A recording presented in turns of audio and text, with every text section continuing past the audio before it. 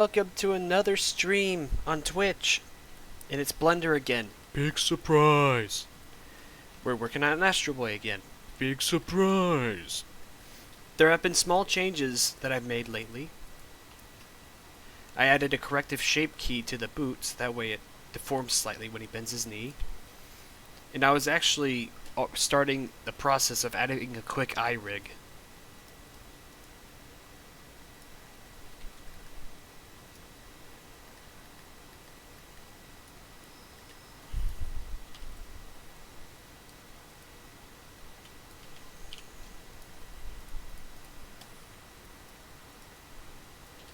So let's finish up the eye rig real quick.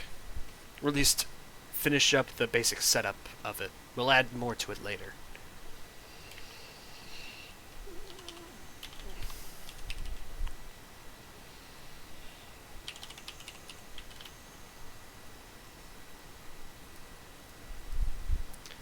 Remember to turn off deform. None of these should be deforming.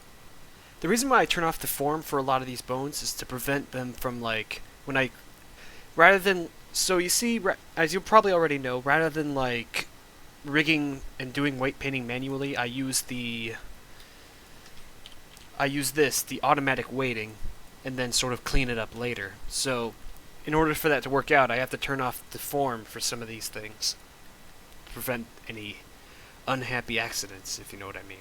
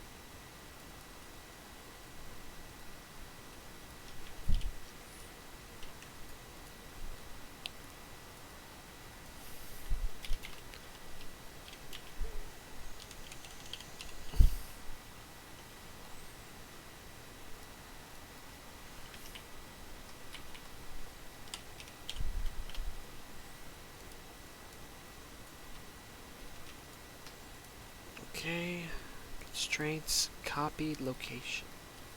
No, not copy location. Click copy rotation. There we go.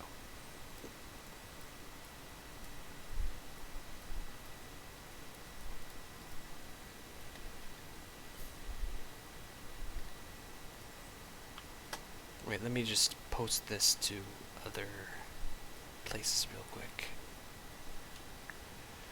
Self-promotion. There we go. Alright.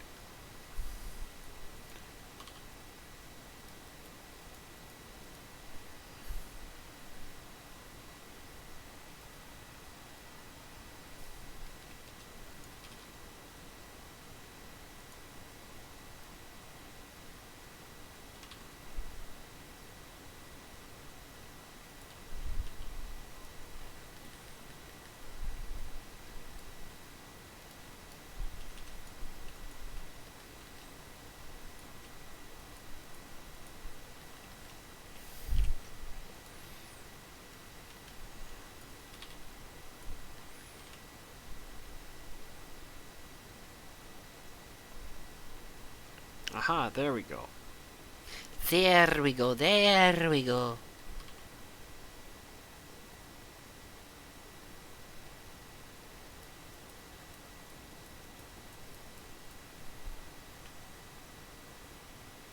Make it follow it just a little closer.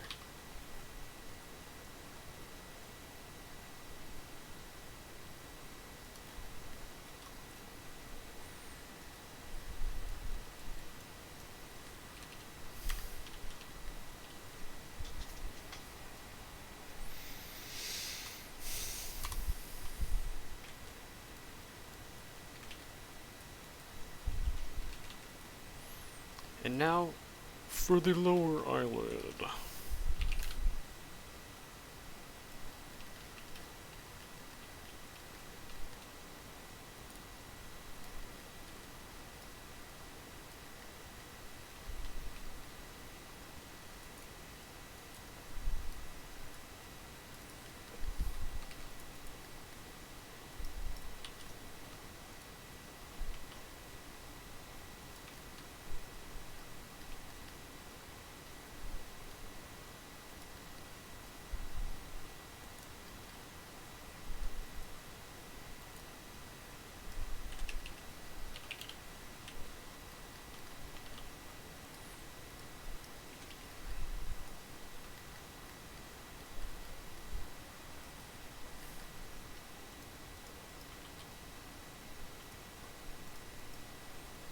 Okay.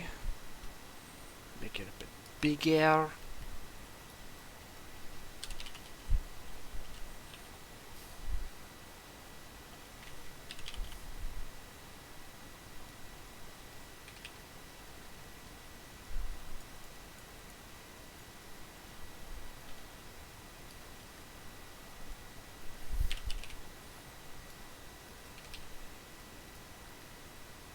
Wait, did I rename it yet? No, I did not.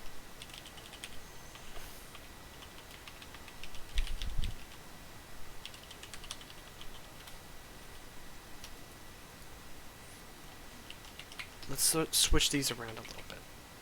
There we go. Eyelid upper and eyelid lower.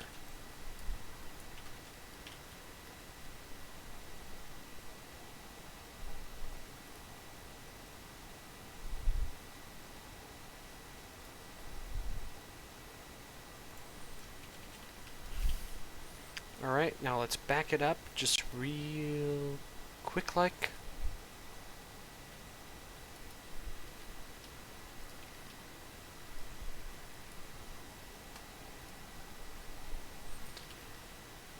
Let's attach the belt real quick.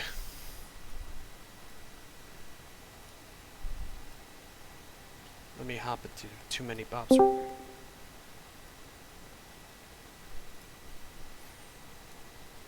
Then... meow. Okay. Now what was I gonna do? Oh yeah, attach the belt.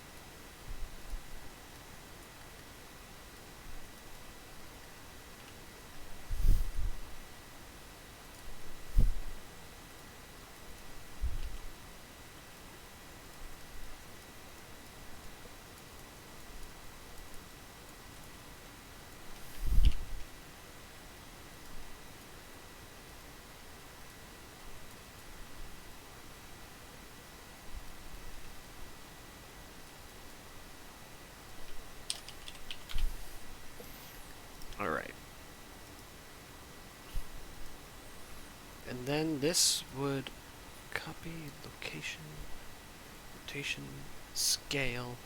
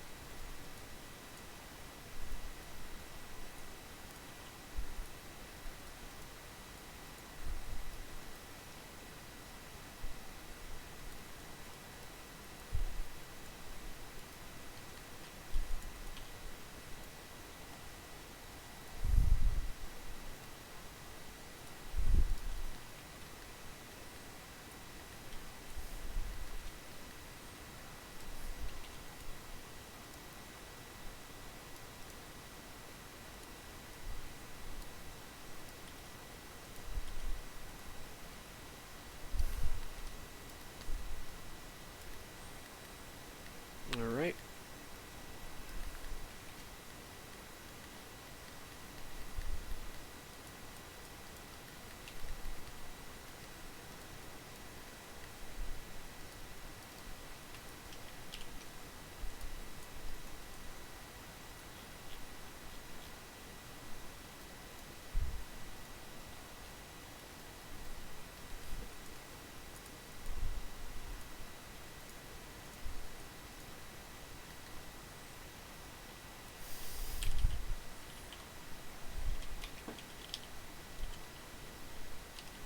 Okay.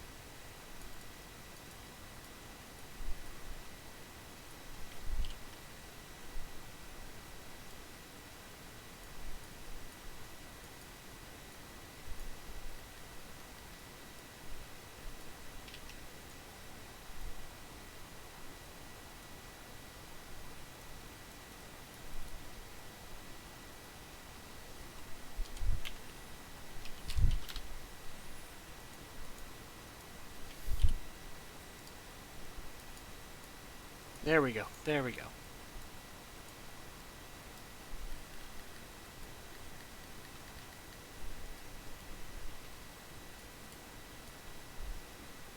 What the? Oh, right.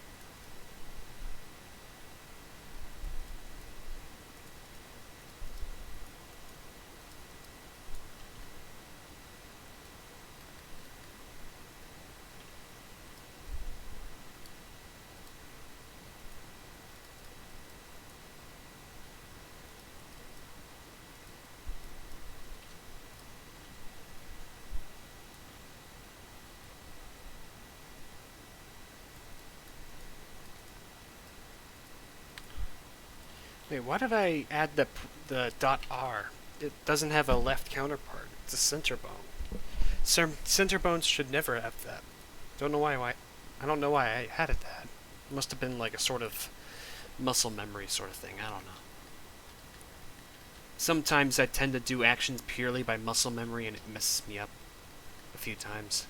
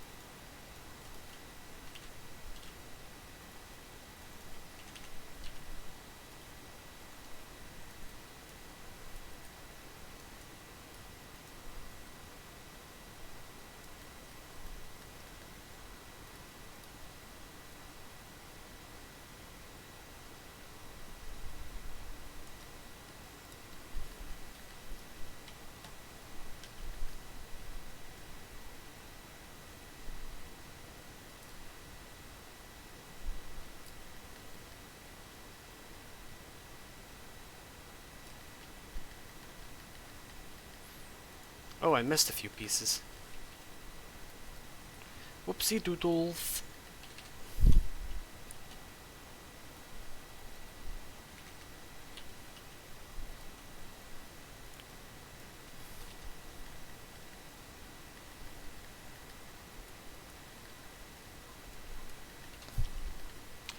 Now for another piece.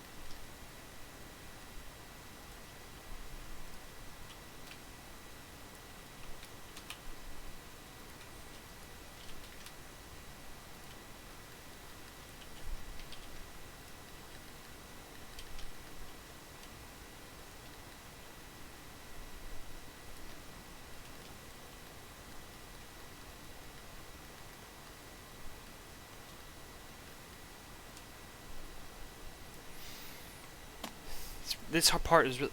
Oh, hello. Hello. Hello, Dale.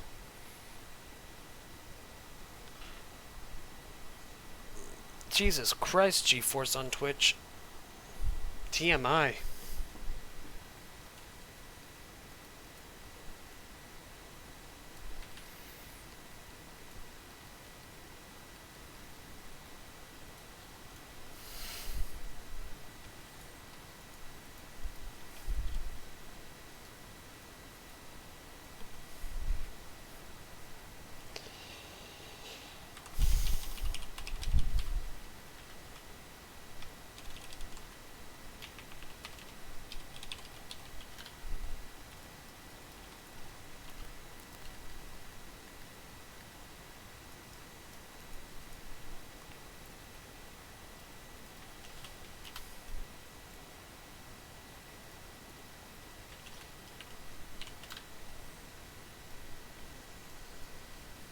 Okay.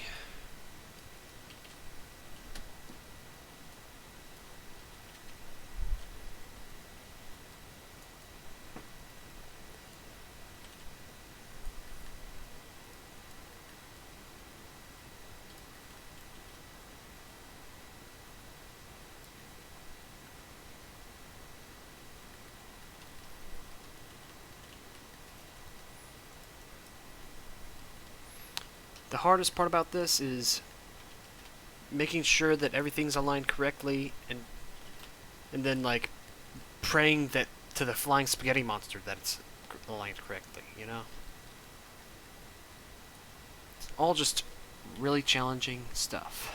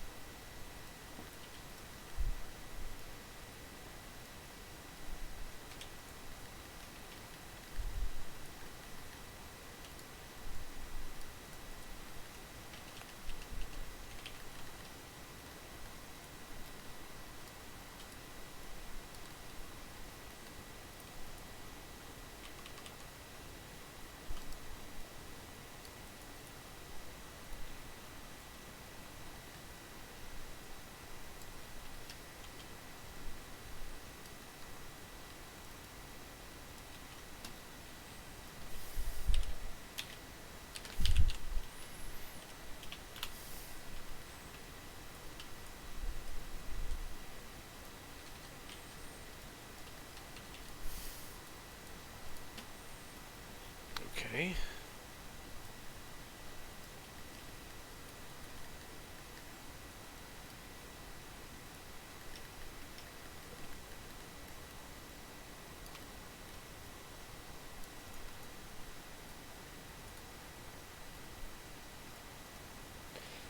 Local space.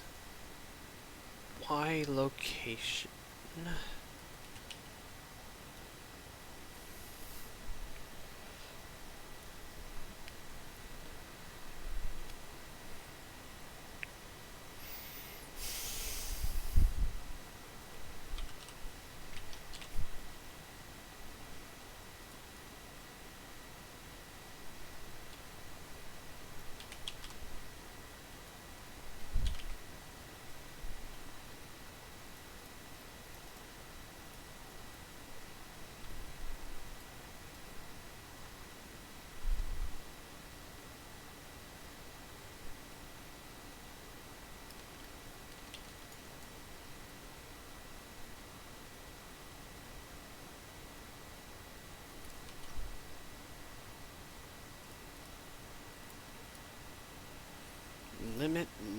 rotation. Local space. Minimum Y. And then maximum.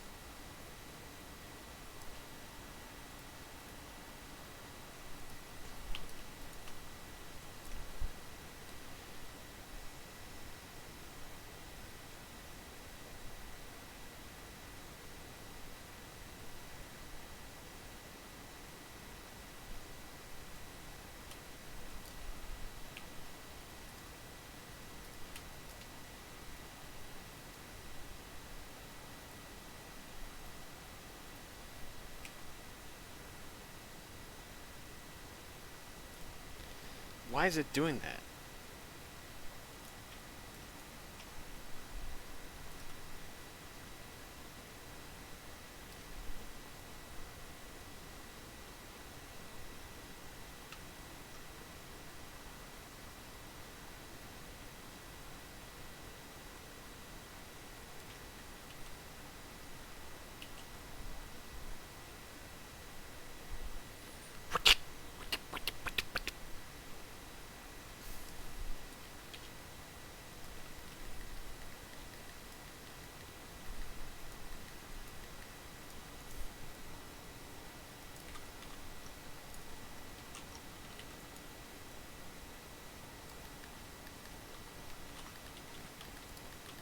Alright, let's back this up again. And I'll be right back. I gotta use the bathroom. So let me just put this up real quick.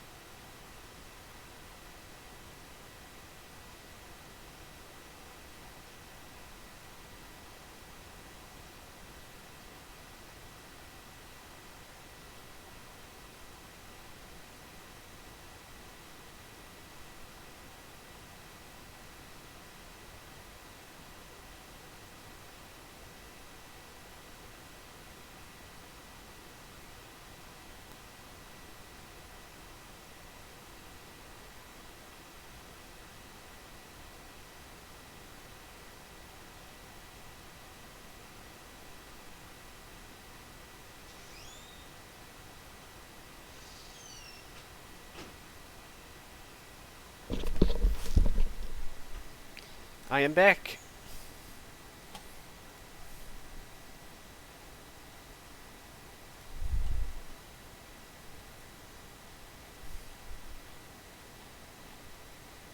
I am back.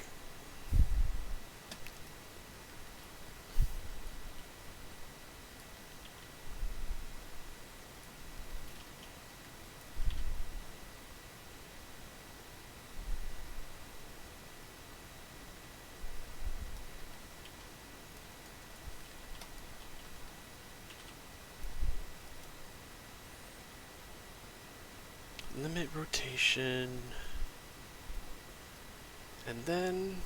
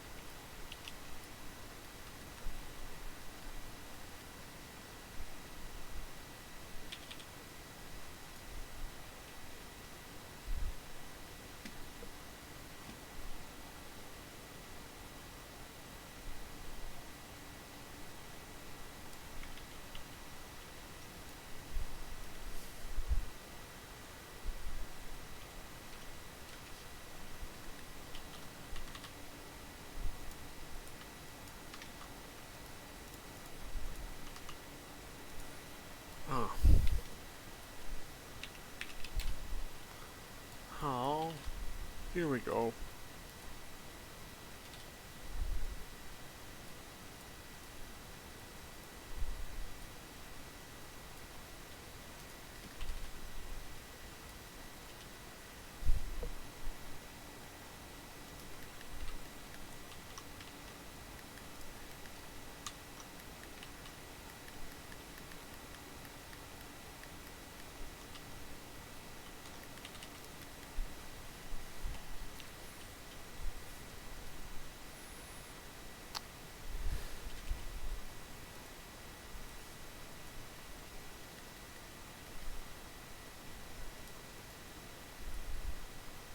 Alright, now let's add something that will...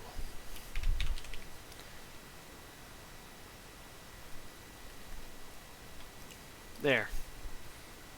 Now that way people will easily know what they'll have to pull to unlatch it.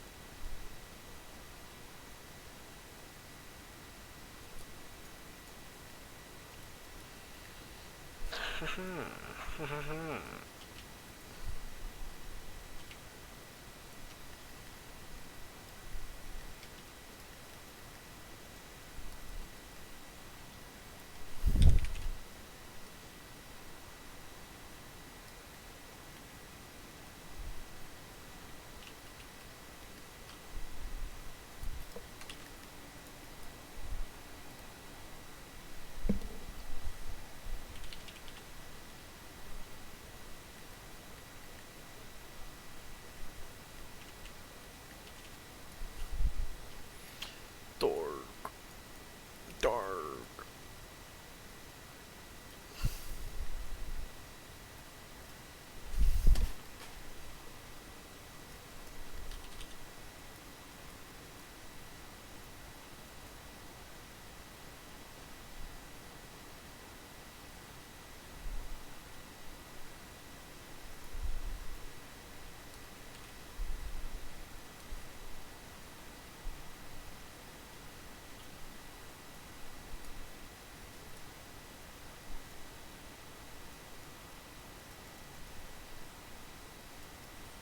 Okay.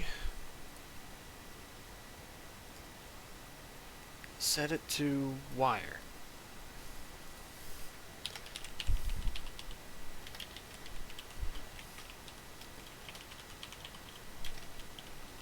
You want to have the belts be detachable, but at the same time you want it to be able to bend with the body when it's actually still attached to him. So what we're going to do is add like a little mesh deform modifier.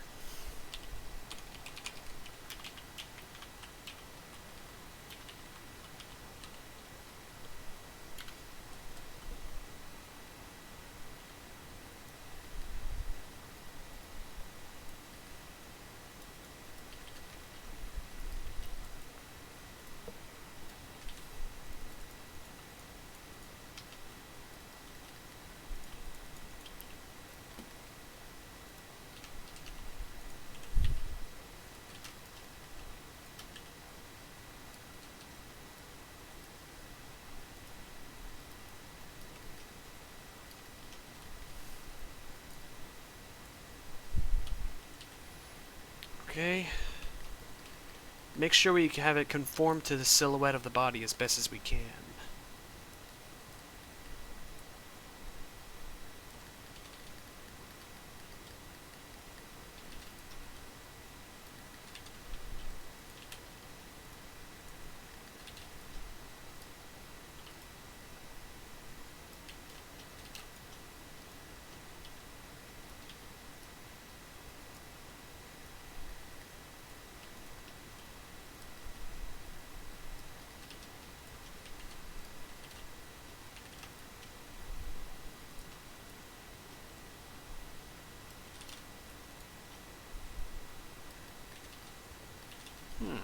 Working out a bit better than I thought.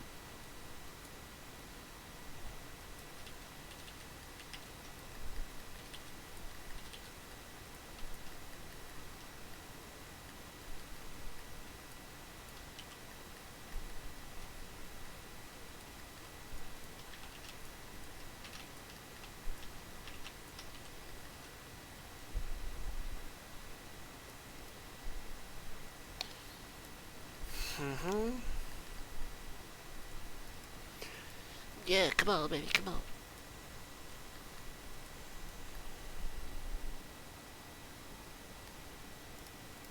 Maybe increase the diameter a little more. Mm-hmm. There.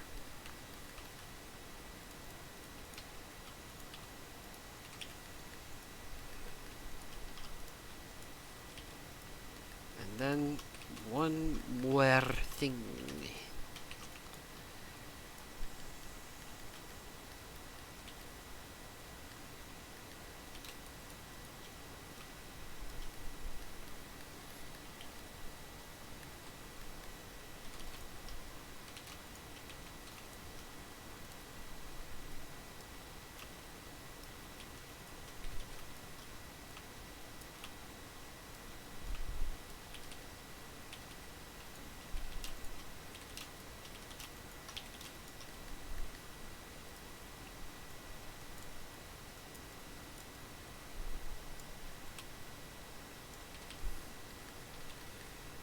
There we go.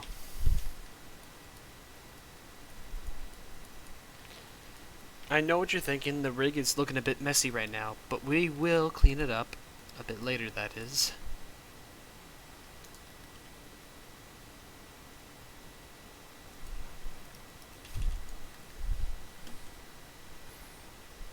Alright.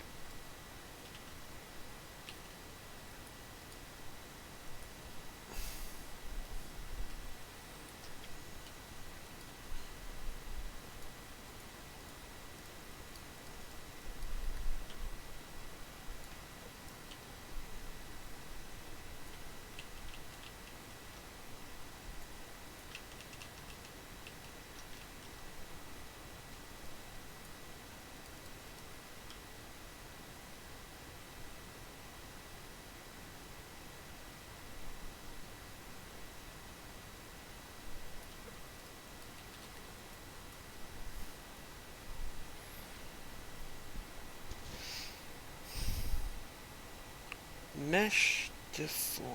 Where are you? Mesh deform, mesh deform, mesh deform. Lots of modifiers here. There it is.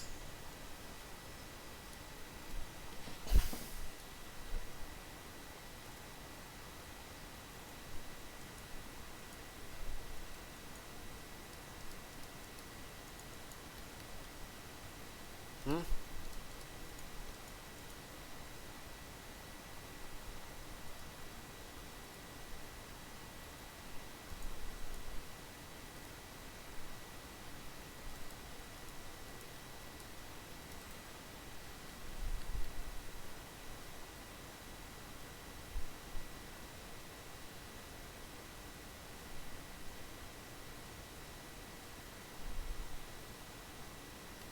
That's weird. Nothing seems to be poking out. Should I increase... Oh, my bad.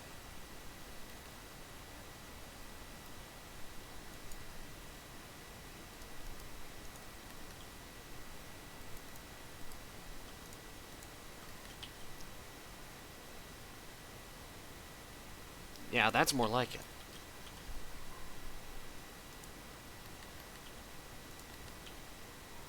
It was a bit of a simpler solution than I thought, actually.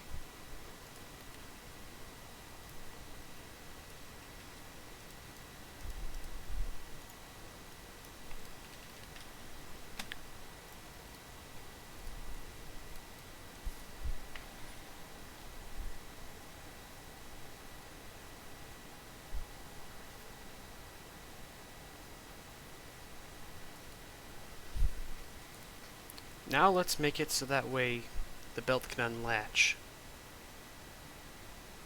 Oh fuck, never mind. I thought there would be like a slider or something. You know what? It's good enough. Let's just see how it... I forgot that there was no like... There was no like strength slider for it, so kinda goofed up there, my bad. I'm sort of just going by it on the fly. There are some bits of it that are planned, for sure, but Lots of it's sort of on the fly.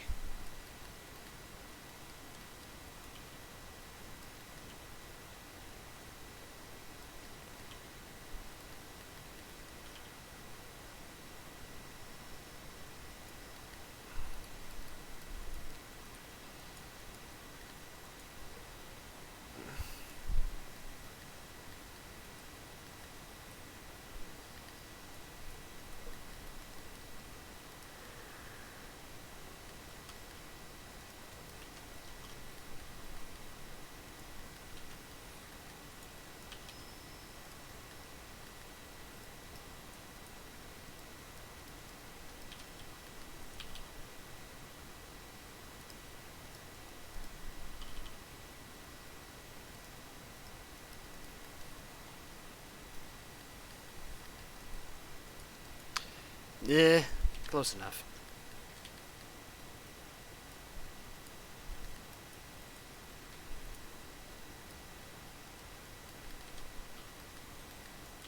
If it works, it works.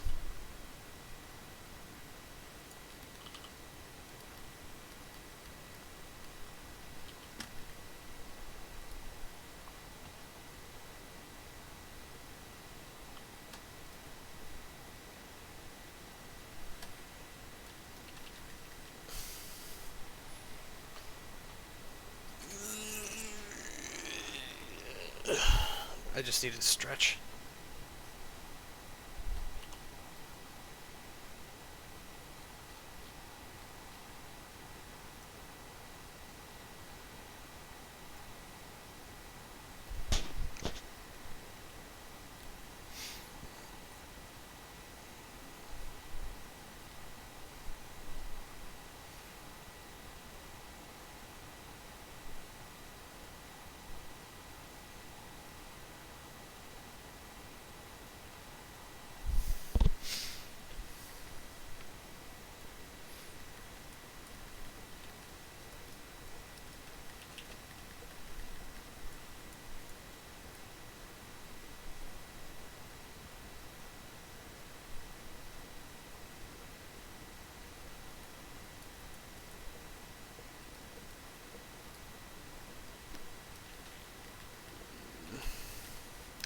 I think I'm gonna actually go ahead and start setting up the simple like mechanics for like the mechanism for his arm retracting and extending the gun, you know what I mean?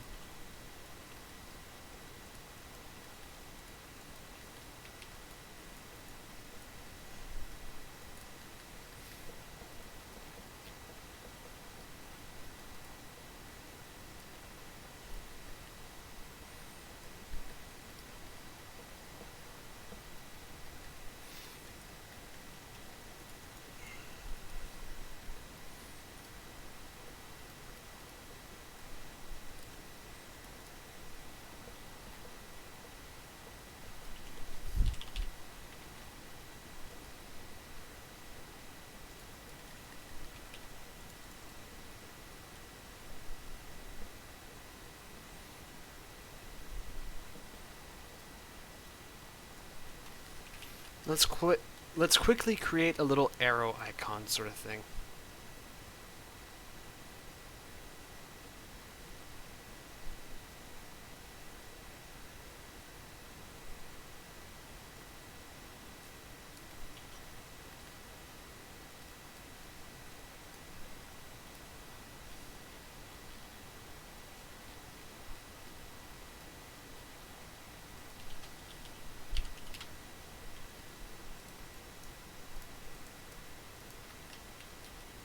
Okay, shabalada.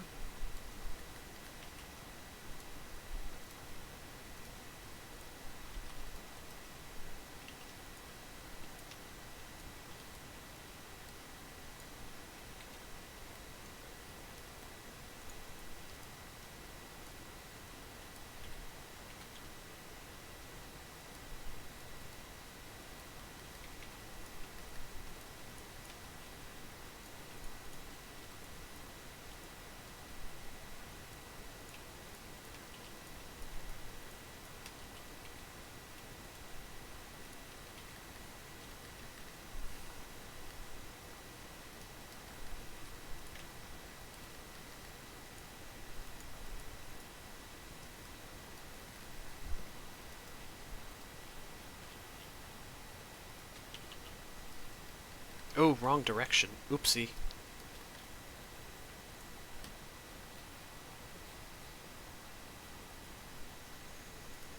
Let's turn this arrow around. Oops. Oh, fuck! There we go. I keep on letting go of the control key too soon. But now we got it working.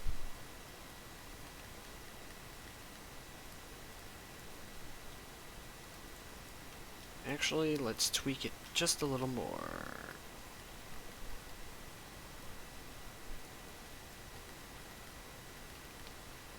Schwa. Do one more thing.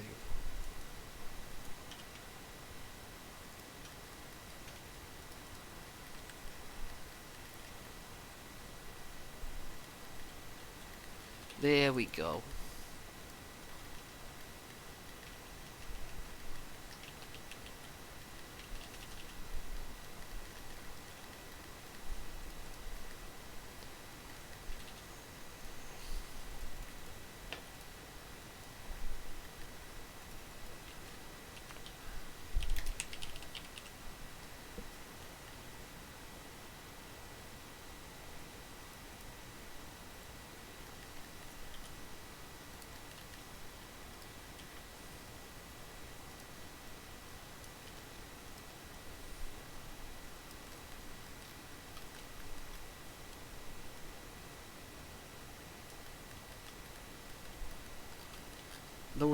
Lower the resolution of this thing real quick. There.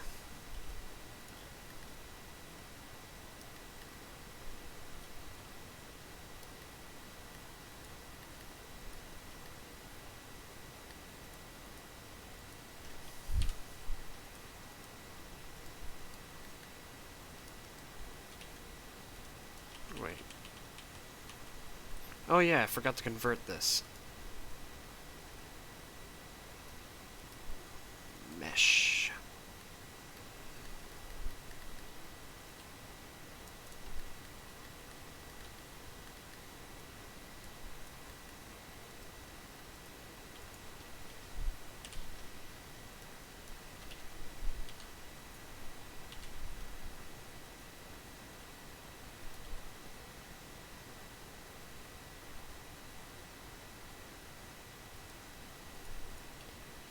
Alright.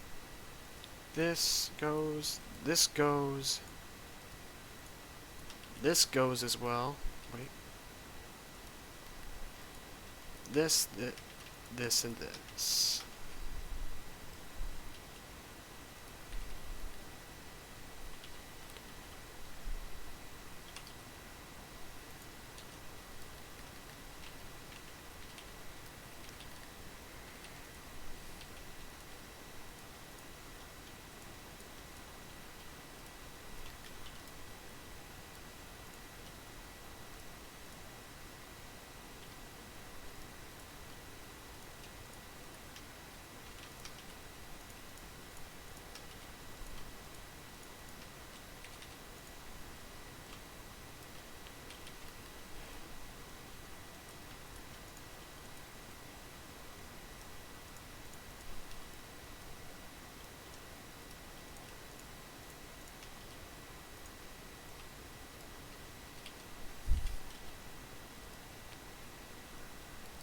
Oh, is that you, Uncle Yuu? Indeed it is. Welcome, Uncle Yuu. How you doing? Audience, say hello to Uncle Yuu. Whew. You sound exhausted. What's up?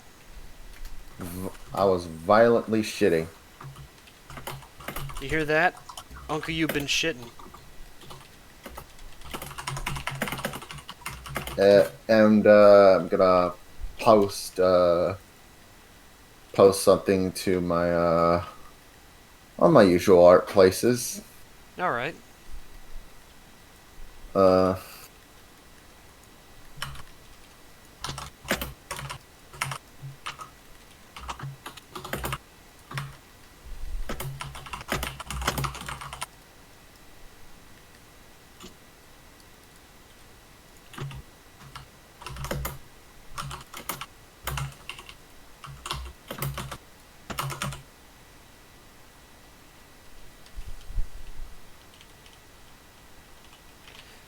one.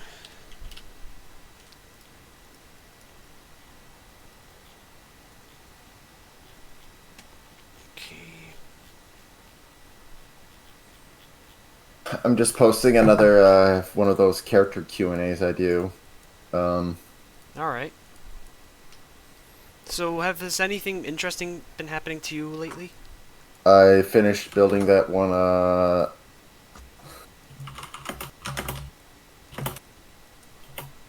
Uh, yeah, actually, I finished building. I kind of finished building that game. See, I finally figured out what the problem with why it wasn't working.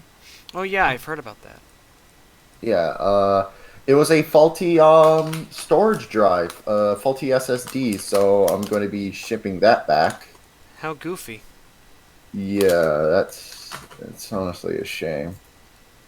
Aim. I did submit my request for a refund. That's good. Yeah.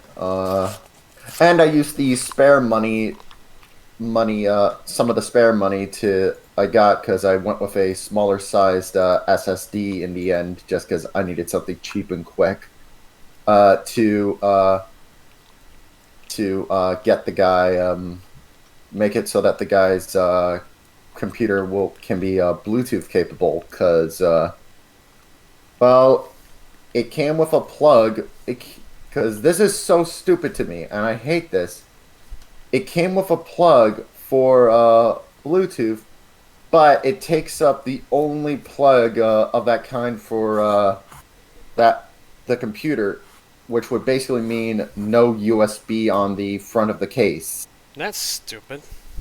Yeah. If it had a splitter, it would be fine, but no. But no. So what I ended up doing was I ended up ordering a very cheap splitter to so that his computer can have, both Bluetooth and Wi-Fi. Yeah.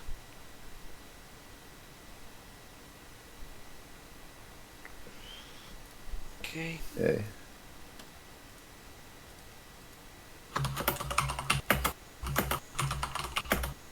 Copy rotation.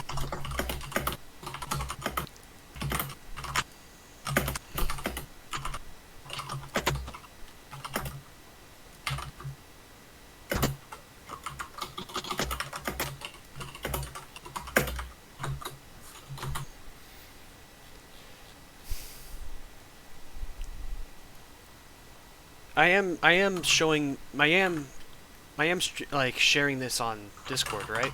Is it showing up? Oh, give me a sec. Yeah, it is. Sweet.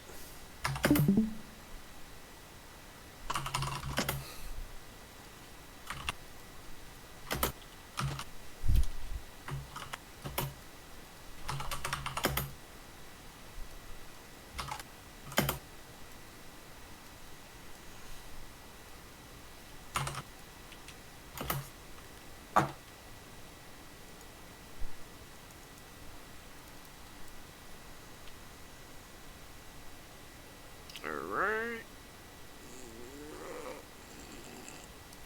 There we go.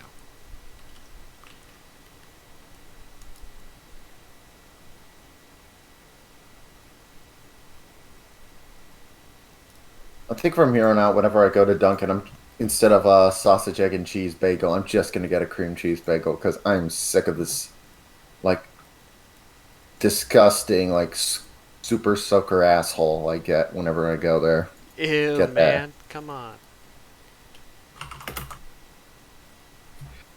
It's nasty. It really is. Why'd you have to say that? To illustrate what I mean. Okay, But, okay. But don't worry, we're not against gross out humor here. Well, yeah, just a cream cheese bagel. It's probably going to be better for me in the long run anyways. Yeah, I'd say so.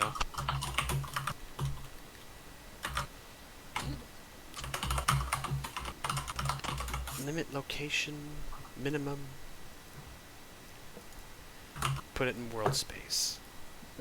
Once I upload this thing I'm uploading. I'm going to. I'm going to.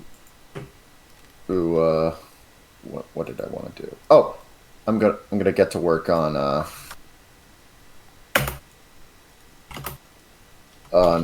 some pieces of art I'm gonna do tonight on my own stream. All right. I may or may not be there. Depends. It's all good.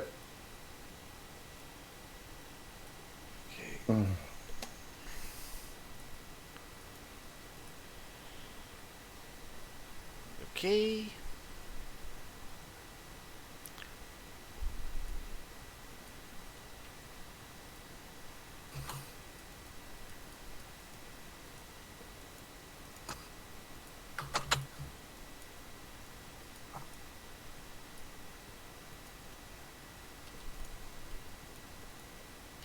Oh man.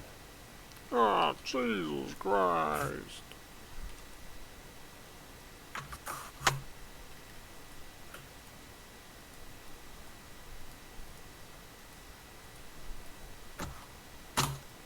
Okay, there we go. That's that done.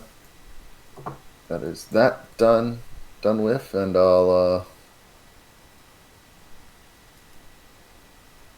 and now I'm going to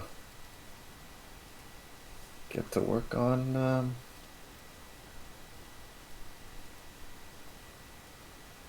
the pinups. Cool.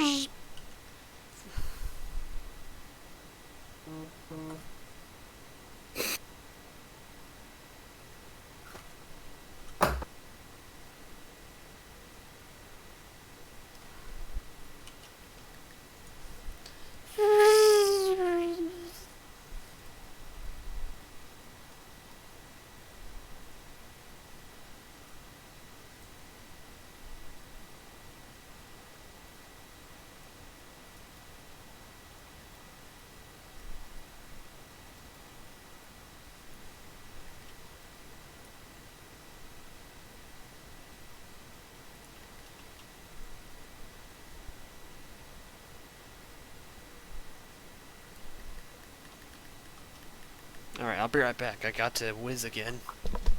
Take your time.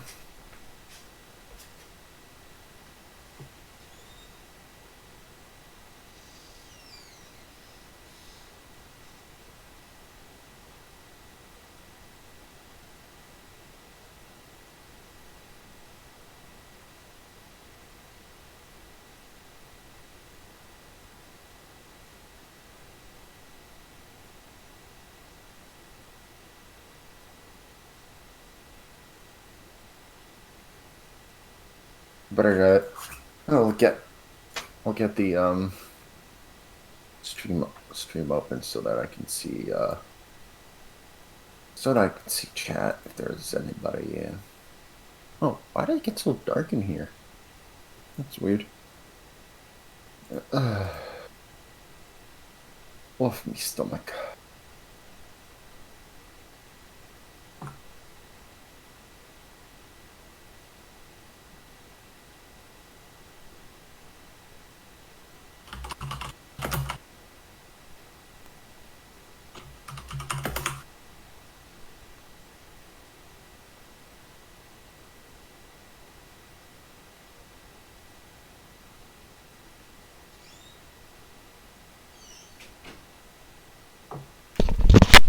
Here I am, doing everything I can. Turning out a Superman. It's your problem. I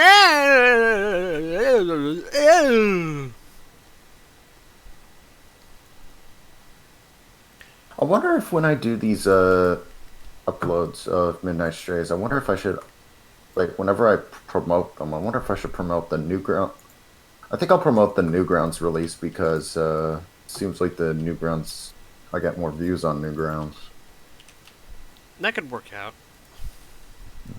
Newgrounds is generally better to animators than YouTube anyway, so yeah. Interestingly, episode 2 of Midnight Strays got like way more views on Newgrounds than the first or third episode. That's pretty queer. And not the gay way, of course, but I just know, in the odd way. Very. The It's gay very- way.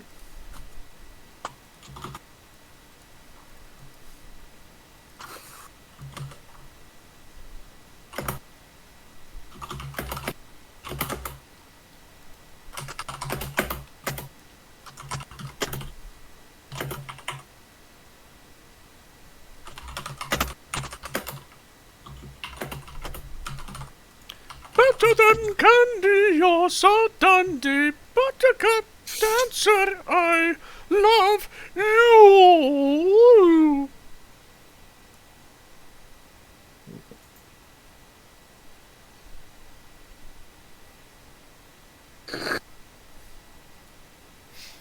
I love how, like, in the audience you can see Yogi Bear. Yeah.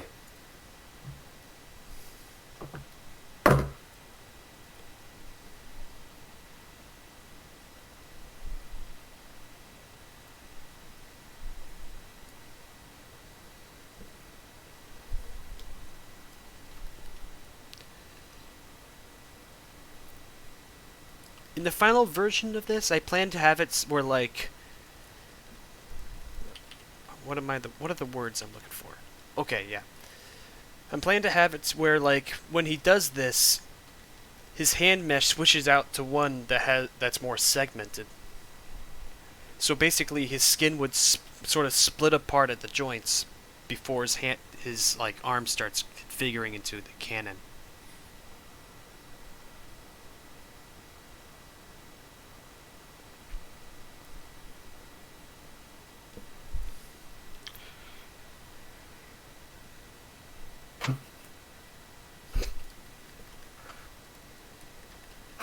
Okay.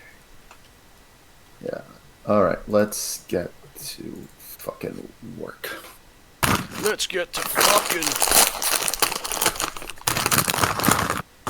I'm gonna open up the chip bag like very far open so that you don't constantly hear me going Russell, Russell, where my chippies. Rustle, rustle, rustle. So basically, just literally eviscerate the chip bag, so that way you won't have to reach in there and cause it to rustle so much. Mm-hmm. I see. Basically, turn it from like a bag into a little plastic napkin. Mm-hmm.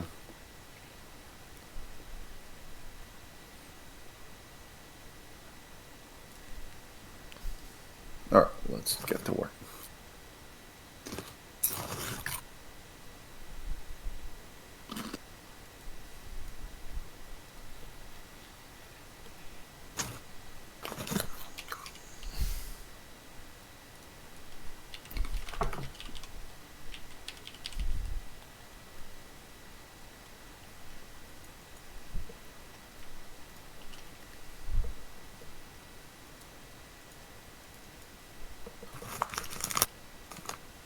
Let's put these things in.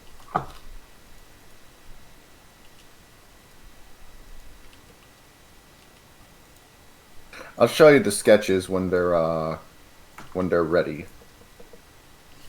When they're ready. Yeah. So I finally watched Metropolis last night. The Sonic film or the anime? The anime film. However,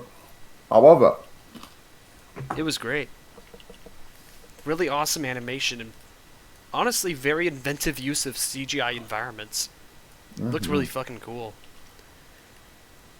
It's like the animation was genuinely really great. It was like almost rivaling Miyazaki quality. Mm-hmm. It is funny with it is amazing how like sometimes when it comes to CGI characters, it can look lame, but rarely hear complaints about CGI environments. Like, Yeah, well, if they're done right, they can look magnificent. and be really cool for action scenes. Like, here's something cool. You know that big fight scene scene at the airport in Civil War, Avengers. What? Yeah. All CG. Oh That yeah. background. Oh yeah. I've heard about that. Like, I think it's like generally really easy to make CGI environments look convincing. If you put your head to it. Yeah. Uh, I'm trying to think of other really cool CG environments. I'm trying to think animation-wise. I think I remember you say. I think I remember like you citing the Jetsons movie an example for the most part, except for that one the part where it looks like a PS1 game. Yeah. Because with Hanna-Barbera, their art is so simple that more simple geometry honestly kind of works. But there's that one scene that does look just awful. Yeah. You could see the polygons super obviously. Yeah.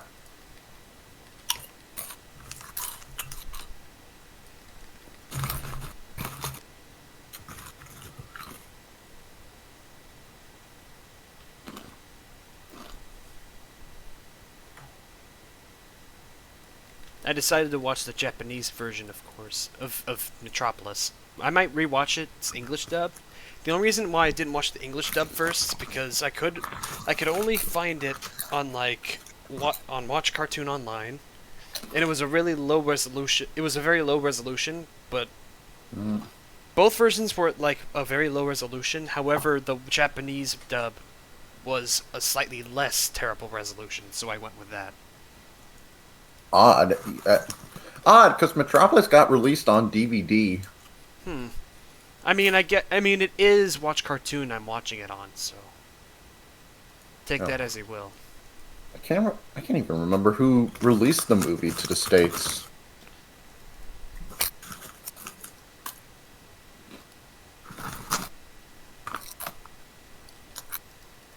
I don't know.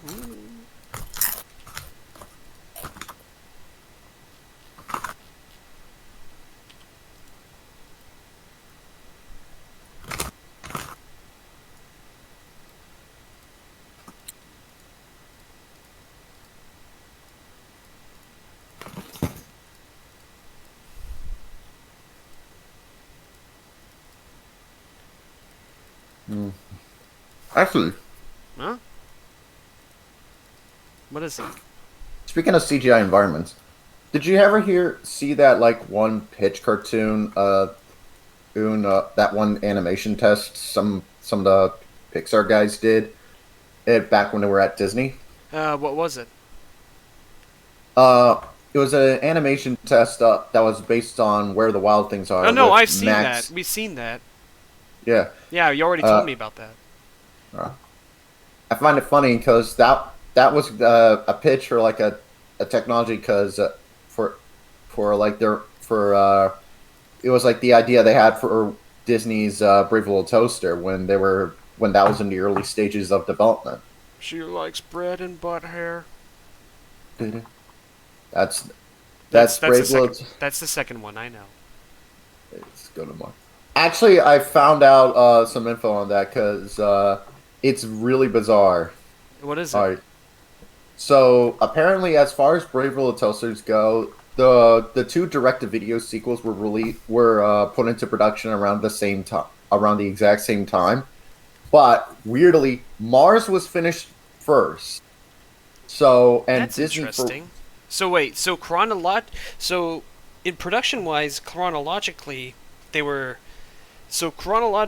terms of production, the third one was started production first, but like the second one was finished before so let me rephrase that. The second one was meant to be the third, and the third one was meant to be the second. However, due to one being finished before the other, they ended up being released out of order. Yeah, so Brave Little Ghost to Mars ended up being released as the second movie, whereas To the Rescue was released as the third movie. That's very interesting. It's also kind of a problem because 2 has a lot of cases of like characters who are introduced into the rescue. Yeah, like Wittgenstein, right? The big old supercomputer. Yeah, it's like our old college buddy, and like if you hadn't seen Rescue, you'd be going, "Who is this guy?"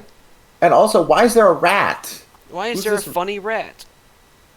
Yeah, I mean, the rat isn't too weird because we already know from like the first one that they're able to communicate with animals to an extent. yeah. Because like you see Um, the little squirrels, they walk up to the toaster and you're like, Hey, fellas, go look at this. Oh. they start looking at their reflections. Actually, something funny too is that about those sequels is well, I've mentioned this to you, but I'll tell it for the viewers at home. It was animated by the same studio as the first one, Whang Studio, based out of Taiwan. Oh yeah, they did Animaniacs. Yeah, they worked quite a bit on stuff like Animaniacs, Tiny Toons, Totally The Simpsons. And what's funny is you can totally tell because of the color scheme and the human characters look like the kind of standard human characters they put in the direct-to-video sequels. I mean let me get a good example of Reruns. All right. Let me get where is she? Perfect. You talking about Chris, the wife? Yeah, the wife. Well, that's The interesting. weave. Yeah, the one who they kind of whitewash. Yeah, they kind of messed up her color scheme a little bit. I also noticed they gave her something else, but I'll get back to that in a bit. Let me get who's like a human character who would be a good comparison in Animaniacs. Take your time.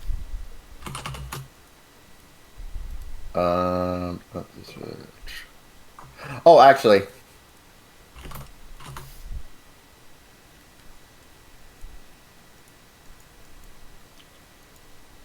Okay. Dang it, I don't need porn of her. I just need a picture of Hello Nurse with her eyes open. With her eyes open. Finds picture of the Hello Nurse being fucked in the eye. Close enough. Close enough. Here we go. So here's like how Chris, the human woman, looks in the. Oh wait, no, I don't need it in Silent Shitheads. My bad. Here's how she looks in the second movie, and like here's like Hello Nurse, one of the standard human Oh, characters. right. You can kind of tell. You're right. They like, did whitewash her slightly. It could. I mean, I I kind don't of know. see it. Not. There's definitely the art style difference, but you can kind of see it still. I guess it's the way the cells look, the animation cells. Yeah, the color scheme. There's better examples. I just don't have them on me at the moment. Fair enough.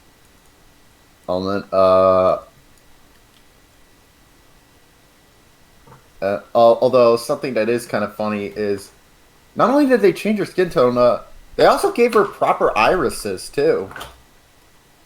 Ooh, look. Oh yeah. Oh, I mean, she straight up looks like a different ethnicity too. I mean, it could also be like that. Maybe maybe it could be a tan that she lost. I don't know. We don't know. No, I'm willing to bet like it was a. I don't know. I'm willing to bet what ended up happening is because the film has like a much more washed out, kind of brighter color scheme. Chris's skin was like a victim of it. That would make But, sense. She literally got washed white. Yeah, because What a tragedy. that does happen. That did happen a lot in animation. Like if you look at a lot of characters when like studios were switching over to digital ink and paint, you'll notice a lot of color schemes got a lot brighter, and as a result, some characters' skin tones End up getting screwed up a little bit. Yeah, got slightly shifted. What would be another good? Oh, actually, Pokemon would actually be a good example, if I remember correctly. Let me check. All right.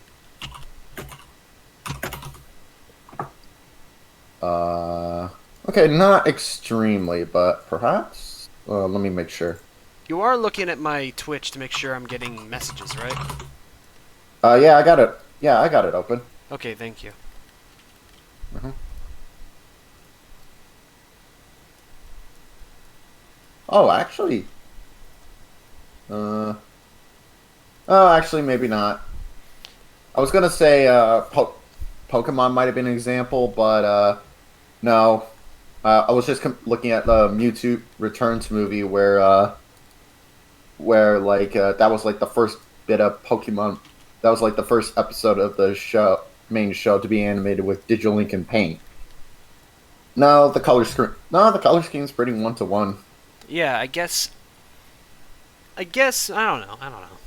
I don't know. I don't know. I do know there are examples. I just can't think of.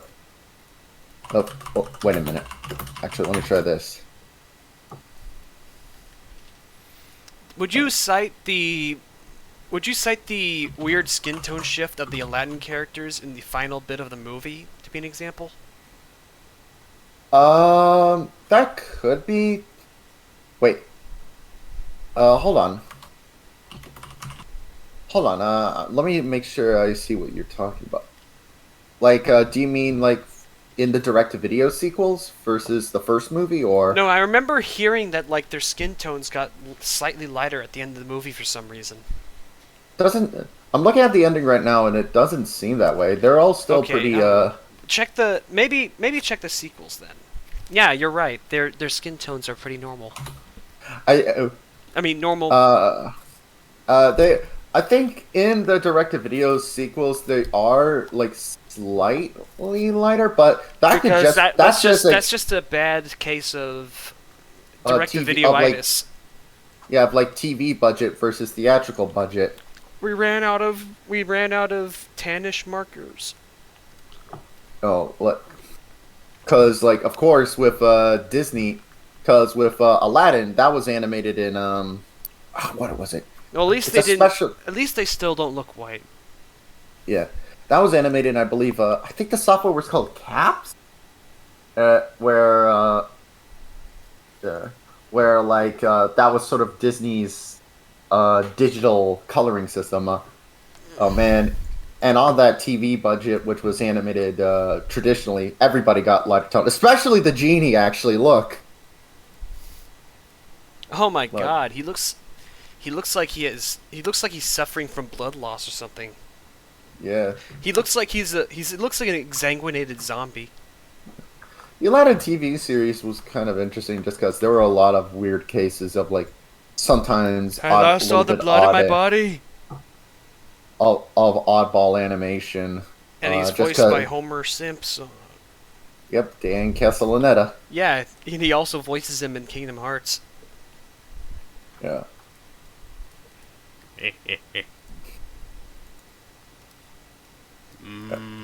There's. Or else. What's the other? What are some other? Like Recess. I think Recess is another one. Recess is another one that's kind of interesting when it comes to sort of digital ink and paint versus like a standard look. Because Recess was animated by several different studios, and the interesting thing about it is that there was one studio called Toon City that whenever they'd animate it, they would have like they would use digital ink and paint and make everything a lot more sort of washed out looking. Oh. And we're talking about skin tones of characters changing. Vince is perfect because Vince looks like this normally. Yeah. But in the digital ink and paint episodes done by Toon City, bam! Oh, much like how did they? I mean, they could just use the eyedropper tool or something. Why? How did they mess that up? I think they just, I don't know. Maybe it just didn't. It could be a case of didn't look. The Toon City episodes are kind of not great looking in general. That's strange. Because the thing is with Recess, what I like about Recess is it has a very sort of kind of gritty look, kind of like a rough looking background art style. And the two, I wouldn't describe Recess as gritty. I mean, like in terms of like, No, I think you should find a better word. rough looking art. Rough Maybe look. not I love the rough. sketchy. Maybe traditional would be the better way to describe it.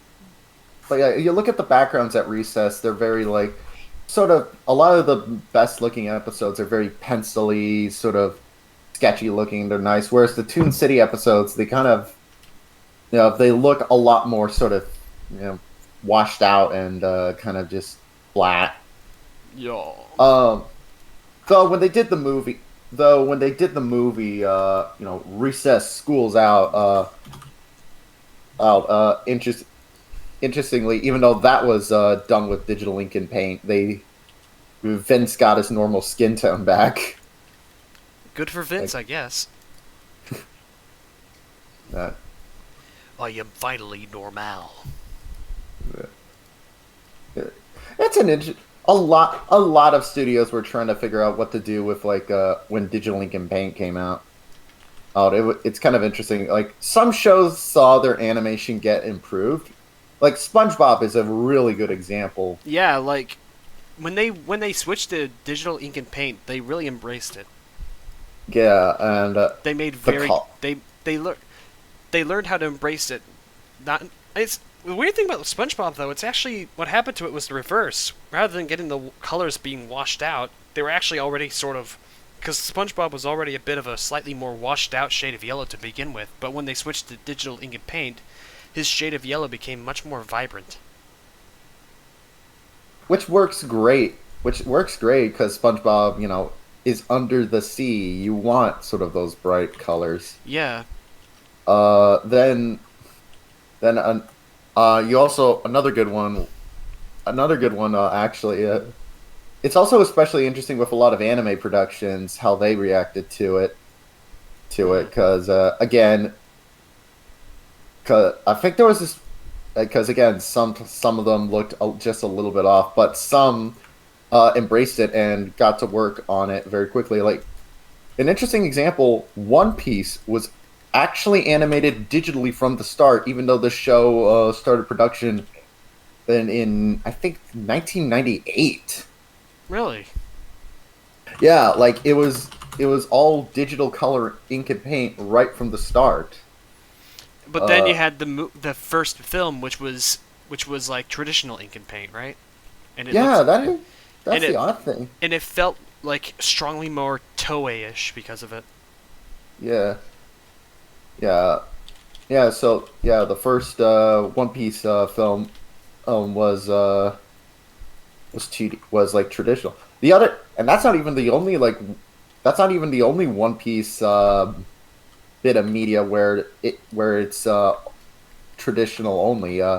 Because there was also a direct-to-video OVA made for One Piece that not a lot of people know about, but was also animated outside of like digital ink and paint, and it's very odd. Very odd. It was direct to video done by not Toei, believe it or not. It was animated. It was animated by Production IG. That's something definitely new. So as a result, the animation is really smooth, really vibrant, and really nice looking. And again, is animated regular hand drawn, not like traditionally, no digital ink and paint. What on that beetle? You can look in Silent Shitheads. Give me a sec. It does look nice. To put things in perspective, also, this is released in 1998, and as far as how early that is in One Piece, Usopp wasn't even a character yet. Oh, jeez, that old? Yeah, and One Piece was that big of a hit that they already were making merch for it, and it's something that's very common with a lot of anime studios. Is they'll commission other studios to make like a little special or film Oh to yeah, hype up. yeah. The French show Walk Food does that. They often, for like certain TV specials, they usually hire Japanese studios to animate them. Like for example, Or there's like the special with Nox. There was the special with Ogrist. yeah, but like for these, it's to hype up the upcoming TV series. In fact, Hmm. yeah, in fact, a good example is Clannad or Clannad, however the fuck you pronounce it. They when they were making the TV show done by Kyoto Animation for in order to hype it up, they hired Toei interestingly to make a film based on it. Huh. That uh, and it's very odd to see because one, it's Toei doing the much more moe, big eye, very like detailed styles, all compared to which typically isn't really their ballpark. Yeah. So they Sorry. had the more stereotypical otaku style or something? Yeah, like so. Here's the Kyoto Animation TV series, and here's the Toei movie. Like you can still tell it's Toei, but it's definitely like different, especially if you're used to like the used to Kyoto Animation's art style. Yeah. This looks Oh, more like your average run-of-the-mill otaku anime, rather than the more like stylistically distinct anime. that Toei can do. Yeah, they're known for. It's an interesting art style, nonetheless. Yeah. And then, and also there was another direct-to-video special made to hype up Hamtaro when that was when the anime was still in its early production, Hmm. and it looks so different.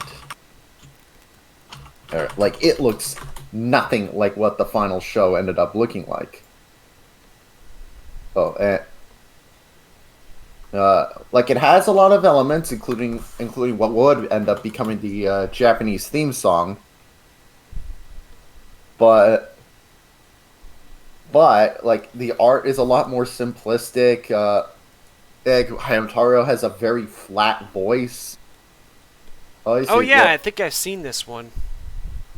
Also, And Hamtaro's most wearing of and Hamtaro's dialogue is mostly inner monologue, right? exactly. Uh, which yeah, and of course, when the anime actually came out, it was anime. Yeah, it was a court. It of course had that like very like bright, much more detailed art style. Well, same. Although I think it's the same. It was the same studio. Doing it TMS. So Hmm. you know, in a day and age where so many like cute toys that come in little those little surprise bags or surprise capsules are so popular, I'm surprised Hamtaro hasn't like made some sort of comeback in America I at guess I least. know what you mean. I know Hamtaro's still kind of around in Japan because they did a bizarre crossover with Story of Seasons, where you could unlock Hamtaro as like a pet. What an But odd tale indeed. I don't know. You think they would have brought it back? I don't know. The Hamtaro hamsters are cuter than any of those. What are those horrible toys that Those horrible, stupid, ugly monsters. uh, LOL surprise dolls? Those things. What the hell are those? They they are a toy that like that's been surprisingly popular, and there was a period where they were going for ridiculous amounts of money on eBay because they were one of those like Christmas toys that surprisingly just out of nowhere exploded. You mean like Um, those poopsy unicorn things? in a way, Oh god. what the gimmick of them are they're these plastic. It's like they're these tiny dolls that look like a hybrid. They look like a hybrid of a Cupid doll and a Bratz doll. Oh, and the gimmick of them They is look they come in like this. amiibos that have been possessed by Satan. The gimmick of them is they come in these plastic shells, and each layer, and it has like 3 or 4 layers of plastic wrapping on them. So, and each layer contains like a new surprise, like a sticker or a small little plastic accessory, or to like, and then you get the doll at the very end. Oh. And So, like, there's, like, multi-layered entities or something? normally, I'm not one to go like how wasteful. Oh, that's so much trash. But like, Fucking garbage. holy That but is... holy shit! The amount of plastic wrap that comes off of these things is ridiculous. Like, enough and to destroy a planet. yeah, and on top of that, they're just it just they were they're ridiculously expensive too. I see them go for like $10. That sounds fucking bonkers. Um, they just out of nowhere became like a big Christmas item. I don't know if they're. I mean, they're still around, obviously. I don't. I think like the initial explosion is done. I think the reason why they boomed so big is because they're the perfect toys for those awful like YouTube channels where it's just like Some Disney that- toys here. Yeah, where kids just open up, where it's just kids opening up a toy and getting way too excited for whatever's inside. A toy. Like, because those. I mean, I know like there's this big explosion in like what are mystery or mystery box toys. I know those are really popular right now, especially on YouTube. But it's just weird to me. I remember when Stuart Ashton's first started doing mystery box or mystery bag unboxing videos. He just kind of did them for more comedy purposes, because if there was one he got that was crap, he would burn it. Burn in hell. Or to go to the drawer of purgatory. But it was. The drawer of despair.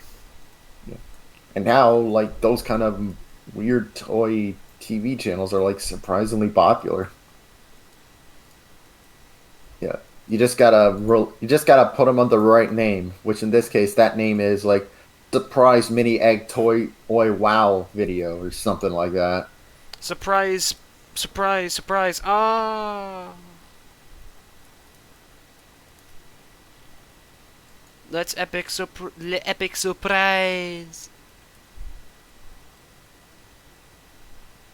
And you also got who's that one? Who's also that one? Actually, what's funny is some of those like surprise toy people even get their own channel, like or get their own range, like Ryan's Toy World or whatever. Why isn't the IK working anymore? Fuck.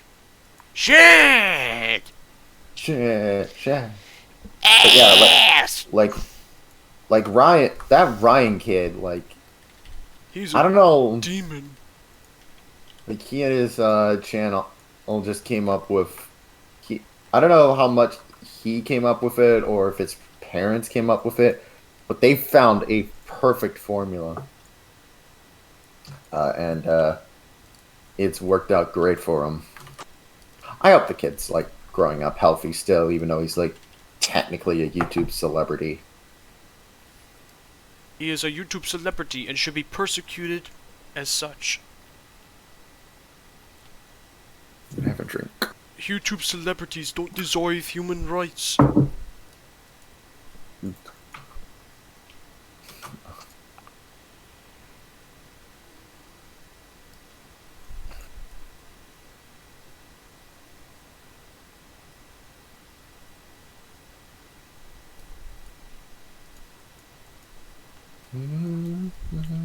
Herpetophobia. Ham tato. HMATARO. It's a literal rat saying, "My name is Hamtaro, and I'm here to say." That reminds me, maybe we need to play more of those, we need to play more of those Hamtaro games at some point, because, playing Rainbow Rescue was fun. Oh, no, not, Ham Heartbreak was fun, and I know there are more. More of those little abominable creatures to see.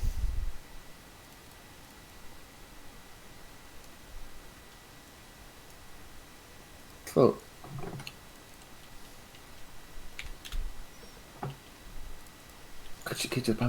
oh, hello, Sullivan Hyde. Sullivan Hyde says finger nibs. Hey there, Solivan. I think I know him from Twitter. The name Cool. sounds similar. I know I follow a Sullivan, and the Sullivan follows me.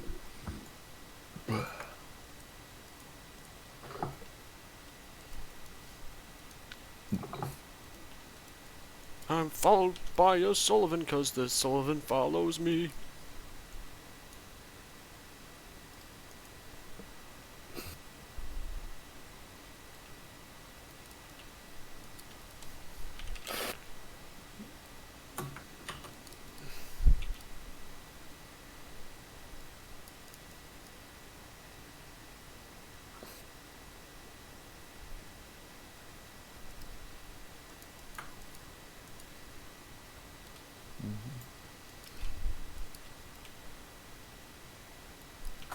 Let's see. Sullivan says, yeah, we cool. We cool, boy.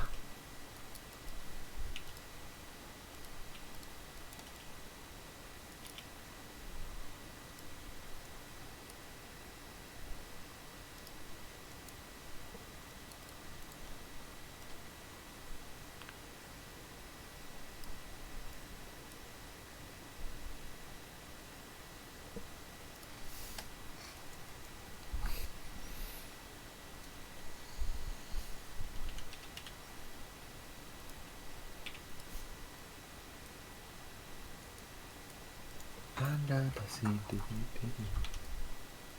the sea. Under the sea.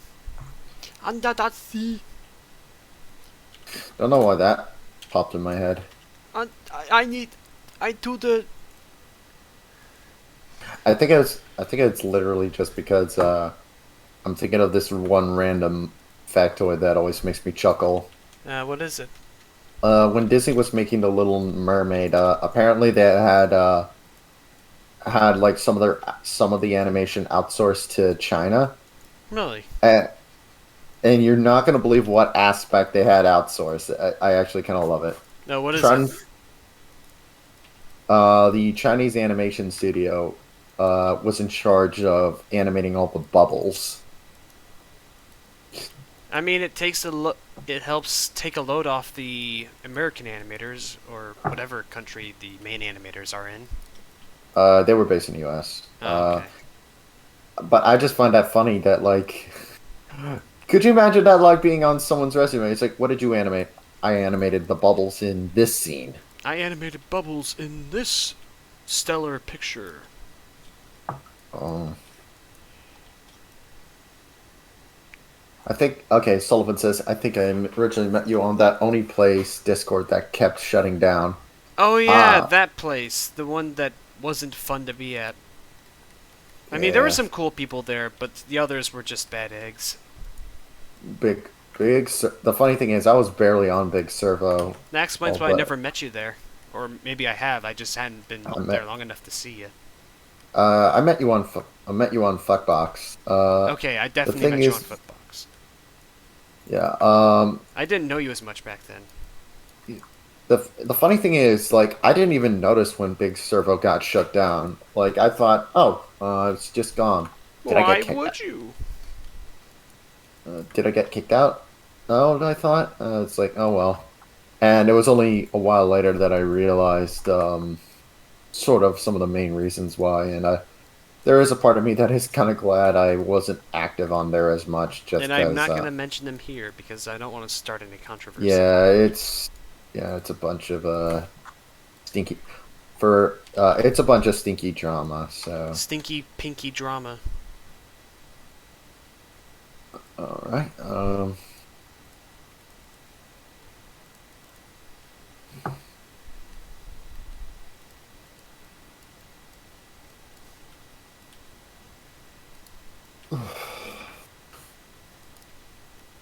Right. Just gonna work on the background for the sketch scratch now.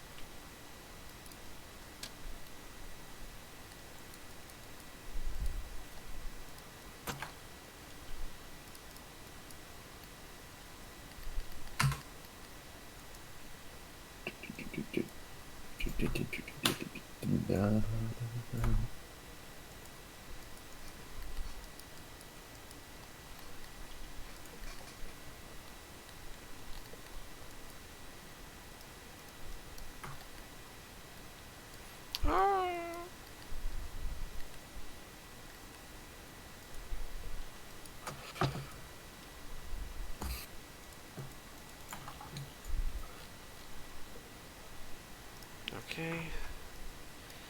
Copy scale. I only hang out where art happens. Usually that avoids drama most of the time. I hear you, buddy. I'm part of a not safe for work server and they're honestly some of the chillest people I've ever met. I'm in Ergoman. Remember, children, the only cool people are the ones who make porn. Yeah.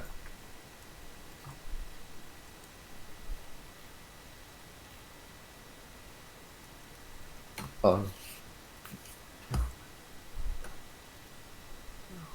Okay. All right, that's okay. That's the sketch of that done. Oh, almost actually. Let me get some more.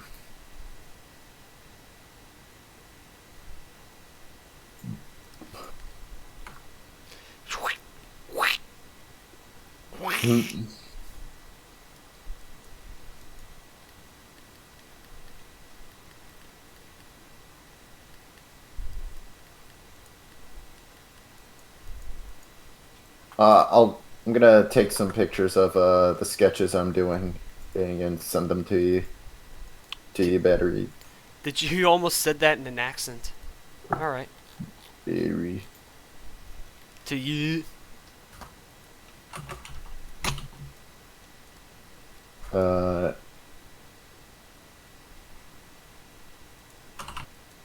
Here it is in look at Silent Shit Eds. Ah, Still work in progress, but not too bad. The perspective's pretty nice. I like the angle. wait till you see. Wait till you see the final results, because that one's gonna be a much more another like noirish kind of one. I get you. I'm gonna work on it tonight on my stream. On your stream. Sullivan asks, "Are you trying to foreskin the forearm?" No, I'm setting in place basically the framework for the mechanism by which his arm will like retract into his arm. Okay, let me rephrase that. I'm basically setting up I'm putting together a setup that will allow me to have him retract his hand and like have a cannon come out. Cool, cool.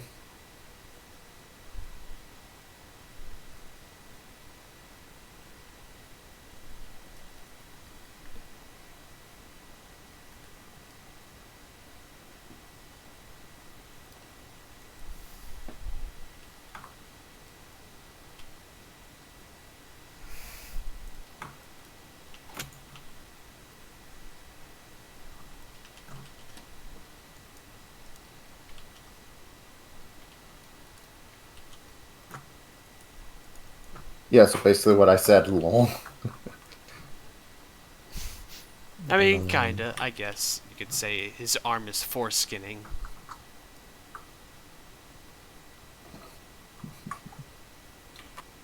But I'm using that only in a medical term.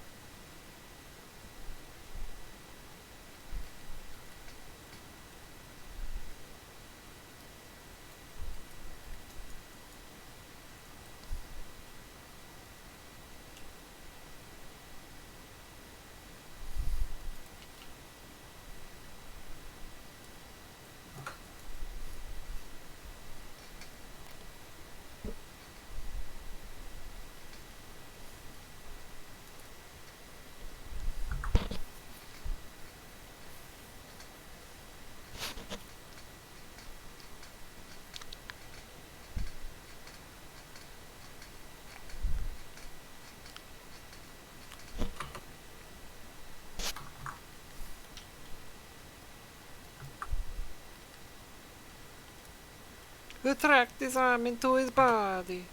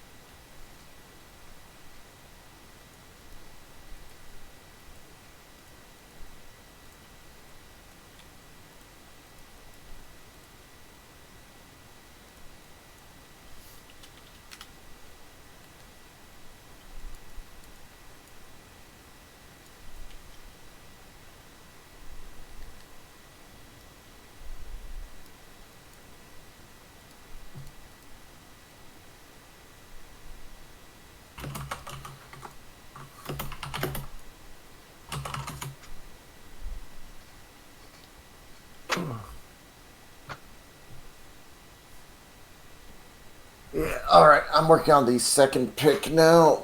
This one's gonna be a little. This one's gonna be a little naughtier, so that'll be fun. Albeit still safe for Twitch, because all three of these are gonna be like all three of the picks I'm gonna be working on stream are stuff that's safe enough for Twitch. Twitch friendly, you would say? Yeah. Yeah. Yes. Yes. I was thinking more Frank Nelson, Oh, but I thought you were doing David K. Megatron or something. no. Yeah. Yes. Like people, have you Do you know who Frank Nelson is, actually? I know the name, but I don't know who he is.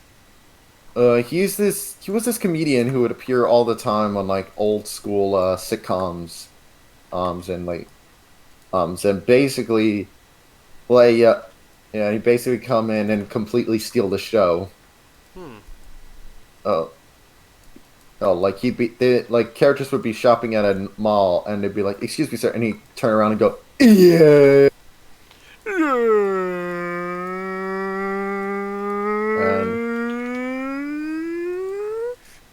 and what was great about him is that like he'd come in and be an asshole to everyone, and it was hilarious. It sounds As pretty funny. it's like, "Excuse me, are you the clerk here?" "No, I just like to stand around in a tuxedo." or another one, it's like, "Hi, are you the pilot?" "Yes, I am." "Ah, well, this is my first flight." "Mine too." It's like, and and the son's like, "How long will it take us to get to Hawaii?" "I don't know. We've never made it." That's that's what's great about his voice. He has that like kind of perfect like kind of delivery. Did he ever say anything like, "Ooh, did your mother ever tell you not to touch my privates"? Don't think so. But one thing It I sounds do, like something he would say. I remember hearing the- that in like various like goofy like I remember hearing that line in a Half-Life mod. although he does get like he does own, he does get one world record which is the longest period any studio audience has laughed, and it was on a radio show too. On the Jack Benny show, he made the studio audience laugh for a whole whopping 35 seconds straight. And that record still hasn't been beaten? Nope. Damn. And uh, and it's pretty genius, the setup. Essentially, what happens is Jack Benny, who was the comedian, Mm-hmm. got like had like his he got off a plane, and unfortunately his seatbelt was stuck to Frank Nelson, and so he had to get off the plane with him still tied to him, including getting into a limo. So that's already pretty funny. Mm-hmm. But then Jack Benny for 10 minutes goes on to talk about his trip to Chicago and everything that happened, and without any interruption. It's already pretty funny. But then Frank yells, "I got it!" And then Jack's like, "Wait, what?" It's like, "I finally got unstuck." And the thing is, what's great about it is you forget he's there for 10 minutes because it's a radio show. So him just saying, "Oh, I finally got free," comes right out of nowhere, and it's great. Yeah, that's funny. I highly if you want to watch it, like the Jack Benny show is actually pretty great. Like sometimes old sitcoms don't age the best, just in terms of like pacing and jokes being told, but stuff like Jack Benny show is still genuinely great. Hey, Still Hey. haven't fixed this issue with the weird broken IKs, which is wait. No, it's still broken. it's still broke. It's still fucking broke.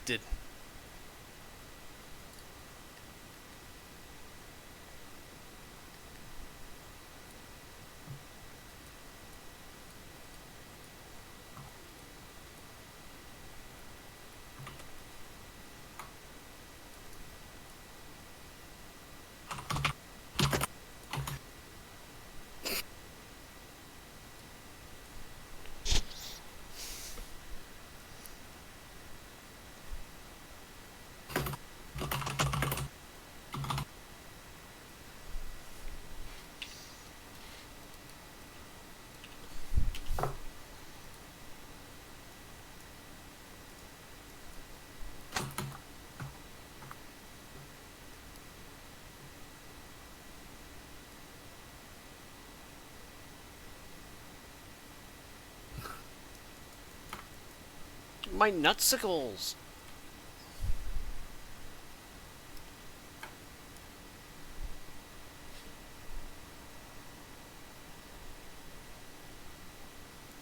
There we go. We're starting to see something happen. But we still haven't fixed the fucking IK! International Karate? No. The inverse kinematics. I know what IK means. Okay. Battery, I work with 3D references. I know what IK means. Okay, I keep on forgetting that. Sorry. It's all good. It's just, there's just this old fighting game called International Karate. Oh. It was kind of... Its sequel, IK Plus, is kind of considered one of, if not the best, pre-Street Fighter II fighting game. It's actually pretty damn solid. It looks rather nice for the time. It's got like time, and it's got a really fun. It's got a unique for the time 3-player mode, which was kind of neat. Do any modern fighting game? Oh wait, I guess Smash Brothers. Well, I mean, more than 3 with Smash. well, the closest to like a traditional fighting game with 3 players is, I guess, that weird version of Street Fighter 2 that was released a while ago. Here it is, which for 1987 looks rather nice. You got, I love how stumpy they look. but like you got nice color depth, you got reflections, you even got shadows on the characters. Yeah, I see them. That is pretty crazy, isn't it? You don't usually see that sort of thing. Especially Ever. not in old, especially not like in old games like this. Typically you'd only really see like shading if there was any in like cutscenes games, but like here's a game where all the characters are shaded. Or as in like they have shadows underneath them, not like, because you could draw in shadows if you wanted, but like shadows underneath that follow your character is pretty neat.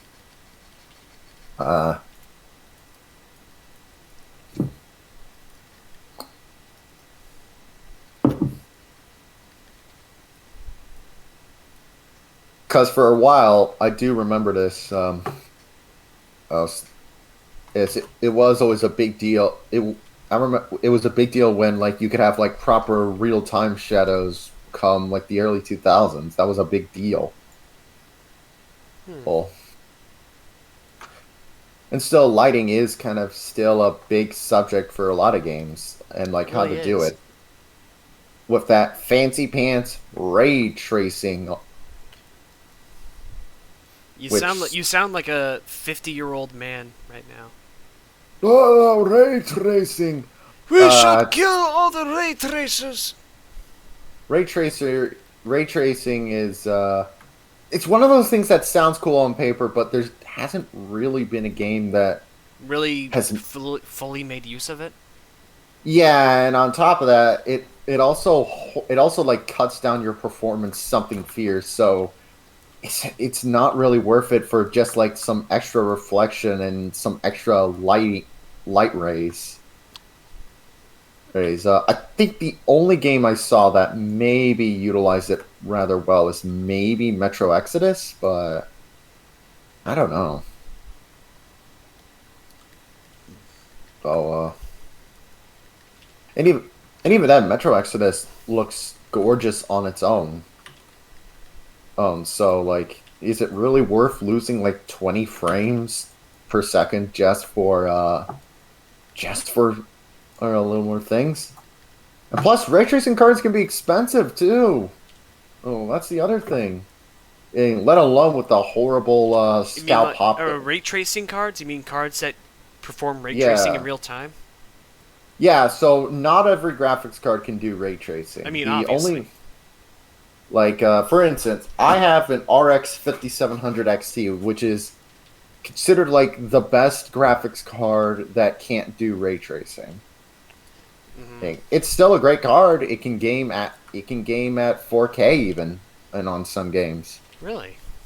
Yeah, yeah, depending on like the scenario, but still, well, it works rather nicely, but it can't do ray tracing, which is why when it came out, it wasn't as expensive as like something like 6700 XT or something like that.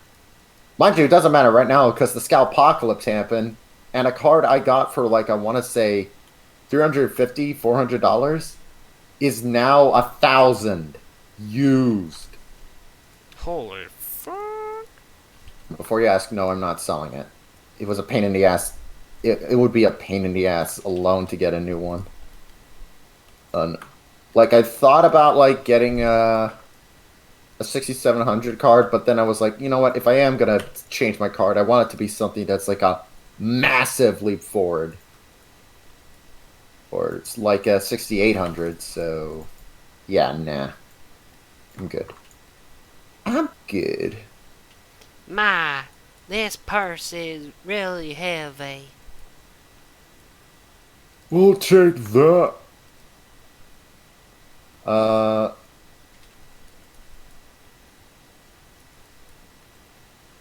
What the fuck?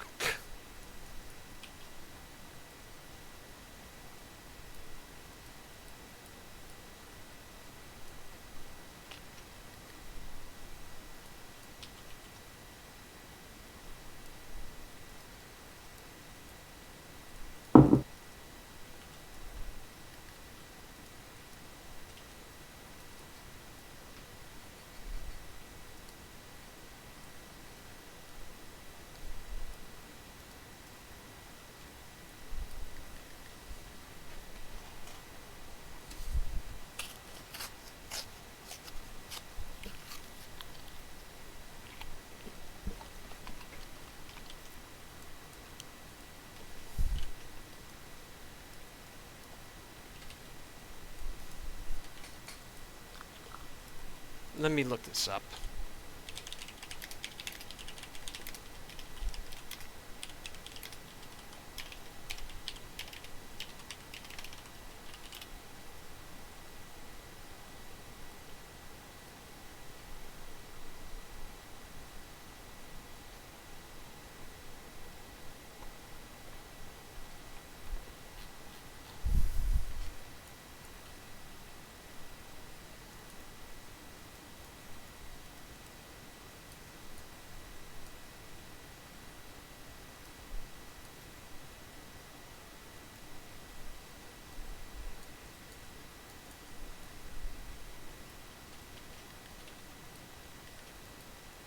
You still there? yeah. What's up? Okay, okay. You were just really quiet for some reason. I'm good. Just just look, looking at a variety of different things. Okay.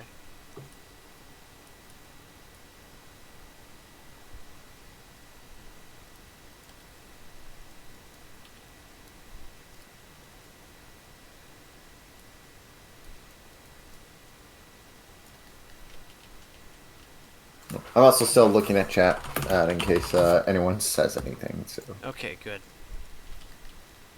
That is my main concern.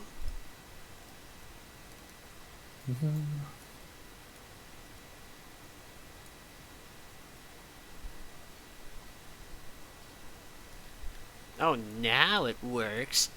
Phooey.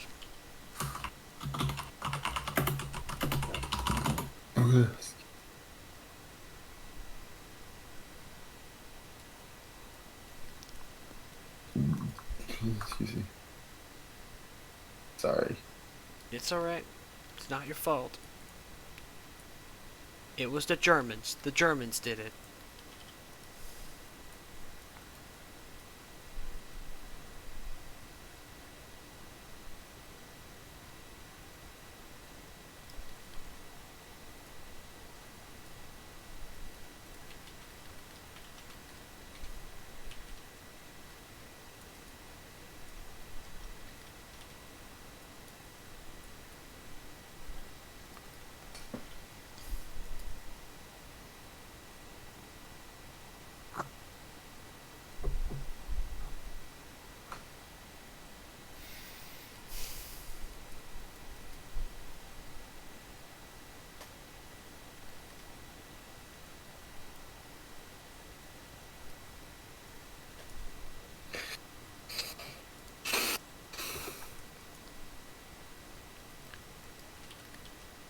You gotta say.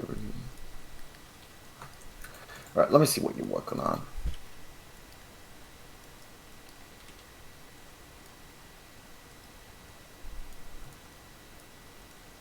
The moment I parent this to whatever, it just breaks. It doesn't make Weird. me happy. I don't think it'd make anybody happy. My, this purse is really heavy.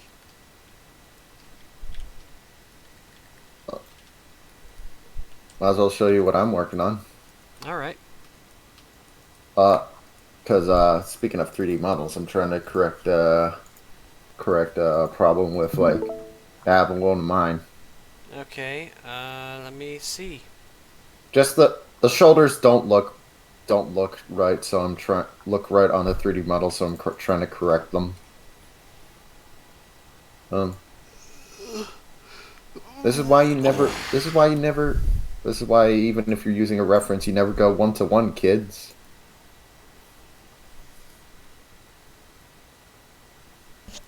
I guess it might have something to do with the top. It could. It's just the top making her shoulders look a bit off.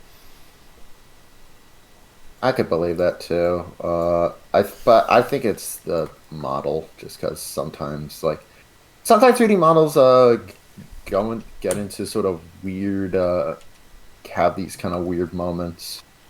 Yeah. So let's. Are they even?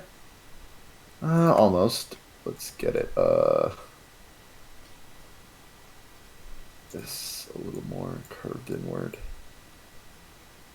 There we go. There we go. Loads better.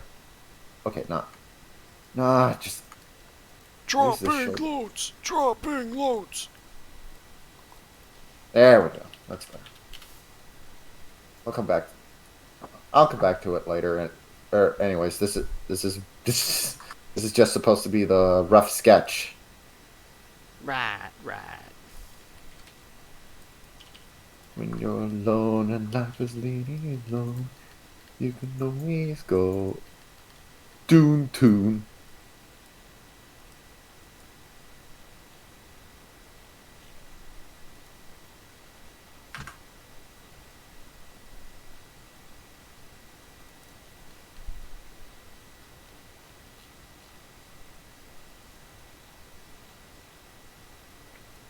Great God.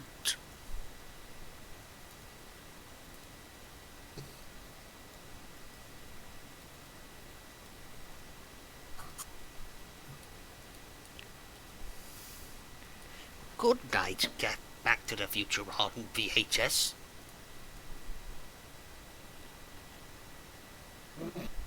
You ever seen that one? Seen what? This little cartoon called Back to the Future on VHS?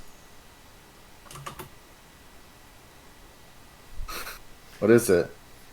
Let me grab it. Back to the Future on VHS. It's weirdly nicely animated.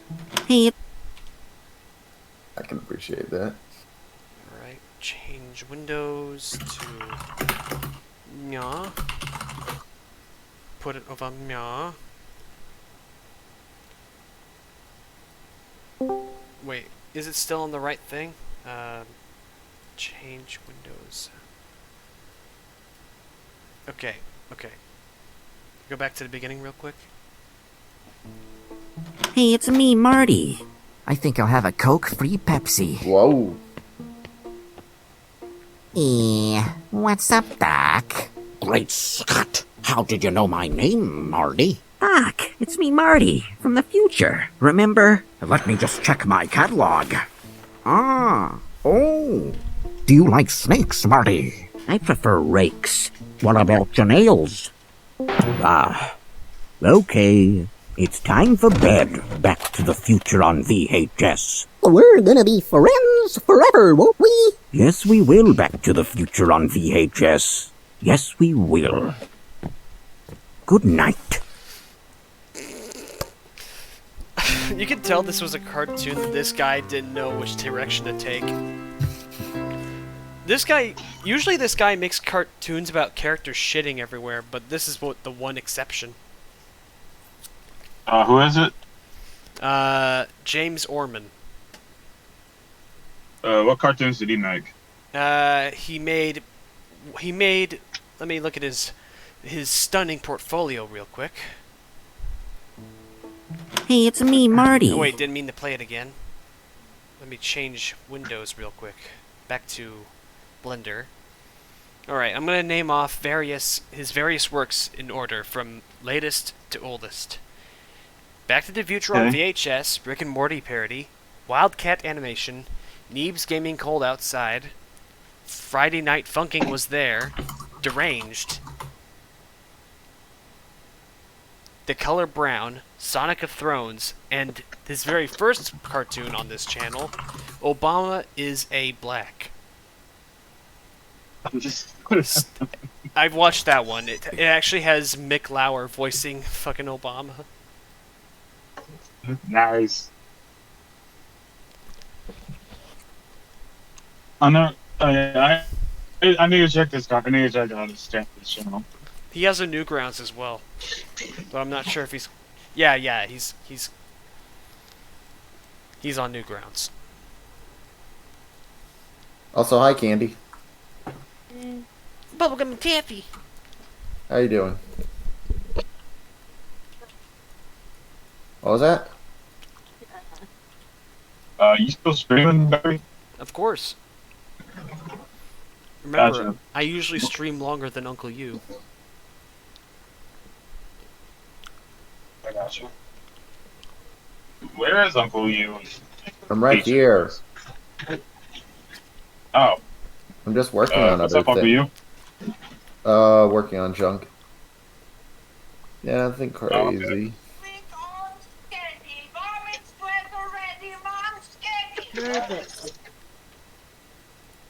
Hold on.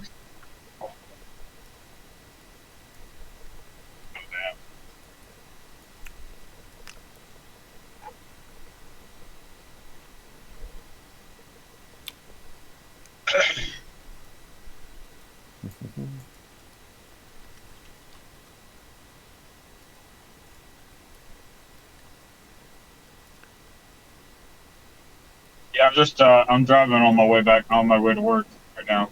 All right. Yeah.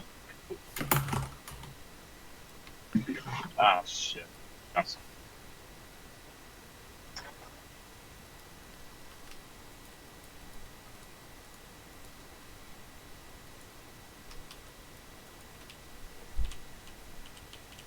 I'm in a good turning spot.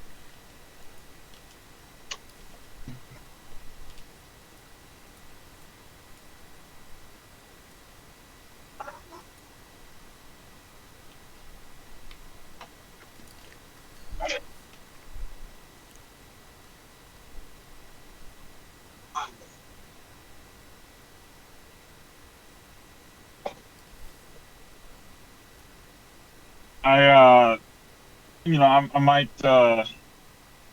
pretty sure I might have already told y'all about this, but, I might have to do, like, oh, sorry, what? No, go on. No one said anything. I thought I heard something. Nah.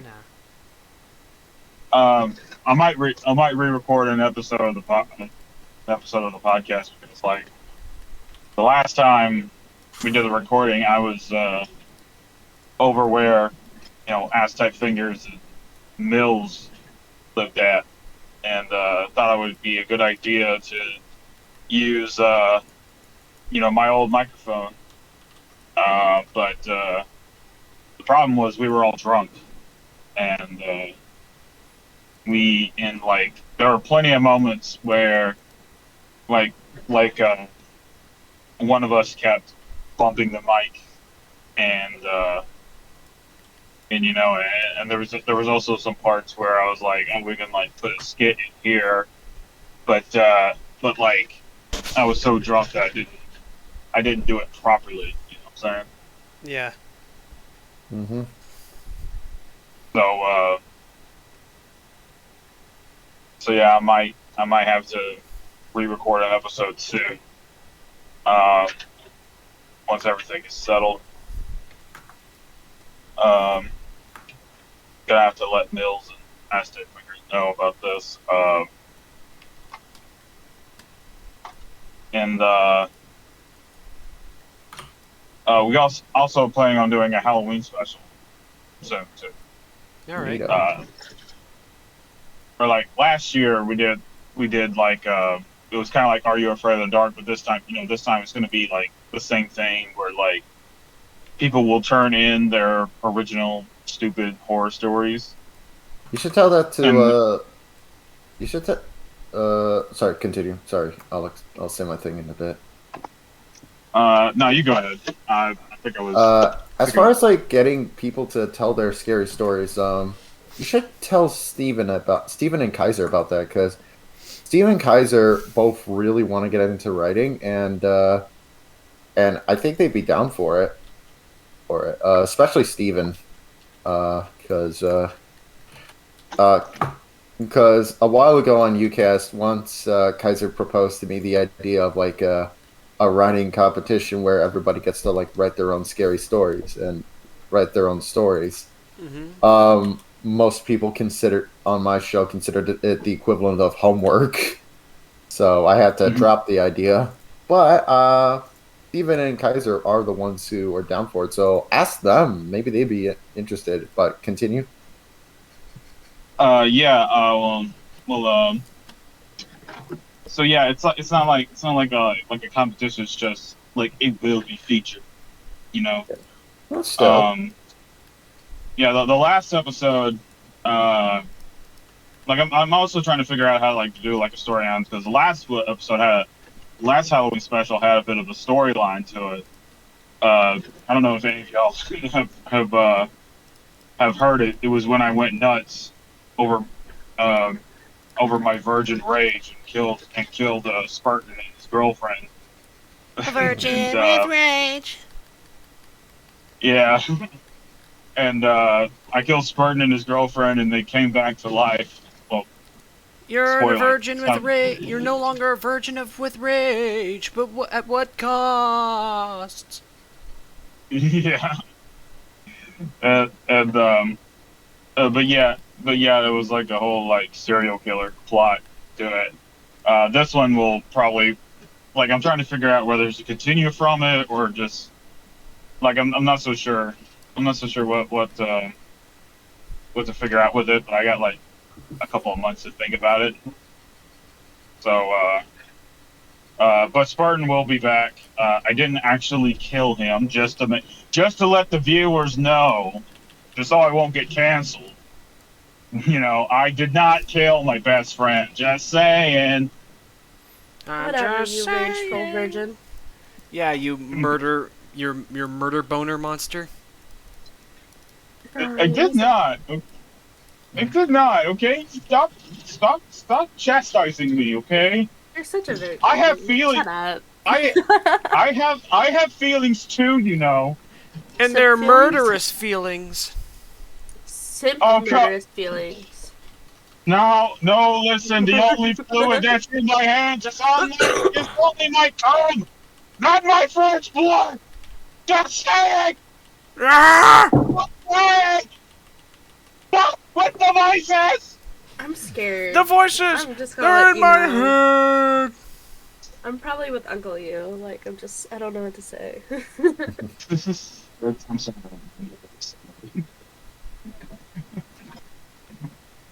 Uncle Yuu. Yeah, what's up? Did you get sleep? Yeah, why? How much? Good amount. No, I'm I just. want the hours. I don't have to fucking tell you. How many hours? I'm working on comic stuff right now. That's why I'm not as like talkative right now. No, I don't care if you're not talking. I'm just making sure that you got the recommended 8 hours of sleep at least. I got 9 hours because. Okay, then I'm okay with that. Right. I'm being Mama Bear. I just want to make sure you take care of yourself. You're very I important. thought you were daddy. No, that's to you. I prefer getting like I I just while I do like to get like a good amount of sleep, I also like to work on stuff. That's the thing. No, I understand. I'm just making sure that you got at least some rest because last night you were a tired little boy and it concerned me. So I'm making sure that you got some sleep.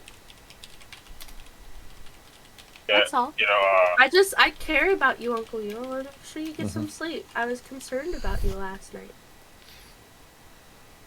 That's you know, all. I'm just being a mama bear. Nothing wrong with that. since when was I daddy? You were never daddy. I'm daddy to you. Oh, Now hold the wait, flashlight still! wait.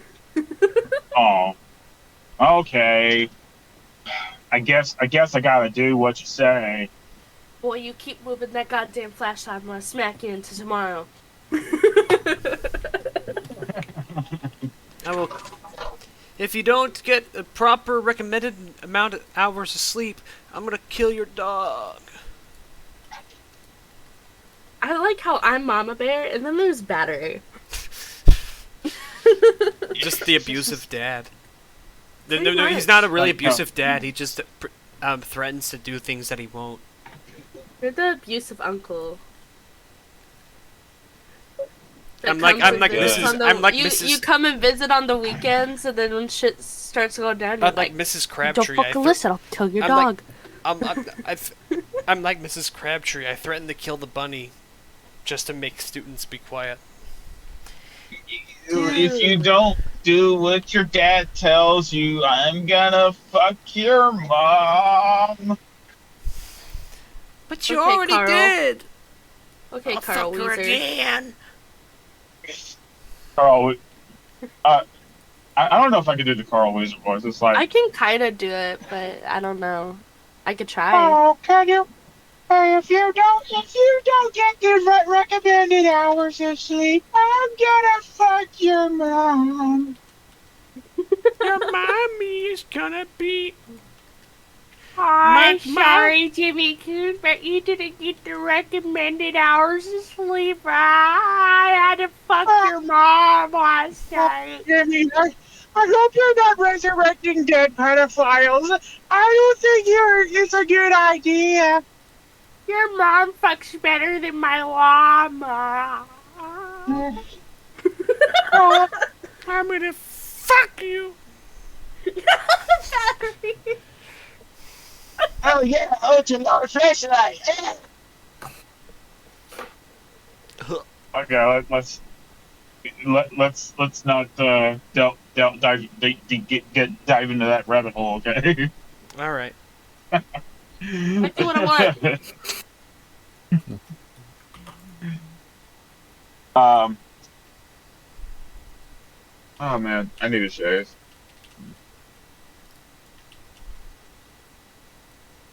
But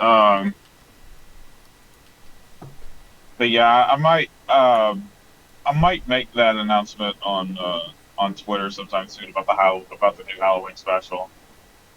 Put in like some basic rules. You know, it's got to be an original story. It's got to, has to be horror themed, and it has to be stupid. You know, that's basically what the whole thing was. Good night. Hello? Wait, I hear you. Oh. We got you. Over here. Yeah. Sorry. You're driving, aren't you? Yeah, I am. Since I got this phone, like there are some spots that were normally some very bad service. It would end up like I would still be on the call. It's been surprising me lately. I see. Yeah.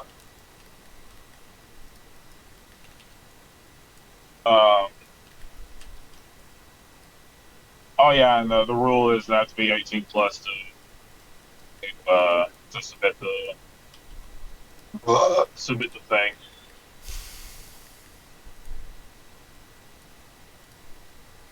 You must be this old to... I don't know. You must be this tall to tell your scary story. We don't want any toddlers telling about how scary his first poopy diaper was. Battery, What? I have a question for you. What? Are you off on Monday? What? Are you off tomorrow?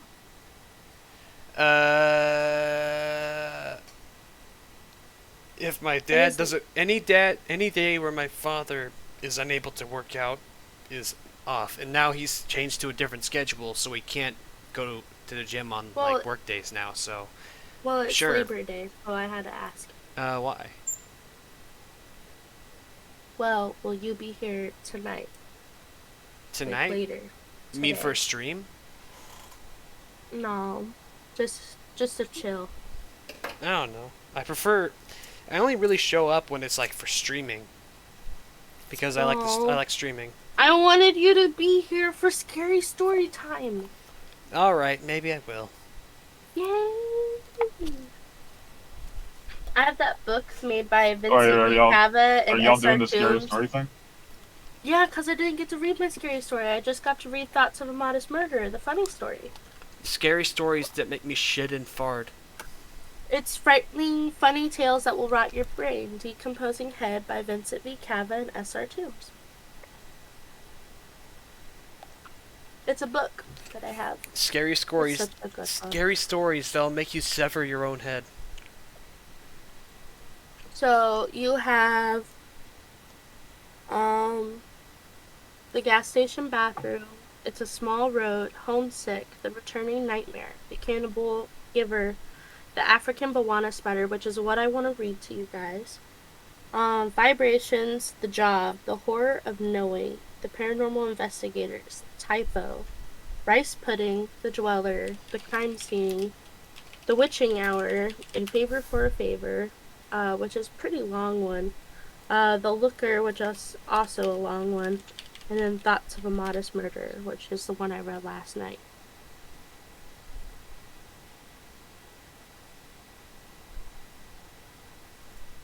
But has quite a few stories in here, and they're all fun. I love them.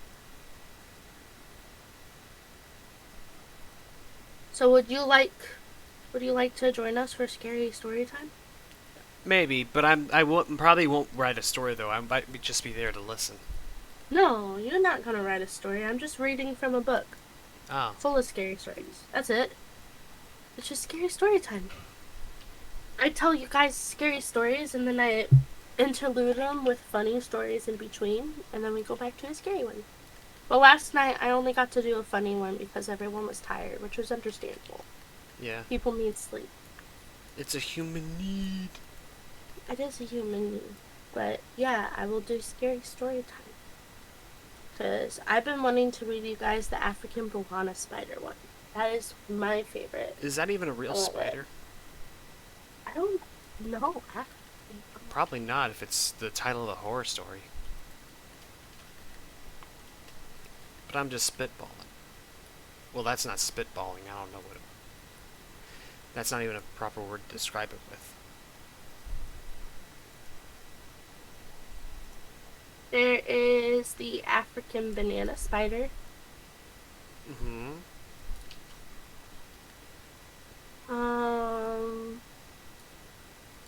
But it has no connection to the story. Thank you for following, Sullivan Hyde.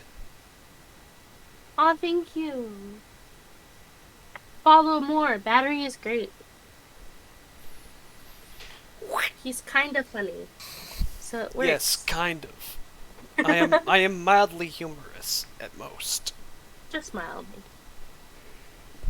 But no, I just feel like it would be fun. If we I'm got mildly the crew humorous at together. best, painfully unfunny at worst.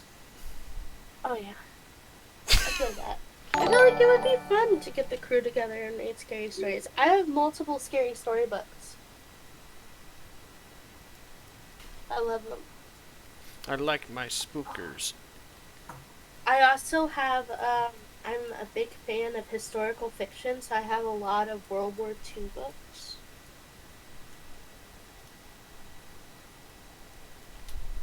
My favorite is the Clipfish Code, which takes place in Norway from the perspective of a 12-year-old girl and her 9-year-old brother.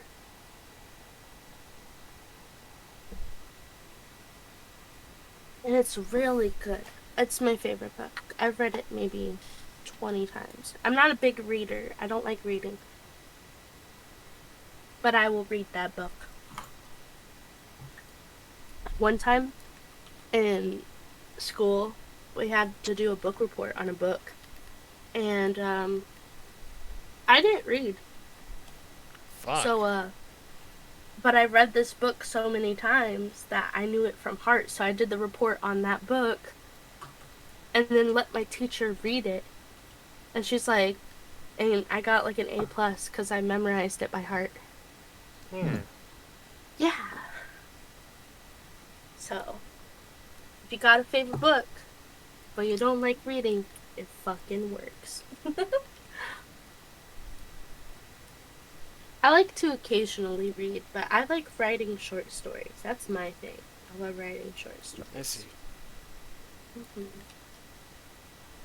I didn't know, Battery, were you here whenever I posted that prompt story? Prom story? The prompt story. Oh. Like, I was given a prompt and I had to finish it. Oh. Hey. I don't know. Hey. Can y'all hear me? Yeah, we can hear you. Yeah, we can hear you. I don't know why it cut me off. I don't know why. Oh. Sorry, go ahead. What were you I saying? was just asking Battery if he's read it. If I've read Because what? I posted it here, but I don't know if you've read it. But I will send it to you. Alright.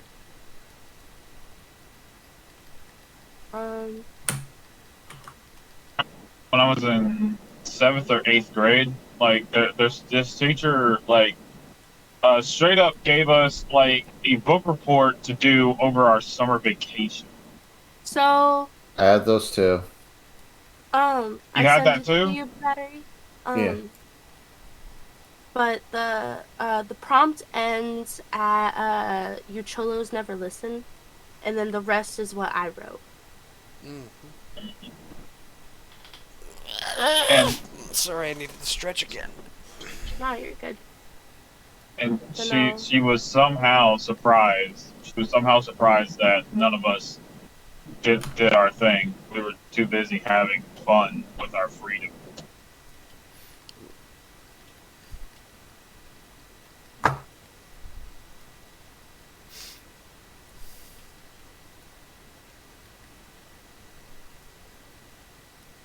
Okay, good. Location.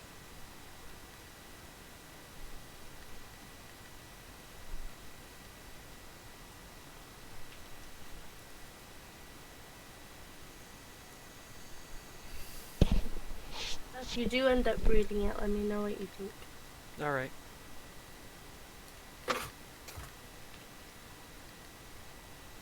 Okay.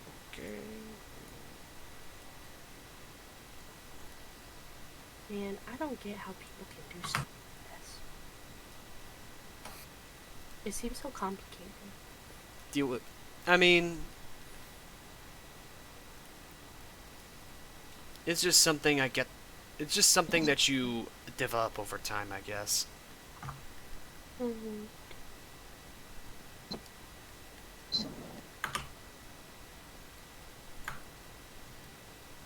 Well, what's complicated?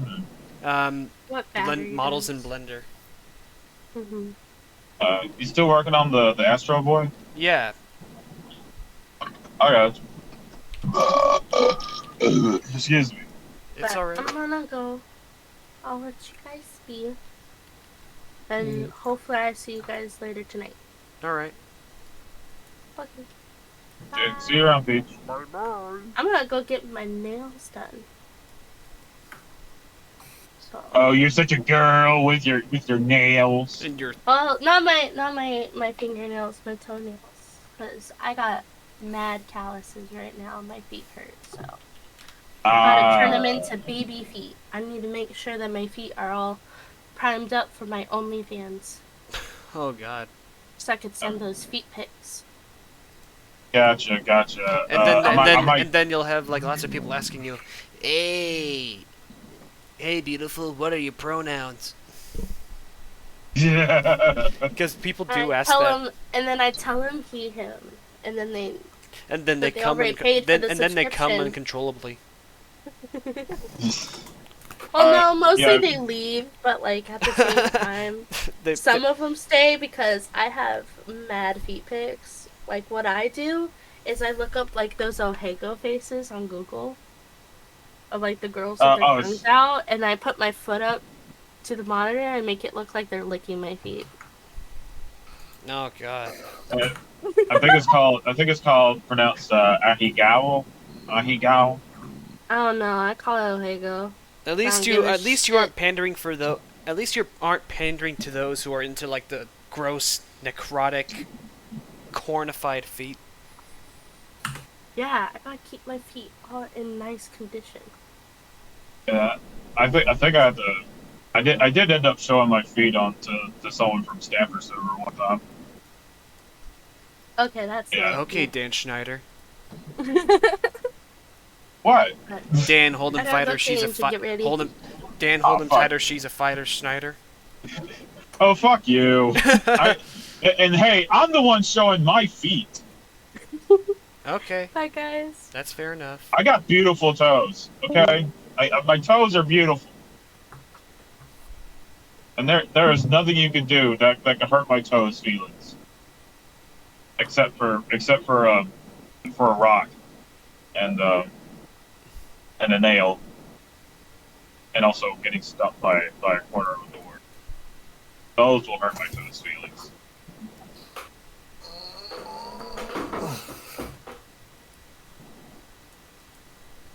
Also, Uncle Yuu, don't be surprised that it was Tuesday. That was what? Tuesday from, or she's called Ghosty from Stanford's Discord. Oh yeah, I know them. Yeah. Don't be surprised it's her.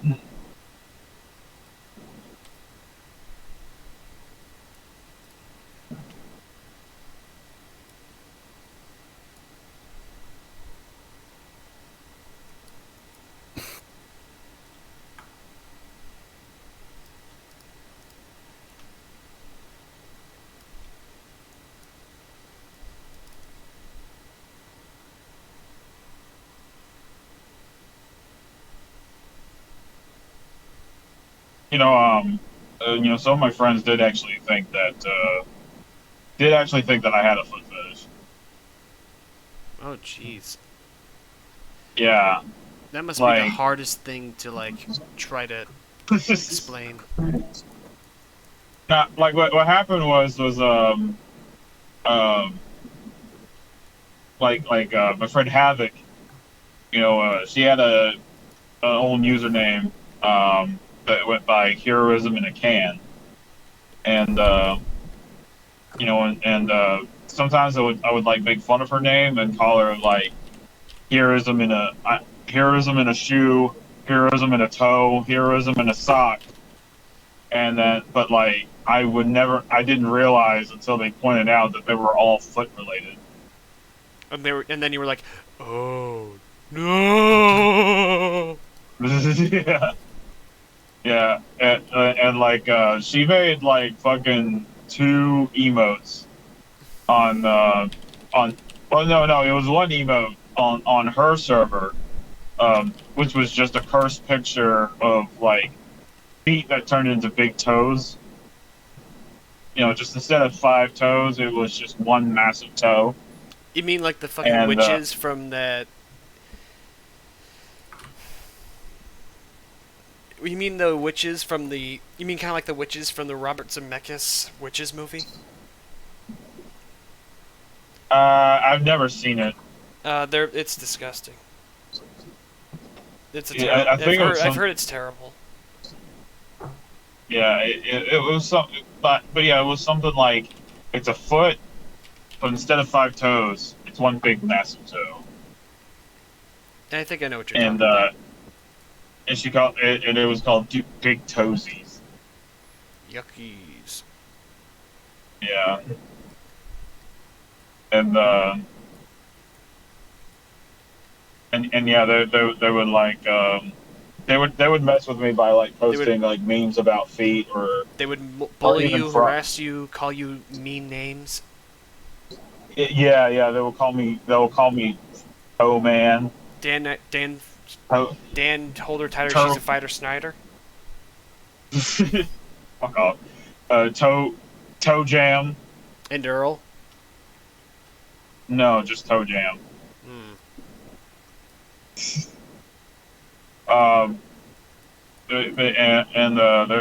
There's like a huge running gag where I basically get bullied in her server, and I have a fear of like anything amphibious and reptilious. Reptilious.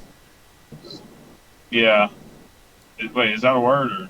I think you need to.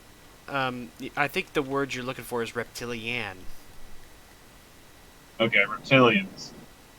And Reptilians. and they. You still said it. No, I said reptilian. Oh, okay. Yeah. And like, they would like post pictures of frogs and shit. No, frogs and are I would funny. get mad. No, I hate frogs. Frogs aren't always ugly. Dude, frogs are fucking disgusting, dude.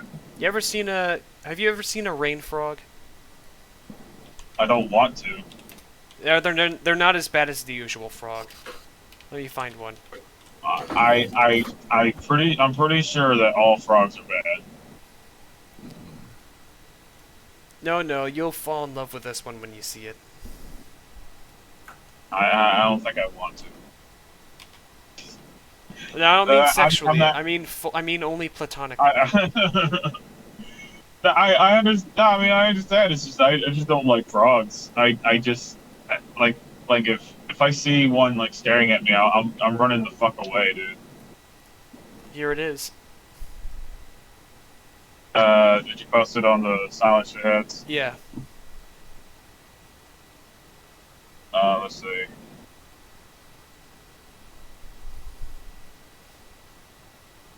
Oh, fuck you! No! No!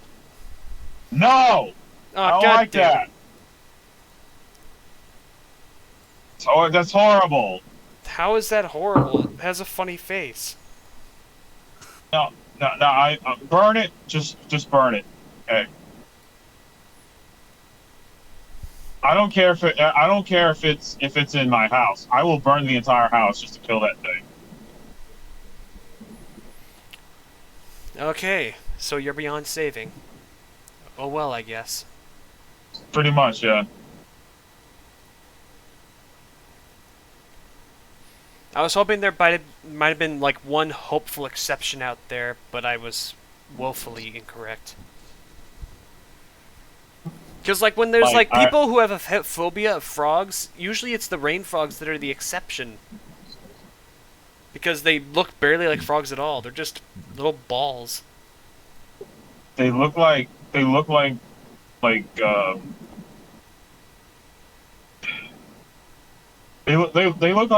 fucking like deformed heads, like deformed old man heads.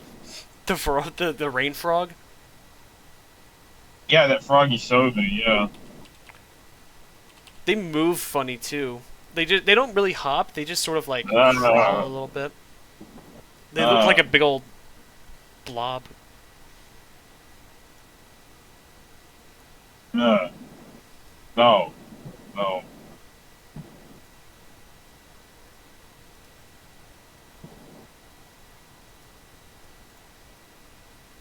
Like I don't know. Like I just remember I saw a movie one time, and like this kid was going to like dissect a frog, a live frog, and then it jumped, and then it flipped up and it hissed at him and attacked him.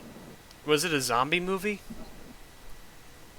No, it was some movie. I can't remember what the name of it was, but I just remember like, you know, this kid kept getting running off because like it shows like perspective of the frog and it hisses at and it makes a hissing noise.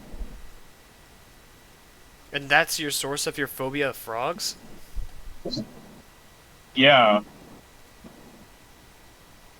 I'm not sure if I can relate to that, because I think a more I mean, I shouldn't be the one to judge what should be a justification for a phobia, because I was expecting it to be more like something actually personal, like being attacked by a frog or something. But no, it was just a movie of an undead dissection frog. It wasn't. I don't think it was. It was undead though. I think it was an actual live frog. They had to dissect. What the? That's just more sad than anything. The frog being dissected alive. That actually just makes me sad.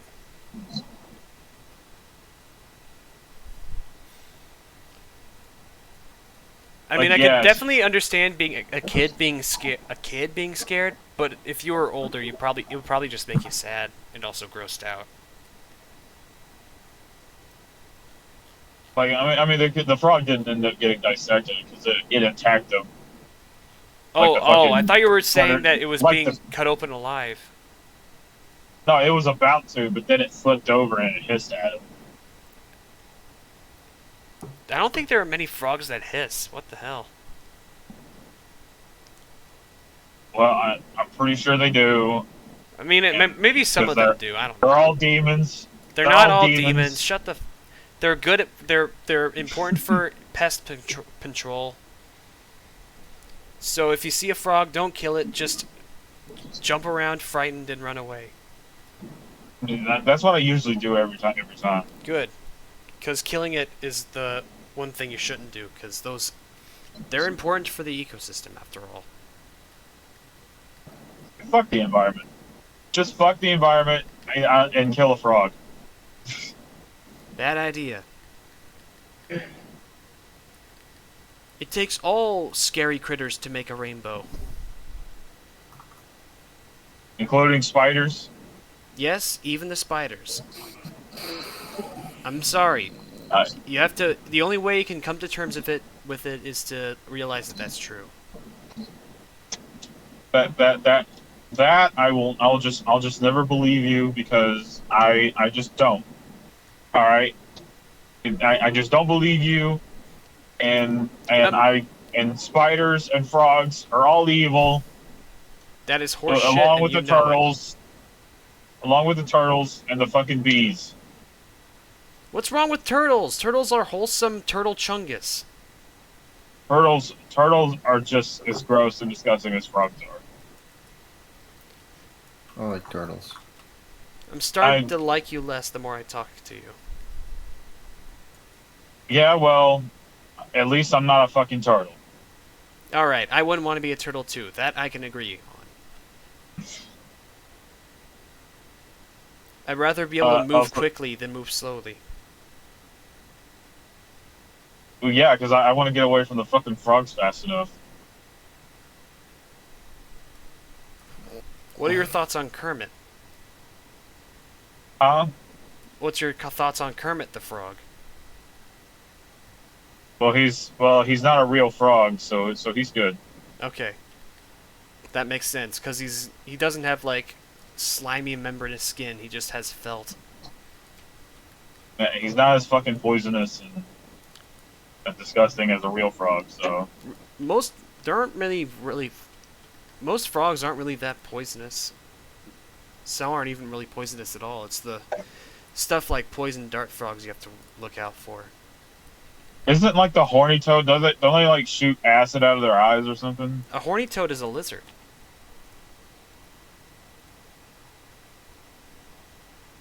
But I thought like toads would be. No. A horny toad is a lizard. I guess the reason why they call it a horny toad is because it's got like a really short tail.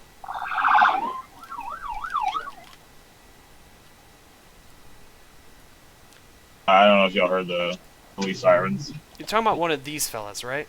Little horny toad? Hold on.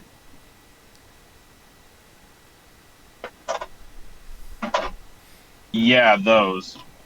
Yeah, I can totally understand the horny part, but okay, yeah, some of them do have really, really short tails. Like, I found this picture of these two baby horny toads, and they just have like the stubbiest little tails. Ugh. All right, I'll remove the baby ones. I'm not actually looking at those pictures. I'm just imagining it. Oh, Just yeah. Because he's driving, remember? all right. Yeah.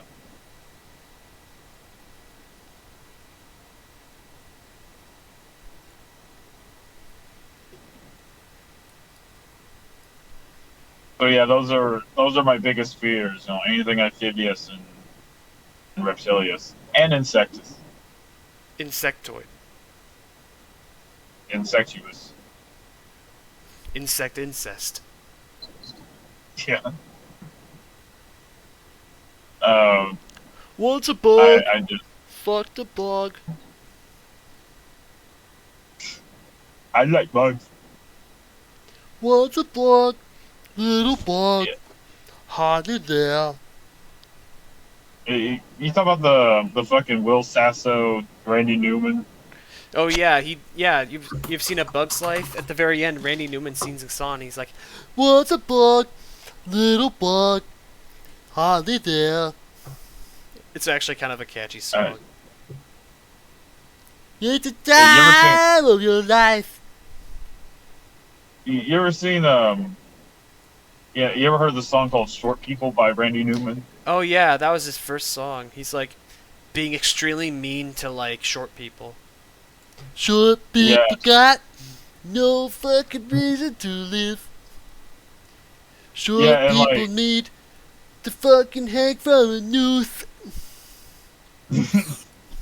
It like my favorite was the Mad TV skit was like where like they had Rob Zombie on and like Rob Zombie was like yeah, this guy hasn't made a hit song since Short People, and somebody needed to tell them midget bastards what's for.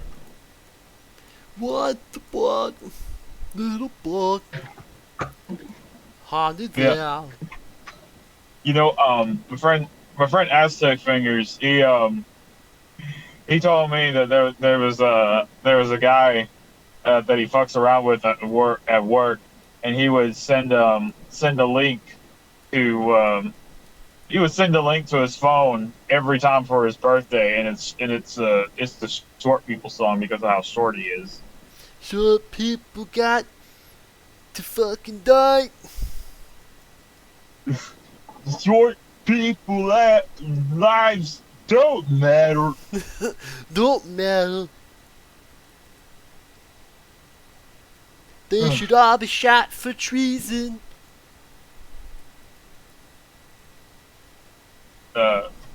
If short people are a malfunction.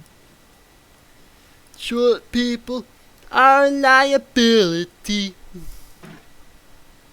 Voters don't like short people. Short people is a medical condition. I mean, that's just true. I meant mental condition. My bad. It's all right. Oh man.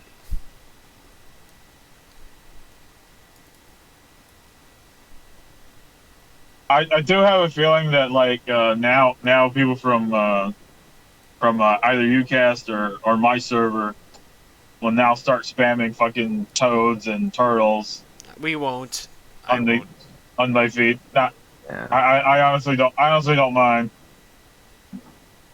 But do you mind? Are you okay with like lizards though? No. What about dinosaurs? Not. Well, I'm fine because they're all dead. And plus, lots of them are more bird-like than they are reptile-like. I like birds. I guess it all works out then. Yeah.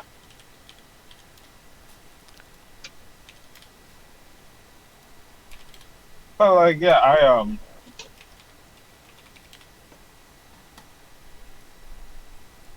Yeah, like I think it's like anything reptilious, insectus, and Incestus. and um and Renamon. That was Renamon? a, Renamon? yeah. I'm not scared of Renamon. I had a past involving her. You wanted to fuck her. Um, I cannot confirm nor deny. I will be real with you though. Like, who didn't want to fuck Renamon? Even people who aren't furries wanted to fuck her. Yeah.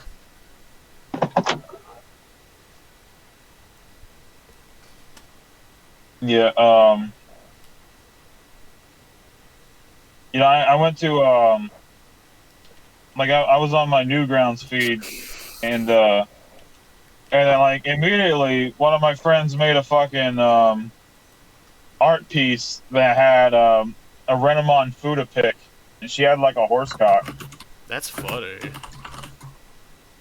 Yeah, and it was right after I think it was like after I posted the episode where I discussed my Your undying love for your waifu Renamon.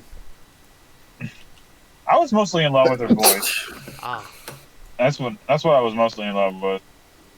You wanted the taste of that She did. Renamusi. Hey, I'm gonna get going for now. I'll talk to you guys later. Alright. I actually gotta get going too. Alright. Because I'm now at work. Alright. See you later, man.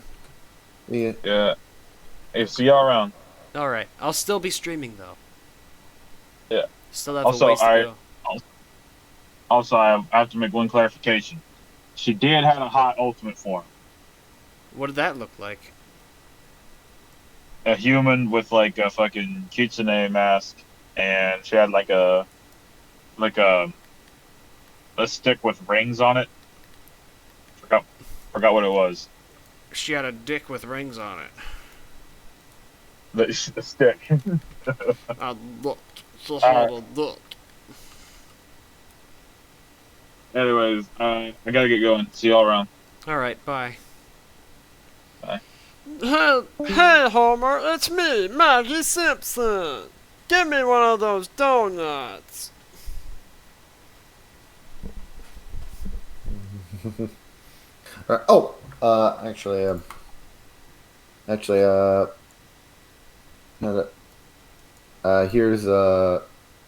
Here's let me show you the pic I've been working on right now. Alright. One sec.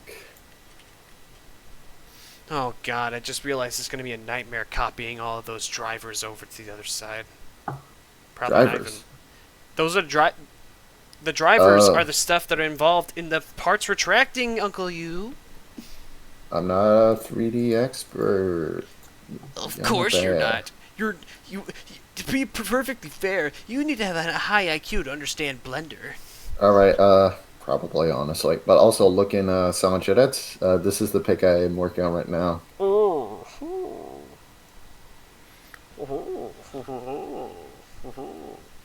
How's it looking? Very nice. I'll give you 3 days before someone actually does an edit with a green cloud coming out of her ass.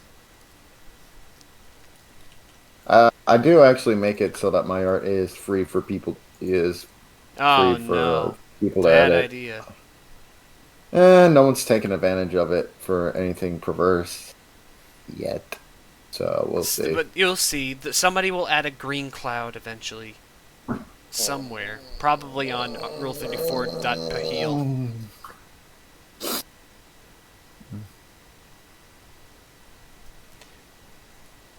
It's gonna happen. You know it, I know it, we all know it.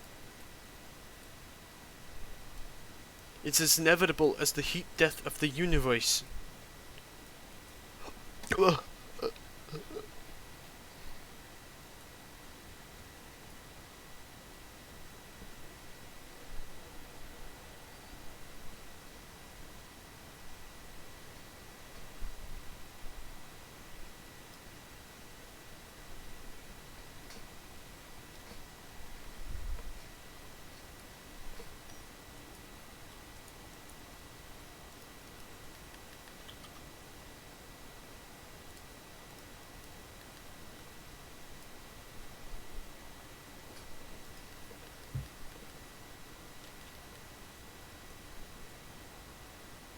Alright, that's this pick. Alright, that's that sketch done. I'll be working that later tonight. Okay.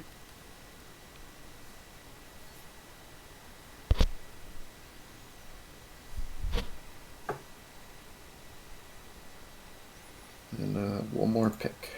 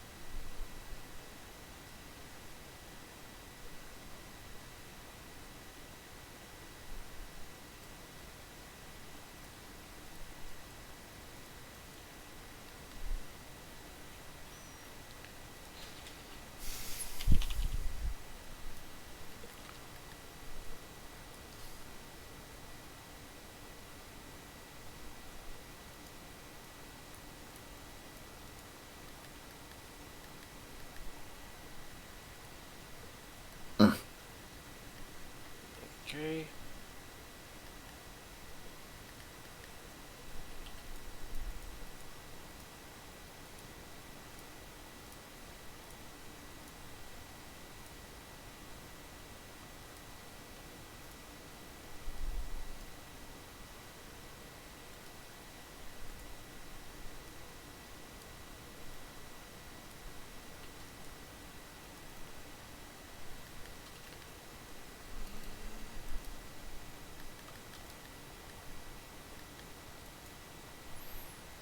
Okay. Now. Alright.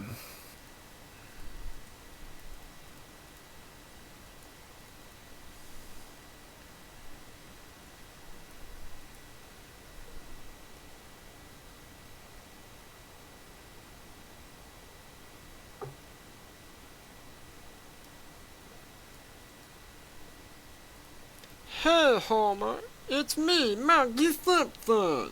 Give me one of those donuts.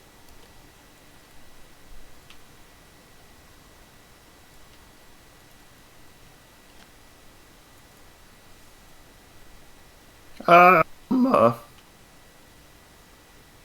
here we go. Hey, Hyman.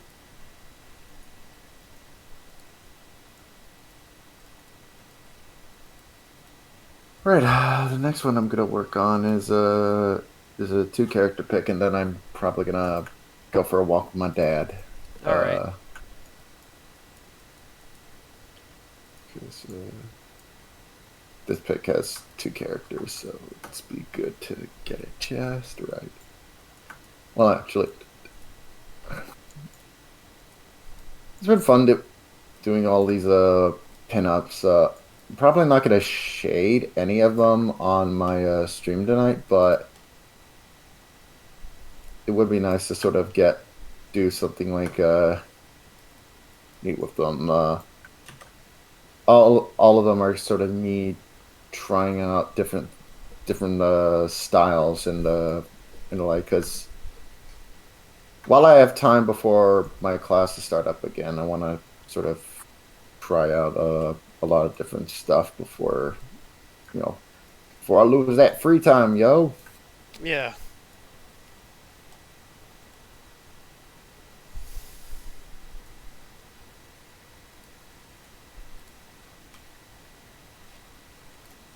Hey, Homer, it's me, so- Maggie Simpson. Give me one of those donuts. What's that from? I'll get you the video. It's a very iconic line. I think one of my favorite Simpsons web cartoons is that one Speedo Sausage did. Hey, Alma. Hey, Carl Simpson. Hey, Lenny. I have a surprise for you, Lenny Simpson. Hey, man, I've got a surprise for you, Lenny Simpson. Don't tell Carl. Don't tell Carl. Just don't tell Carl about this. Okay. It was a little funny dub done by Adatlin. I hope you never say a word.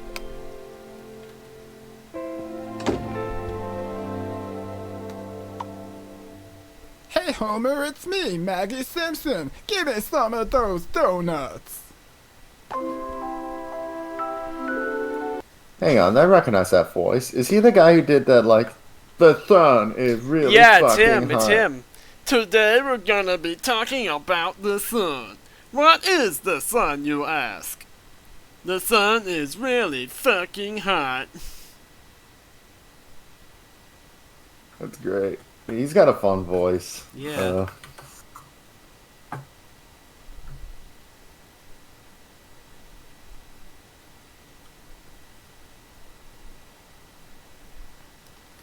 I'll be right back. I need to make myself something to eat.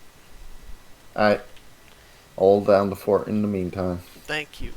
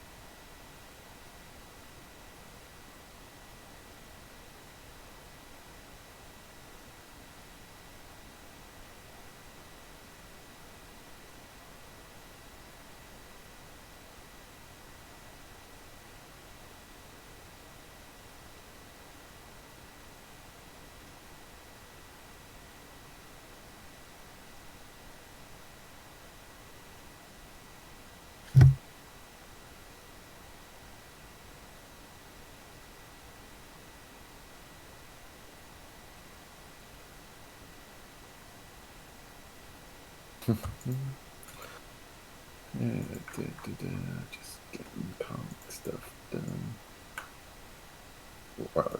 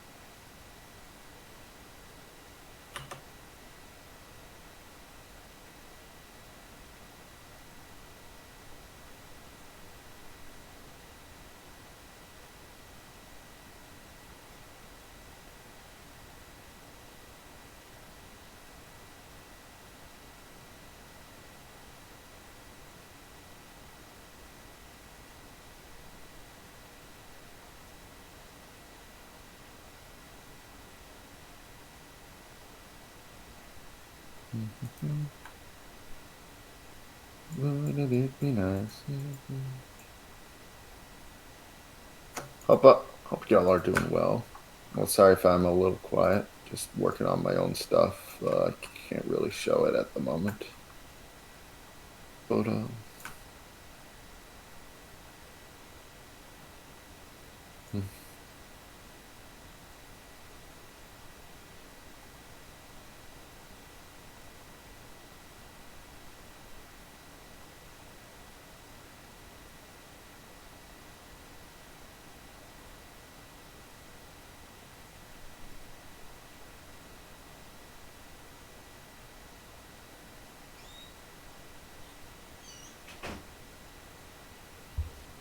Alright, I'm back. I made 2 peanut butter sandwiches using burger buns because I didn't have time to deal with crumbs. neat. I hate having to clean up crumbs all the time.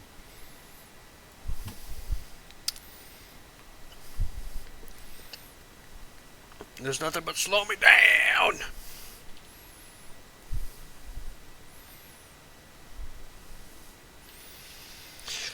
Alright, I'm gonna go ahead and copy and mirror his arm and then like copy all the drivers and get it over with so that way I don't have to do it later. Good idea. Because Blender does not have any built-in tools for copying and pasting like drivers from one side to the other, so it makes life a little bit harder.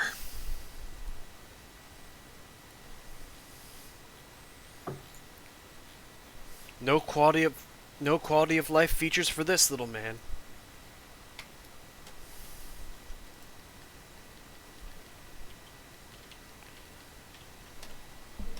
Alright. Back it up. Back it up!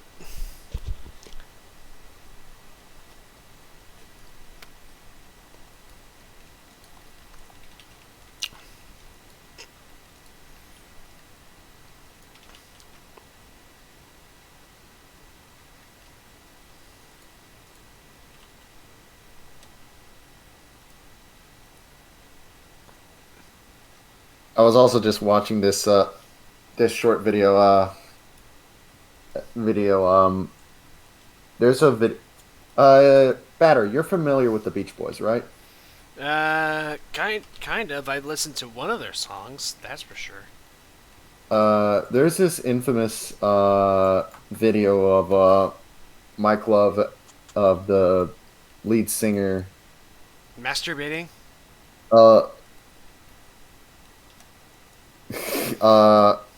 Like the lead, infamous hated frontman of the Beach Boys, sort of making his bizarre award speech, and I've heard how bad it was, like to the point where like one of the other members apparently like gave his award to one of the other, to like the live band, being like, here, our careers are over or something. I wanted to see how bad it was, and yeah, it's rough. It's basically Mike Love just rambling and like talking about what a hot shit he is, and also going on forever, and then challenging the Rolling Stones to a fight. It's bizarre. He sounds like a prick. He is a prick. Like, he's Mike Love. He's Mr. Don't fuck with the formula. Don't fuck with the senator. And yeah, and don't fuck with the senator.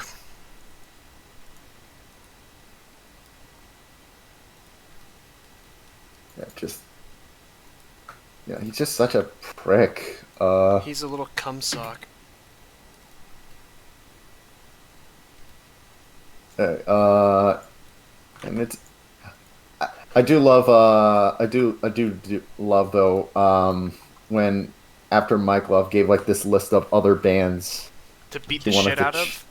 He wanted to challenge, or to like I do love Elton John walking by saying, "Thank fuck he didn't mention me." Oh yeah, Elton John. I only know about him because he was in South Park. And that's that's him doing the voice too. I know. That's That's a cool thing about South Park. When they like bring over like musicians they like, they always have them voice themselves. At least for the most part, they do. It's always funny when you see like South Park get certain celebrities, and it's people who you can tell that Trey and Matt actually really like, whether They it's genuinely love. Whether it's Bill Hader or Malcolm McDowell. Bill Hader was one of their producers for a while. Yeah. And of course, Bill's doing a lot of big stuff now. Yeah, he was. Yeah, he still is. He was Ergo the Wanderer in the Dark Crystal Age of Resistance. Like one I really like in particular is that like apparently Trey and Matt were fans of Wing and were like, why don't we do an episode about her and bring her and they wanted to do that just as an excuse to bring her on.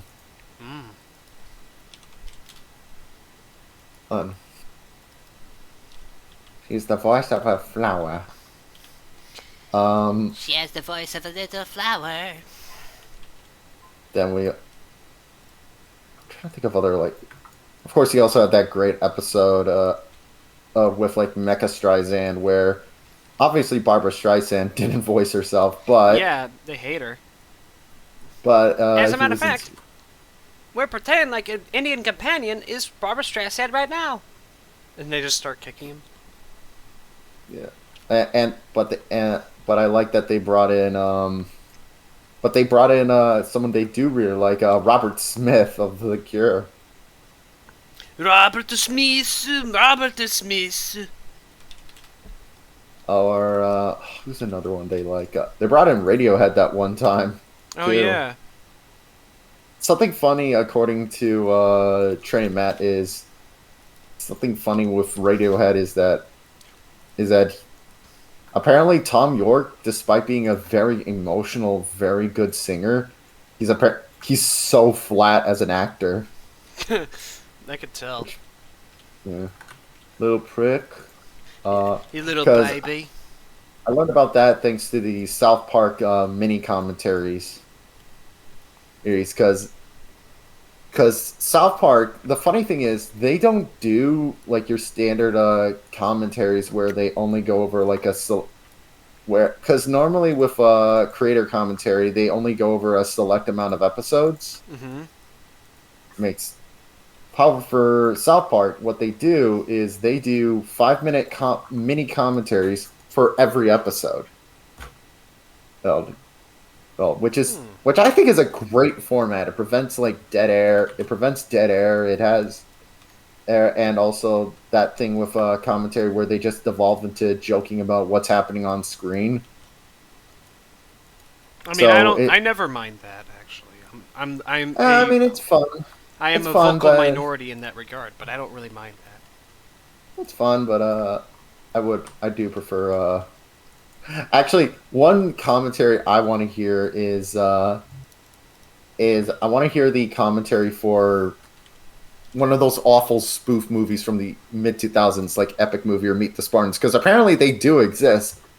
I want to hear them because the interesting thing with the directors of those movies, Jason Friedberg and Aaron Seltzer, there's barely any info on them.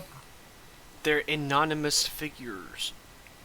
So I think it would be interesting to at least get some kind of insight in on them. But we'll find a way to rip the info out of them. Like, I especially love when they talk the commentary where they talk about Casa Bonita. And like just talking about how it's like the worst Denver, thing ever. How it's like, despite being such a cool aesthetic, the food sucks ass. And it is true. Casa Bonita's food, even just looking at it, looks abysmal. It stinks. Like, there's this video online of like the real Casa Bonita, and it has like one of those like standard montages showcasing like all the inside. And when they get to the food, I love that they can't even find like a screenshot where the food actually looks good. It looks like slime and slop. It looks like ooze. Yeah. Yeah, it's just I love that they couldn't even get a good one for that. That's hilarious. A good shot. Cuz even like cuz even a lot of like because that's one of the key things with a lot of food shows is like they know how to make even shitty food look good. But and yet here's the one place that has food so disgusting they can't do it. It's zero redeeming qualities whatsoever. The only good thing I've heard, the main thing I hear that's actually good from Casa Bonita are the sopapillas, which are like these deep fried pastry kind of dealios. Those, actually, Sirius lives in Colorado, so she knows all about Casa Bonita. And when I told her I want to go there, she was like, "No, no, you don't." If you go there, I will fucking kill you. You can't stop me. And then you went there. No, I haven't gone there yet. If I'm ever in Denver for some reason, I'll go. Just to truly test its abysmality. Yeah, because it really does. The food really does look like Hungry Man meal quality.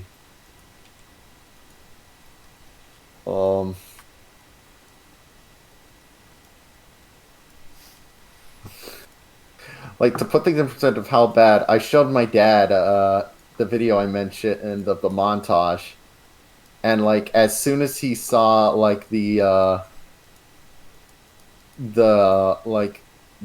food where it looks like slime, he was properly repulsed. Properly?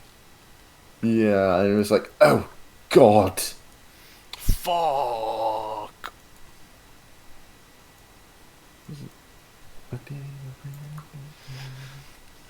Fuck. What else? Trying to think of other funny things they talked about with the South Park commentary. They talk about like their producer, or their what goes into some of the animation. Like, it's interesting them talking about some of the episodes where they actually have to take a little more time to animate. Like, a good example is like Good Times with Weapons, the anime episode. Yeah. Let's fighting love. Like, Let's fighting love. Apparently, like that took a little more time to animate. Makes sense. That's a big though. Yeah, I probably had to work on the sprites for the little anime versions of the kids. Yeah, I think. But the big one they wanted to get just right was the heavy metal episode. Makes sense. Which took 8 times the normal amount of time to produce. God damn. Which for South Park, that's about 8 weeks total. Wow. Which, in all honesty, 8 weeks is like just about my turnaround time for animation, and for like 5 minutes. So I find that kind of interesting.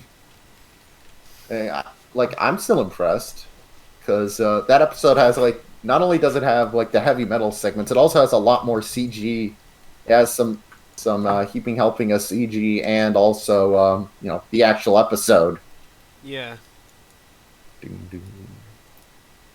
Do you think that Cthulhu probably took longer because they had a CGI Cthulhu? No.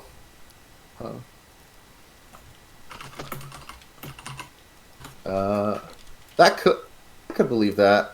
I could believe that it.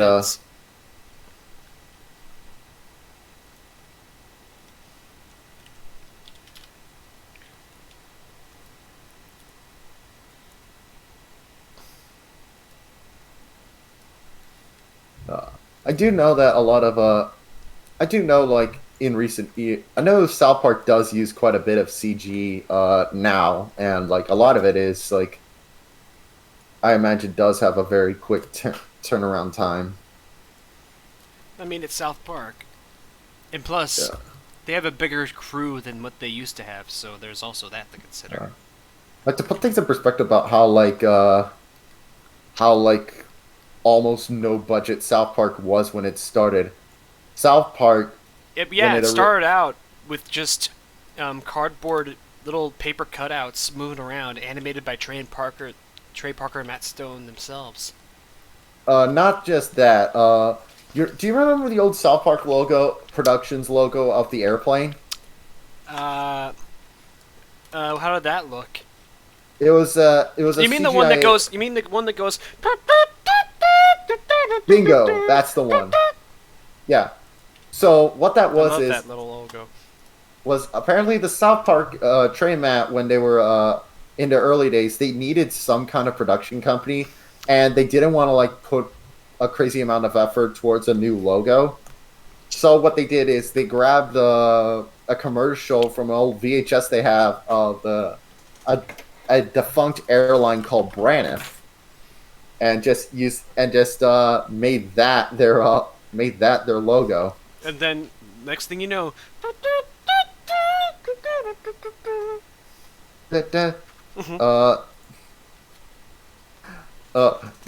It's funny too. Did you help?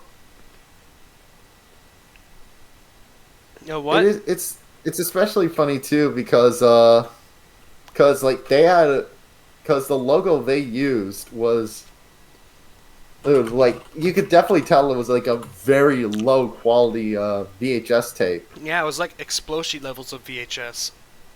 Yeah.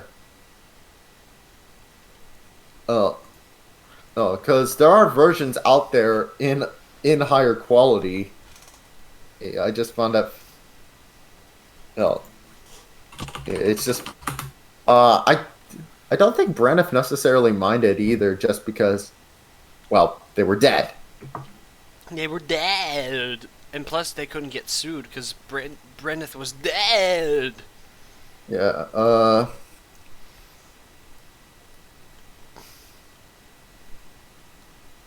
I'm trying to find the commercial that has that logo actually at the end.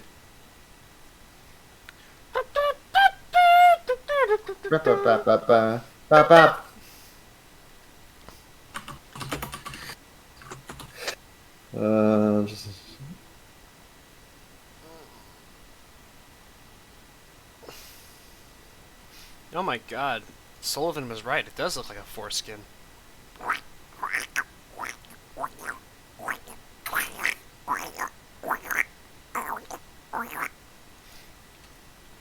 Oh well. It'll be fixed once it's, like, finalized. But holy shit, I can't believe that most of the stream was spent having me put together a function that had the hands retracted shit.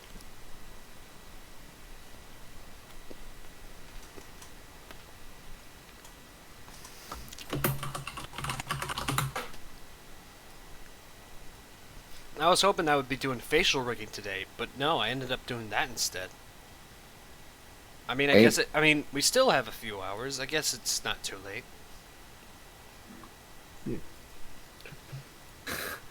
I do sometimes love looking at like the weird little production logos a lot of companies, a lot of animation studios just has had. I especially love when some studios had like, because there's this odd subsector of like YouTube and like people obsessed with logos, particularly ones that are quote unquote creepy.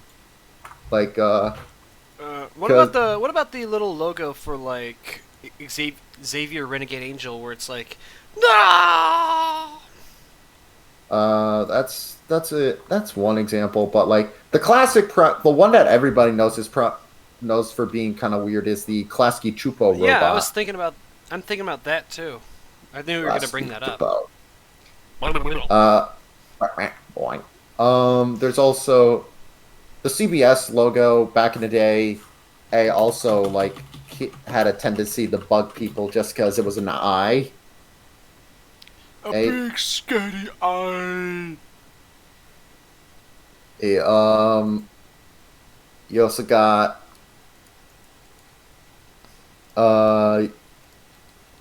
let's see, what are some other one?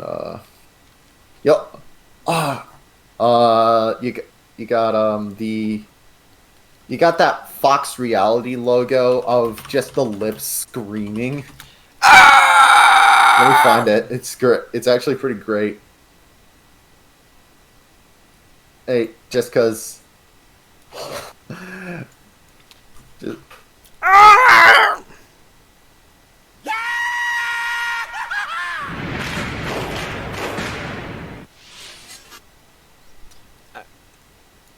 At least you weren't a kid when you're watching that, because I'm pretty sure that's aimed more towards older audiences, so you're less likely to be terrified by it.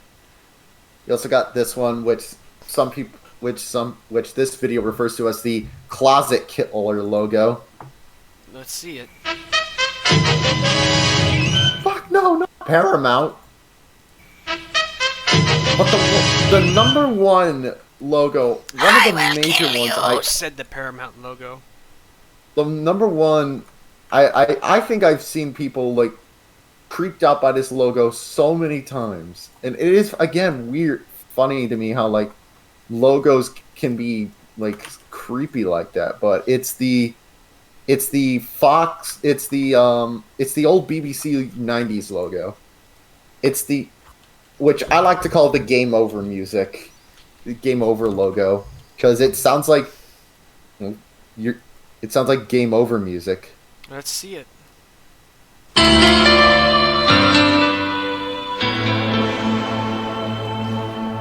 Try again. Try again, Gromit. I think that's how a lot of people found out about this logo, is because it was on those Wallace and Gromit VHS tapes. It's the ones that kind of introduced Americans to Wallace and Gromit. I remember there was this old thing called the Vidgediddle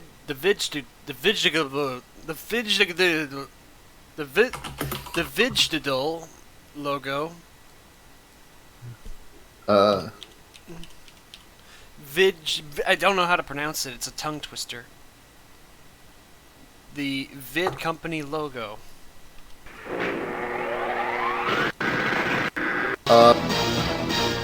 Basically, it pops up and there's like this creepy mask, this creepy stone face. Here it is.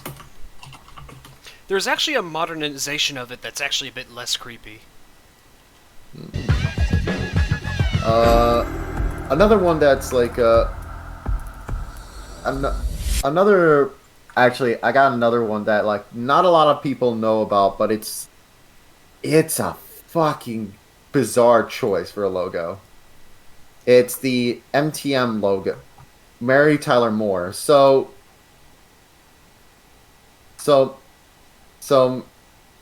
Mary Tyler Moore had her own production company, Mary Tyler, and what they did was that essentially, it was a parody of the old MGM lion logo, where instead of a roaring mighty lion, it was Mary Tyler Moore's cat. Let's see it. Later on, and something that was kind of neat about it is that it would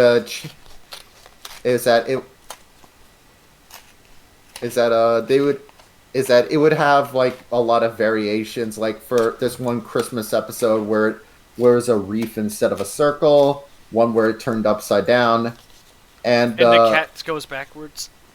Yeah, and one where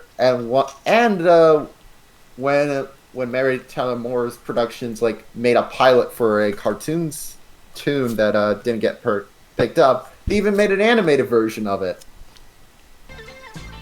Because come on, meow. And by the way, yes, that is Lorenzo Music, the voice of Garfield. Damn cat. I love how he's like, damn cat. Because Carlton the Doorman, the cartoon, was a spin-off of the Mary Tyler Moore Show, where he voiced Mary's was it Rhoda? Oh no, it was Rhoda. He voiced Rhoda's doorman, and because he was also a producer on that show, and And not too long after this pilot, he'd go into voice acting. Huh.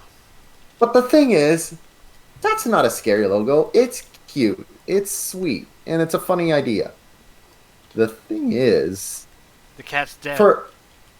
No. Well, you'll see. For the final episode of Saint Elsewhere, aka that show that was all in the autistic kid's snow globe, it had this alternate one. Okay. Wait.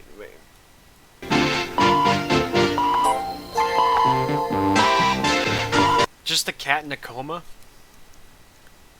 Yeah, just wait. If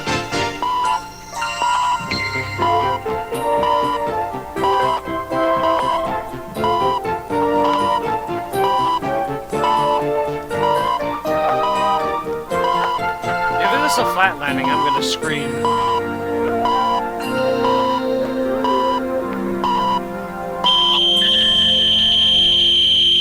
Yeah. I knew it was gonna do the flatlining. If that is indeed what I just heard. Yeah. It is indeed it did indeed flatline. What a bizarre idea for a logo. What was the context of it again? So Saint Elsewhere was a surgery show. Oh, and, that makes sense. Yeah.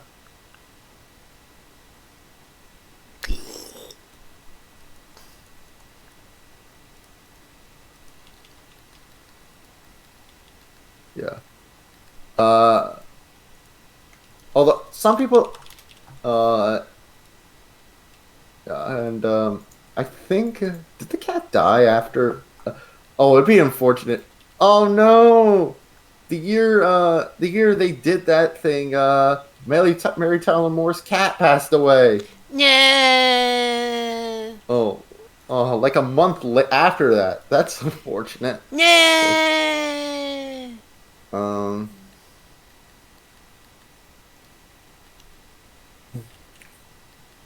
By the way, the cat's name is Mimsy. As in the movie with the bunny. Shut up, Mimsy! Shut up, Mimsy! I wish I liked the episodes those two were in more, because I think those guys are hilarious. Yeah.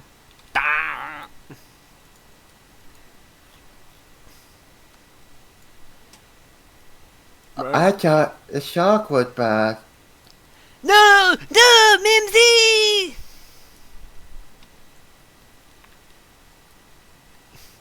Imagine if a shark like that was fucking real. Just a big old shark that fucks you. And is also fresh water, so that makes it all worse. Yeah. Well, what else? I really like, actually the funny thing is with, Mary Tyler Moore's, production company, you'd be surprised at, like, how prolific they are. What do you mean? As in, like, they produce for a lot of shows. They produce for a lot of shows, both good and bad. What were some of the bad ones? Stuff like Mr. Personality, Celebrity Boxing, The Swan, a lot of really shitty stuff. But oh wait, no, actually no, I'm looking at the wrong thing. Sorry. It's all right. Here are some like shows that you might have heard of. Actually, they produced. Let's see here, The Steve Allen Show, St. Elsewhere, of course, Hill Street Blues, who's Mary Tyler Moore Show, obviously, Rhoda, etc. So it's like throughout the 70s and 80s, they did really well.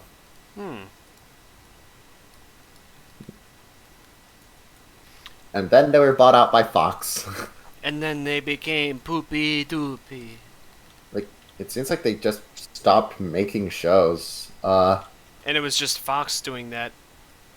It is funny that I do love how in the late '90s or like the early 2000s, Fox. It seemed like Fox was on a mission to make some of the worst like reality shows ever, and I don't mean just like bad, the standard bad reality shows. I mean ridiculously bad stuff, like Temptation Island, Love Cruise, Celebrity Boxing, The Great American Celebrity Spelling Bee, Married by America. Those sound redonkulous. Oh, I've heard of I Want to Marry Harry. This was a shitty sitcom where people, a shitty reality show where, essentially, listen to this. It follows 12 American women who are manipulated into believing they are competing for the affections of Prince Harry. However, in reality, the Bachelor is Matthew Hicks, a Prince Harry lookalike. Uh-oh. Stinky.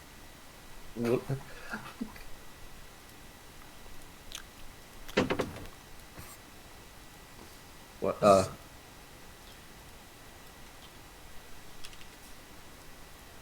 Upper eyelid.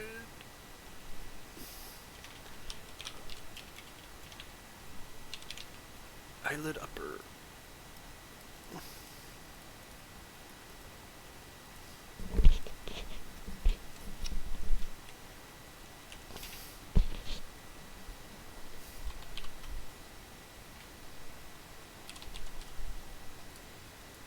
What are the name of those two fucking bones? Oh, right.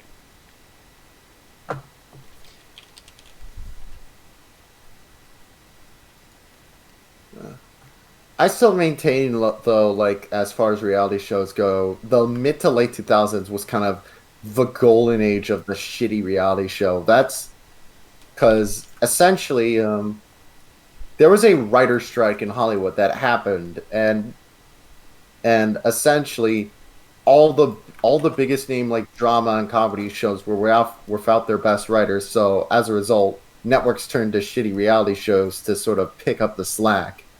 And it shows. It's fucking fierce. You could smell the diarrhea fumes just emanating. Yeah, and every channel had to have at least 3 or 4. And that was when, Cartoon Network.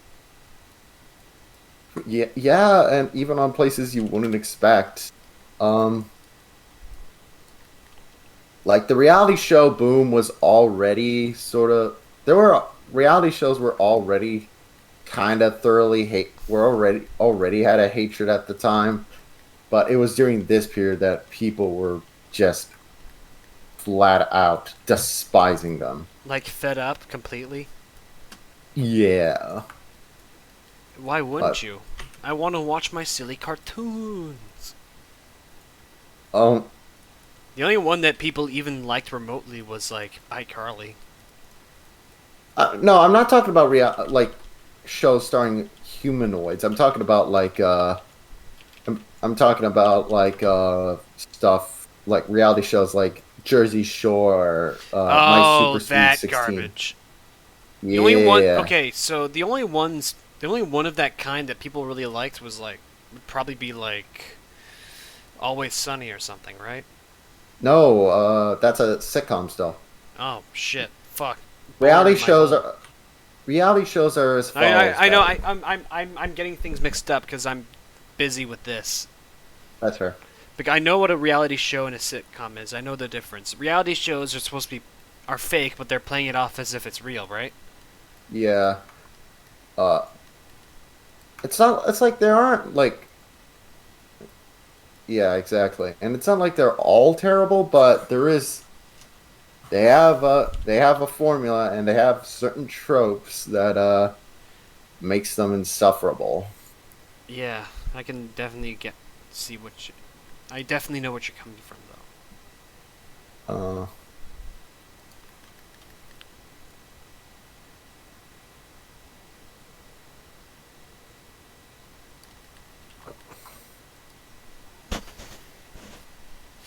I always it's especially funny looking into like some of the reality shows where they were trying to make certain events happen. Ross, Rubber Ross, you know, the animator, Game Grump, and The all around good guy. The grumper. He talked about how when he was on, when his wife was on that reality show Heroes of Cosplay, they were like, there was another, this one cosplay girl on the show. Oh, and that Ross and his wife of the time Hollywood talked to. And the thing is, the producers tried to instigate where it was a thing where it seemed like he would have a thing for that girl. Like, it's like, so what do you think of Miranda? He's like, she's cool. What do you really think about her? So they're sort of like shit starting. What do you call that? Trying to start like kind of a drama, yeah. They're shit stirring. That's the word I'm looking for. They're shit stirring. Yeah, Ross caught on, thankfully. That's good. But it's like, he will not. I know that Ross would not be the kind of guy who would fall for such a heathenist prank. Yeah, just a lot of those reality show gimmicks. I remember one where another one that was such a douchebag thing, and I was reporting there was a game jam done by Mountain Dew. And they'd have like a whole bunch of people come together to sort of have a good time, and it was a mixture of both genuine game designers and noteworthy internet figures sort of coming together, having a grand old time. Wait a minute. This reminds. Wait, things are starting to come together, but I'm not sure if they actually are. Was Chris in it at some point? No. Oh, I'm thinking of something. You're thinking of John Tron's genuinely funny, hilarious. Oh yeah, where he had a bunch of guys making a bunch of games, and Chris was one of them. Yeah, and John was involved too. Yeah, he made one about a pirate. Yeah. Like a pirate that's also like an internet guy. Yeah, Captain Neckbeard. I thought he was called Cheeto Beard or something. No, it's called Captain Neckbeard. But anyways, that was John essentially trying to make a good version of the Mountain Dew Game Jam, because the thing is, John Tron was a part of the Mountain Dew Game Jam. And it was not just him. There were some game developers. Zoe Quinn was there, which was kind of funny in hindsight. And Joey Quinn? Also, who's that? Long story there. And also, who else? Who was the other one? Oh, they also had why can't I remember their Angry Joe? Angry Joe was there apparently. Oh, that guy. The people that everyone, the man that everyone makes fun of. Fucking with me. He's gotten better, but still, it's fun to make fun of, make jokes. But the thing is, with that event, the producer, whoever, for whatever reason, decided to turn it into just like a shitty reality drama stuff. So they were constantly trying to use manipulative editing or try to get some of the people involved to say shit. Probably the lowest moment was John and Zoe had like some kind of disagreement and they went outside of the room to talk about it. And apparently it was a very civil discussion. No complaints from like John or Zoe. But that didn't stop the producers from trying to edit it and make it seem like they had like a huge argument. That's and fucking stupid. And just a bunch of other things. And eventually, the project was canceled is primarily because, it was getting way too complicated for what was supposed to be a simple game jam, and two, Nobody was having a good time anymore. People, Yeah, they were trying to. They kept shit stirring. yeah.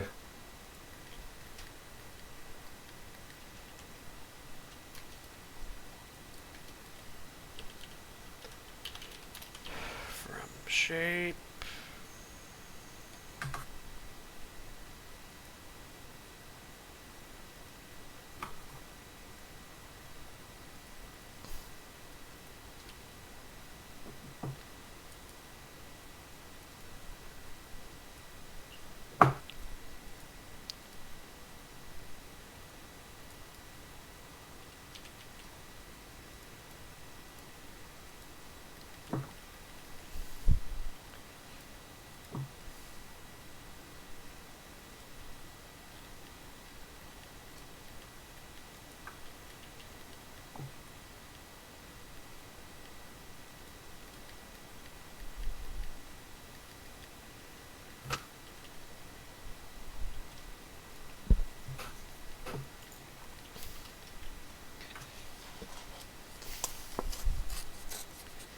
Any other funny stories you got?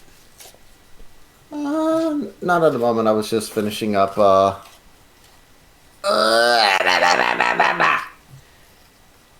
Another pick. Let me think. Okay, I got it. What is the deepest anime rabbit hole you've ever gotten into? Oh, that's a good one. Oh, that's now a good one. Okay, I am invested. Let's get going. Let's rev up this automobile and go. I didn't know what to say. All right, let's get started. Fuck me, there's so many good ones. Oh, jeez.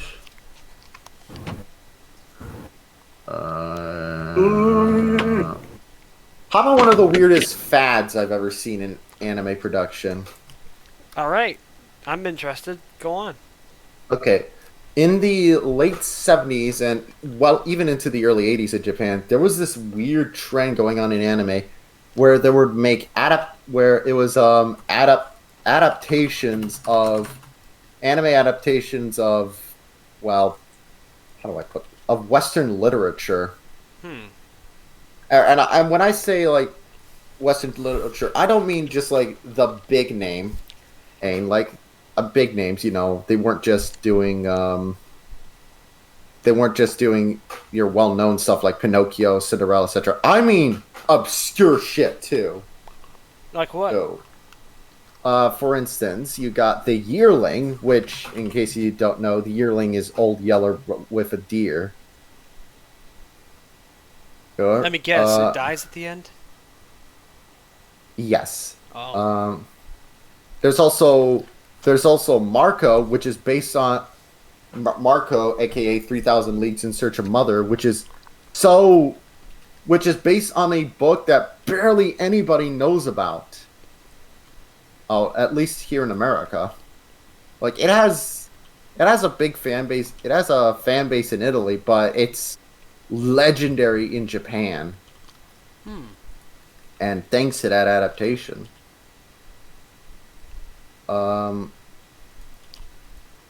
Like you see it referenced quite a bit. Do you have an example of a reference? There's a scene in Azumanga where like the tall girl, I kind of forget her name. Is remembering this cat she saw that was separated from its mother, and she's like, I wonder if it's like Marco, you know, just looking for his mom.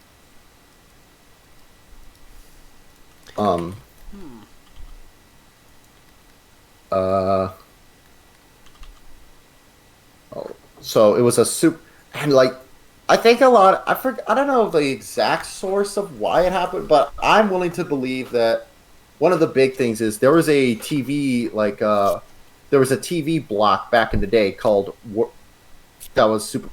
World Masterpiece Theater, that got started in the 70s, late 60s, early 70s.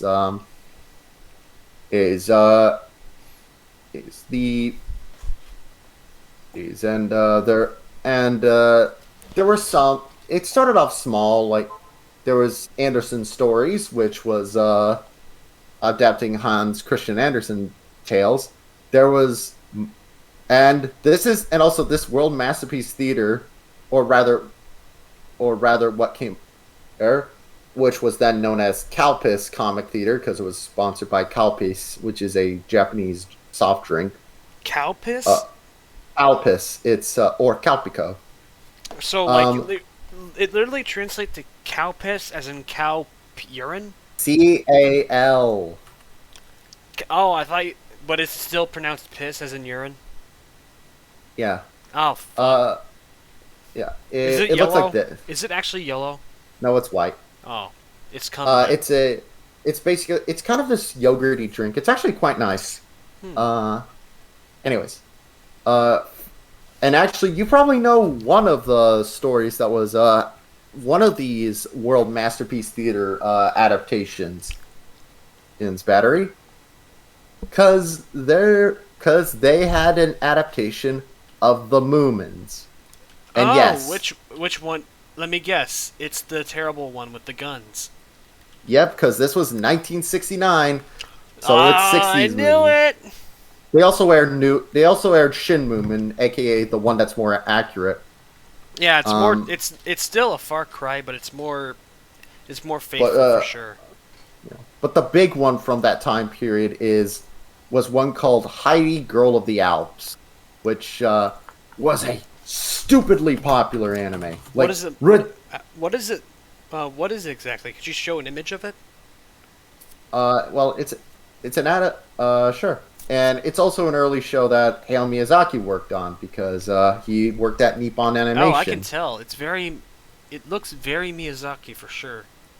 The dog looks Miyazaki, the girl looks Miyazaki, the boy looks Miyazaki, the other girl looks Miyazaki, the grandpa, the dad looks Miyazaki. Hell, even that lamp looks Miyazaki-like. It's also the origin of that one meme some people like to use of where Heidi's with Clarice, the girl in the Clara, the girl in the wheelchair, and they like to. And there's this one edit people like where it like to use with Heidi pushing Clara off I've of never seen this meme before. It's great. But yeah, it was a super popular adaptation. And back in the day, and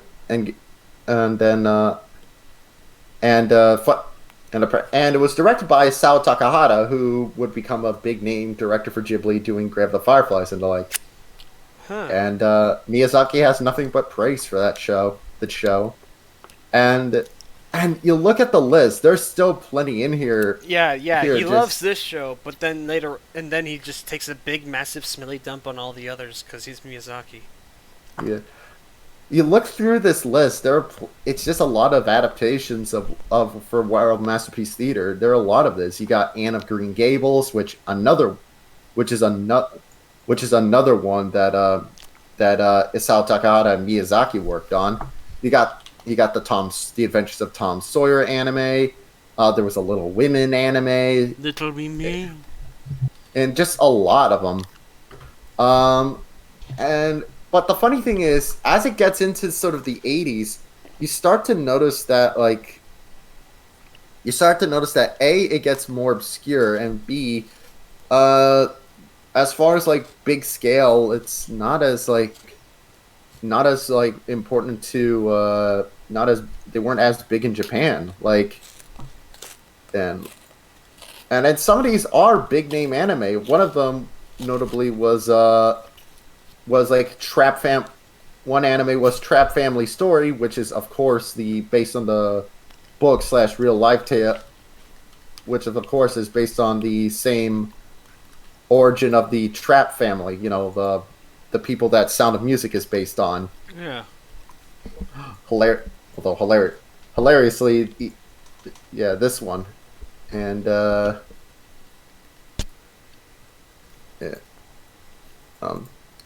I think a lot of it's also because when they started this up, because when they were doing this, by this point Miyazaki wasn't and Takahata weren't working on it anymore, so it kind of lacked that punch.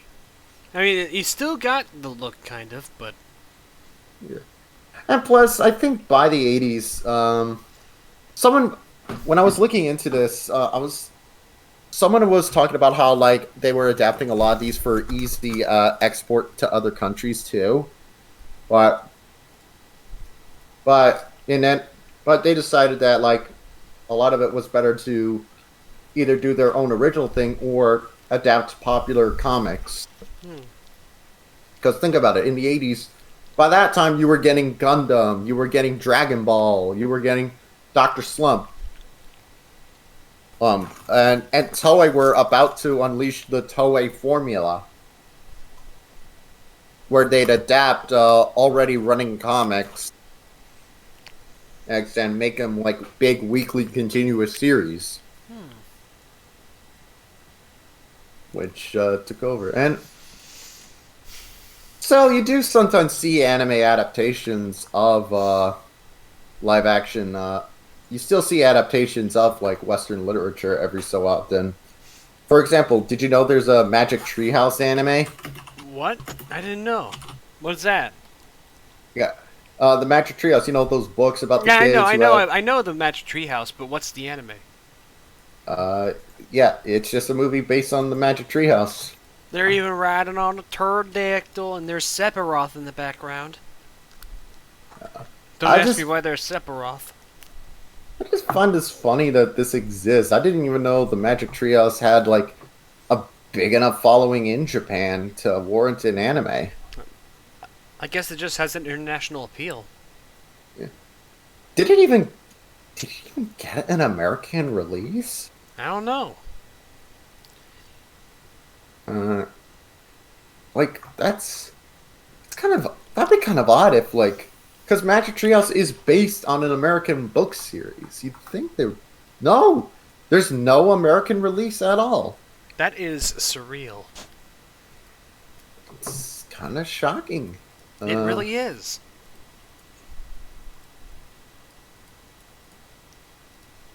I'm gonna pull down his widow's peak a bit.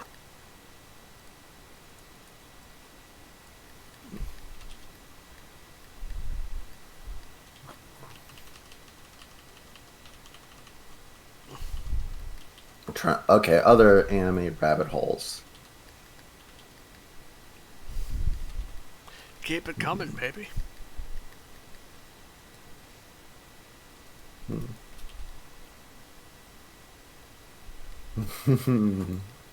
More other anime rabbit holes. Down the rabbit hole.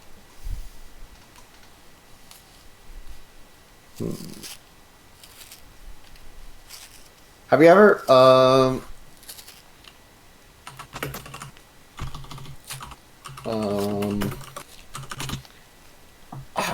I got another one that's kind of interesting. So you being a fan of Tezuka, doubtless you're aware of Mushi Production. I think so. Yeah. Mushi Production is the animation studio that he founded to essentially animate his works. Oh yeah. So they did Kimba the White Lion, Astro Boy, Princess Knight, etc. Princess Knight. That's the one with Sapphire, the gender fluid princess. Yeah, where she pretends to be a boy to save the day, all that good stuff. And he also, and of course they also worked on 60s movie. But here's the interesting thing. Did you know that his studio made three adult anime feature films? I think I've heard about that. Which ones were those? Were they X-rated films? They would be X-rated for the time. There's 1001 Nights, Cleopatra, and Belladonna of Sadness. We'll get to that one. That one in particular is kind of interesting. So 1001 Nights is, well, 1001 Nights is kind of, it was interesting, one of the first X-rated anime films ever made, and was one of the earliest X-rated animated things ever. And something is interesting is that it came out. It was released in America 3 years before Fritz the Cat. But nobody cared, I guess. Well, a lot of people thought an X-rated kid cartoon. Who wants to see that? And then Fritz the Cat goes around, and they're like, "Ooh." Interestingly, the English dub had been lost for years at that point. So as a did they ever find it? Yes, they actually did, and Shout Factory actually got to work on making on re-releasing the film in HD. Wow. Yeah. Way to go. It's definitely an interesting. Don't show this on stream, by the way. 'Cause it's definitely interesting seeing more like humanoid more realistic characters. I'm watching it on the left screen, so nobody's gonna see it. And it is fun to see something definitely a lot more sexually explicit with that Tezuka style. Bear in mind this is still Japan, so no genitalia. I mean, in the Astro Boy manga, there was an occasional moment where you got to see a nip. No, as mostly... in genital. Oh. As in genitals. No, you no see dick. penises? You see penises in this?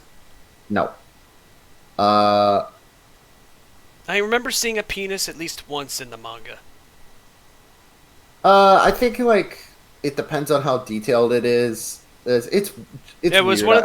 It was one of those Bart Simpson penises. Yeah, exactly. Which the fact that even happened at all is surreal. Then there's the other one. Then the other one is Cleopatra. Queen of Sex, as it's nicknamed. This one is a lot more straightforward. In fact, one critique some critics had at the time was essentially it was just one of Osamu Tezuka's more kid-friendly manga, just with more tits. It's also definitely lower budget than the other two. It definitely still is fairly theatrical for the time, but it lacks that theatrical level flair the other ones have. Yeah, I get what you mean. Okay. It has its fans just because it also did still have a wider release than 1001 Nights, but it's definitely not as interesting. But then the last one, Belladonna of Sadness. Holy shit.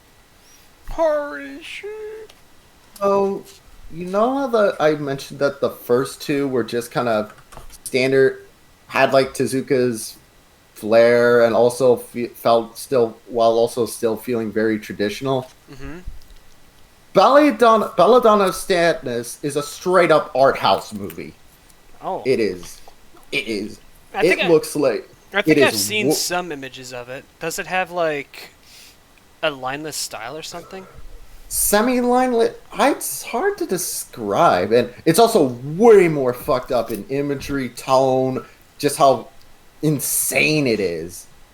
It's dark, it's violent, it's oftentimes very ugly, but at the same time, it's definitely a oh my god, her pussy ripped open. Yeah, at the same time, I think it's definitely the one that has the most distinct look, because the imagery in the movie is amazing. Yeah, like that pussy ripping open.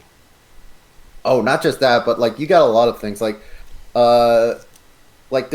there's one great visual at minute 50 seconds in that trailer of a woman's hands being made to look like it's doing the diamond / pussies sign, but it's made out of other women, and it's just it's a crazy film. Oh man, there hasn't really been anything like it.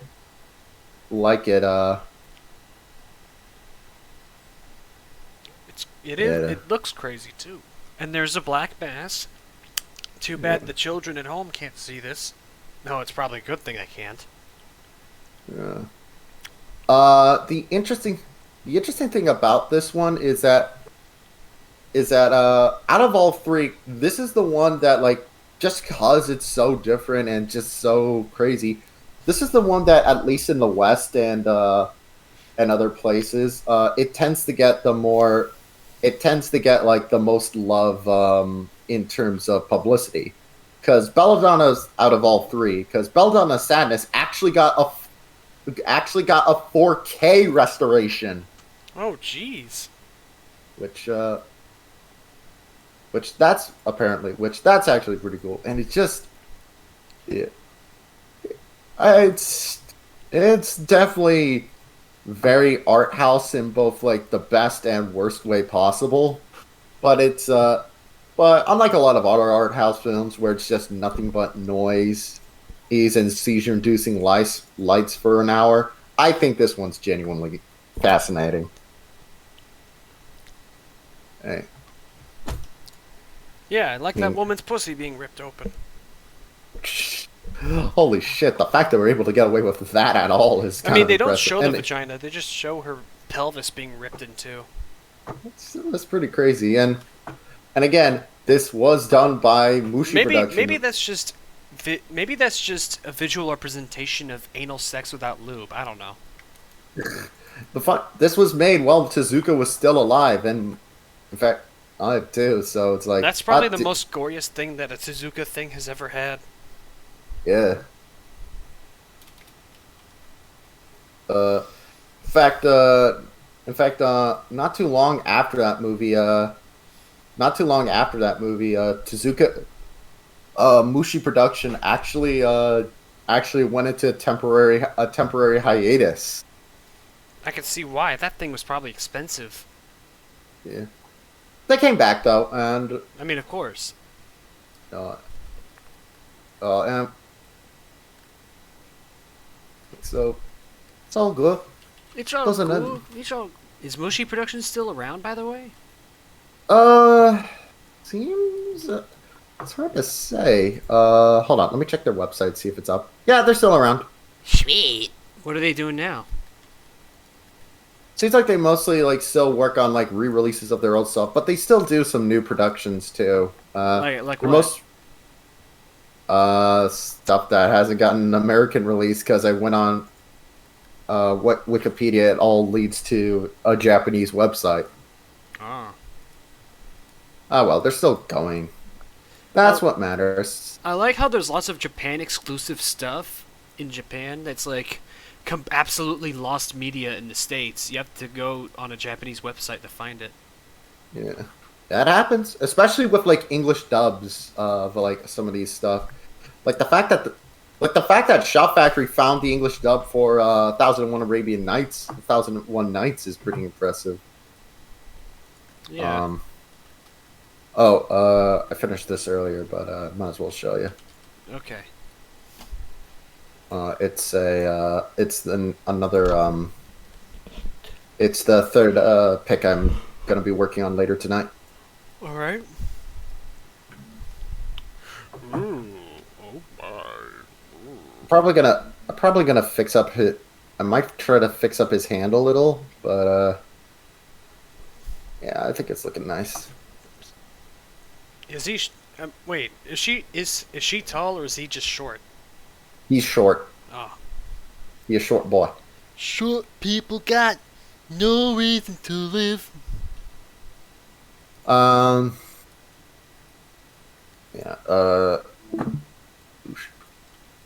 But I'm trying to think of other like weird anime rabbit holes.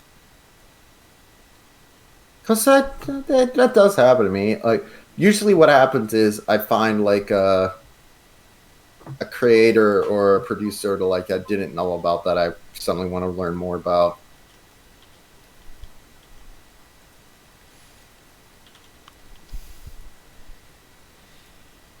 Learn more Guys. at www.com.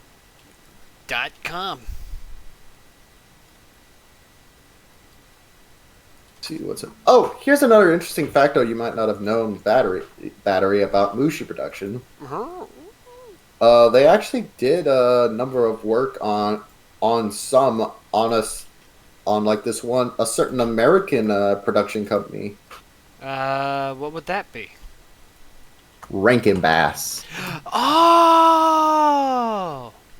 So the thing is with Rankin Bass, Rankin Bass actually commissioned them to animate Frosty the Snowman. Oh, that explains why I'm getting similar vibes between the two. Yeah. Yeah. I'm guessing they do a lot of a bulk of their like 2D animated works back at the time, primarily their Christmas specials. Indeed. It is funny now that I know. Now, when I found out that like they did that, it is funny looking back on Frosty the Snowman, and you can kind of tell. Yeah, you can. It's. It certainly always felt like Japanese animation. Well, it's now, looking back at it, it always seemed like it looked a bit like Japanese animation, but now it really. Now knowing that it's actually Mushi, it actually like makes sense. It's also kind of interesting because something else that's interesting about Frosty the Snowman is the use of like use of colored line characters. Oh yeah, I noticed that too. It's funny because they actually look like how like a lot of like modern day Flash animation would be done. With so colored lines? Yeah. So like, in fact, the funny thing is, you look at like some of the modern day recreations or DVDs or Blu-rays that are like, "Oh, Frosty the Snowman." Snowman. It almost looks like they should be motion tweened. Actually, that's what's kind of. Look at there's Oatmeal Kid. Yeah. Oatmeal. It's He's the black sheep of the classroom. It's also fun. It's kind of interesting looking back on like Rankin Bass's production. Rankin Bass's production because they were one of those studios who would just outsource to a lot of Japanese studios back in the day. Like, let's look at this list. They used Toei. Wait, they used Toei? Okay, I gotta know this. What did they work on?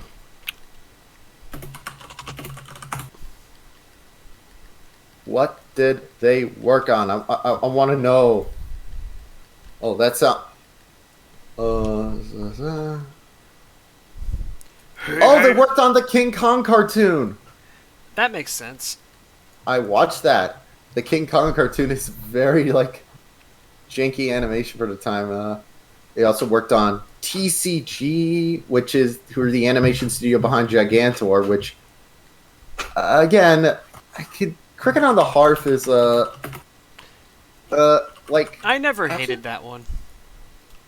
Cricket on the Hearth is it's not bad, but like the funny thing is, as far as like Japanese influence goes, like there are only really like a select number of characters I look at and go, oh yeah, that's a Japanese production. Like I'd say like Bertha has like a character design I could see being like very Japanesey. Japanese.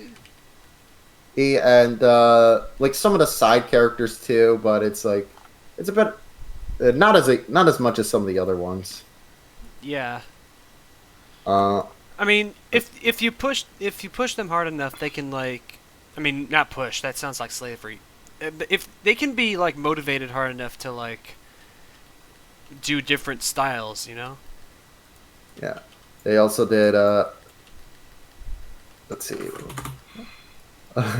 We're just gonna look at the. They also did one called Mad Monsters, which. Oh, this is definitely a lot more like of sort of what this definitely feels a little more like Tezuka had a hand. These definitely look like Tezuka extras. Yeah. Especially the little monkey man, right? The little Quasimodo right there. Oh, and this girl especially. This girl. Show me. Yeah, like, Eee. if this was a modern... You said this was Mushi Productions, right? Correct. That makes sense. They also did something called Festival of Family Classics. I always love looking into sort of how outsourcing works and seeing like the influence of different animations. Does she have a skeleton nose or just an upturned nose? I can't tell. Okay, Festival of Family Classics. Okay, this one is funny because you can kind of see it's like a hodgepodge of like different all three different animation styles coming together. Because you got like the girl looks like she's very anime-esque, but also more Disney-esque. While the short woman looks like a stereotypical Rankin Bass character. Yeah, mixed with a bit of a Tezuka, mixed with a little bit of this Tezuka. Oh, this shot especially. This shot. That's genetic hybrids. Yeah, it's I am an anime woman. Yes. Oh.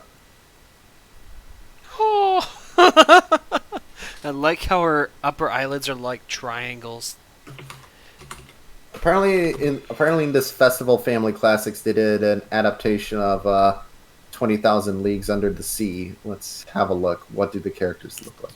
20,000 Leagues Taking a Pee. This one is... I could kind of see it. Like, it definitely, like, the faces, like, definitely how, like, some of the characters look, but it's definitely a little more, it kind of also has, like, that classic American comic book look. You know what I mean? It does. Which I'm a sucker for. I like that look. Let's see, then we got, Topcraft. I know about Topcraft. Brown bricks in Topcraft.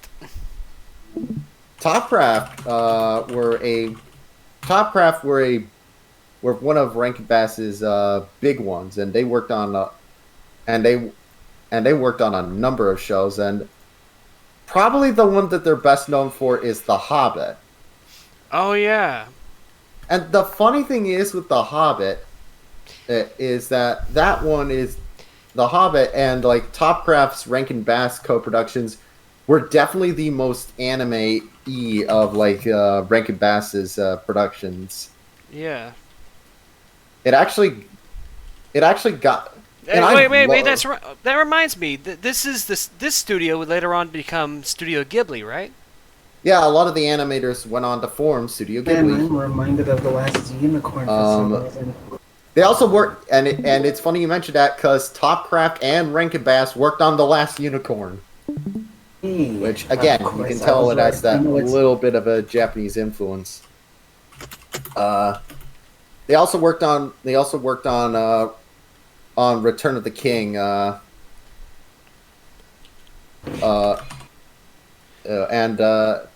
Oh yeah, where it's like, where there's a whip, there's a way. Where there's a whip.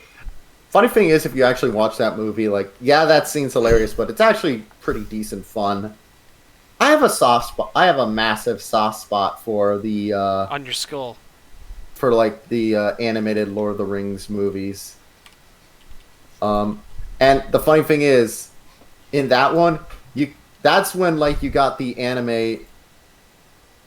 That's when you can tell, like, there's one character where most of the characters still have that kind of Rankin Bassy kind of look, but there's one. But when they did Princess, what's her name? Arwen. She just looks straight up anime. Yeah. Show me. Like, oh my she God. could, like, if there was in the 80s, this would be the design they'd go with. Definitely. It's also something crazy to me is that the Return of the King Rankin Bass movie, you're not going to believe this. This was a TV movie. Really? For a TV budget, that's pretty impressive. That's like theatrical level. It really is. Yeah. Just goes to show you what like a good director and like good direction, good and good budget will good Well, direction. jeez.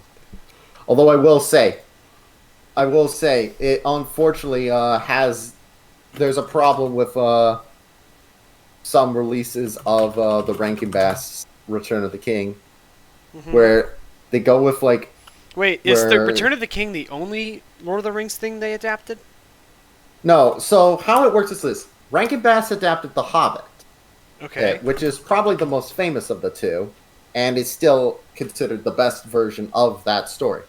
That Rankin Bass, however, were not involved with the production of Ralph Bakshi's Lord of the Rings. That was well. No. I'm saying, was there any other Rankin Bass Lord of the Rings besides the King one? The Hobbit. No. Like the trilogy. The book trilogy. Well, here's the thing. Dum. Here's the thing. The first two Lord of the Rings book, Fellowship and the Two Towers, were adapted by Ralph Bakshi. Oh. Bakshi he adapted the first two books with plans to make a follow-up, but that didn't happen. Rankin Bass, however, got the rights to it and made their own follow-up. Something they did though is that they made some of the designs. While they made their designs obviously very inspired by their Hobbit adaptation, No, they straight up redesigned it to sort of like fit into like their version of like the Hobbit, because Gollum's design is his design from the Hobbit, for example. Yeah. And like the orcs, their designs are the ones from the Hobbit.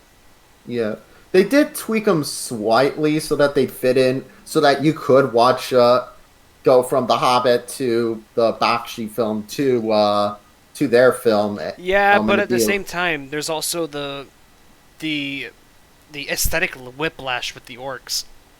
Yeah, and you got these shadowy monsters with monkey masks running around in the Ralph Bakshi movies, but then you go to like the one you're talking about, and there's like there's a whip, there's a way. Not intimidating at all. They just look kind of goofy. Yeah. So Topcraft later on became Studio Ghibli.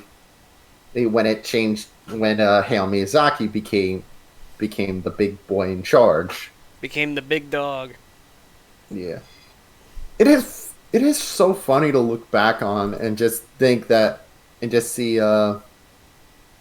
that this is where his studio, the origin of Ghibli. Yeah, because it looks nothing like something you would see in Ghibli. Yeah, Ghibli. Yeah, and it's especially funny. It's especially funny because Hayao Miyazaki was rather infamously rejected doing a lot of television work. Notably, with only really two exceptions, Ocean Waves, which was a TV movie made to sort of break new animators into the Studio Ghibli process, and Ranya the Robber's Daughter, which was a CG animated one with cooperation with Polygon Pictures. What's that one about? Wait! That was a show, right? Yeah, it was a CGI animated one. Yeah, I saw that one. Yeah? I saw a little bit of that. Yeah, I did. It had harpies in it, right? I'll be back. Give me All a right. sec.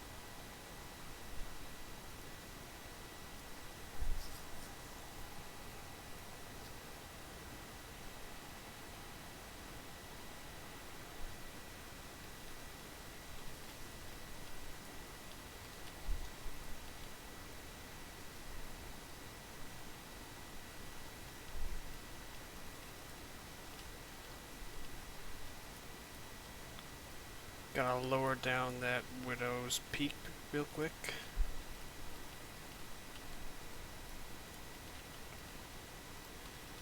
Get down here!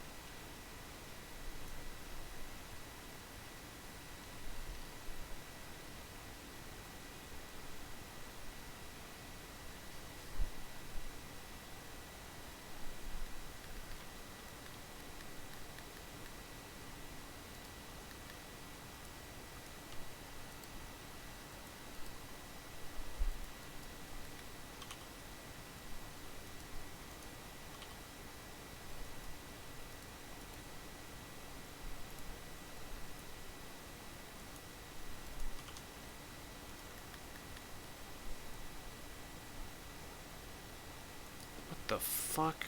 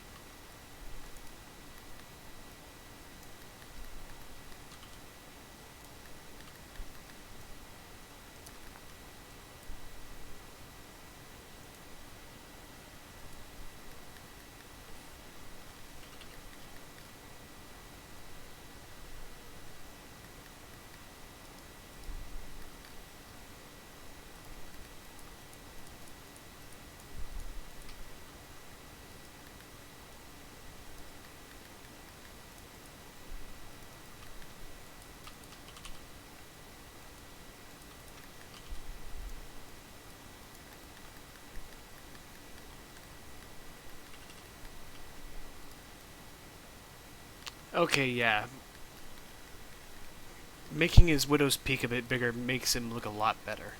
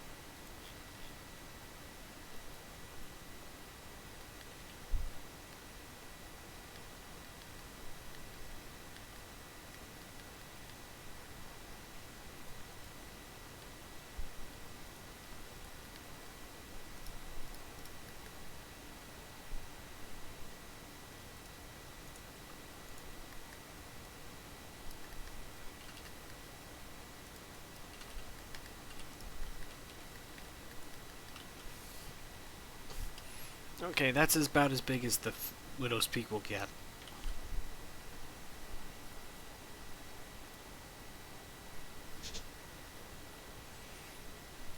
Though apparently his Widow's Peak does get a bit bigger when he's angry, so I'll keep that in mind as well.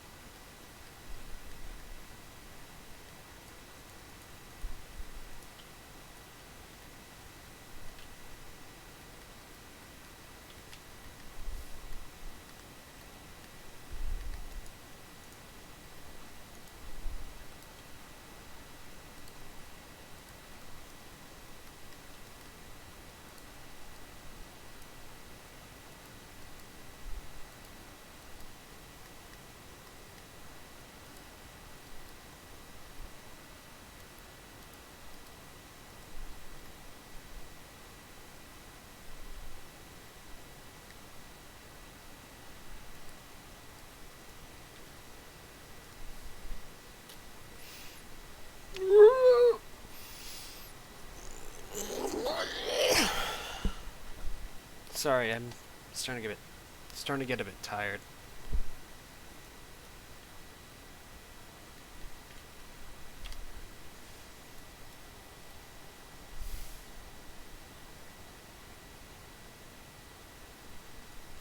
Alright, I guess I'll end the stream right here.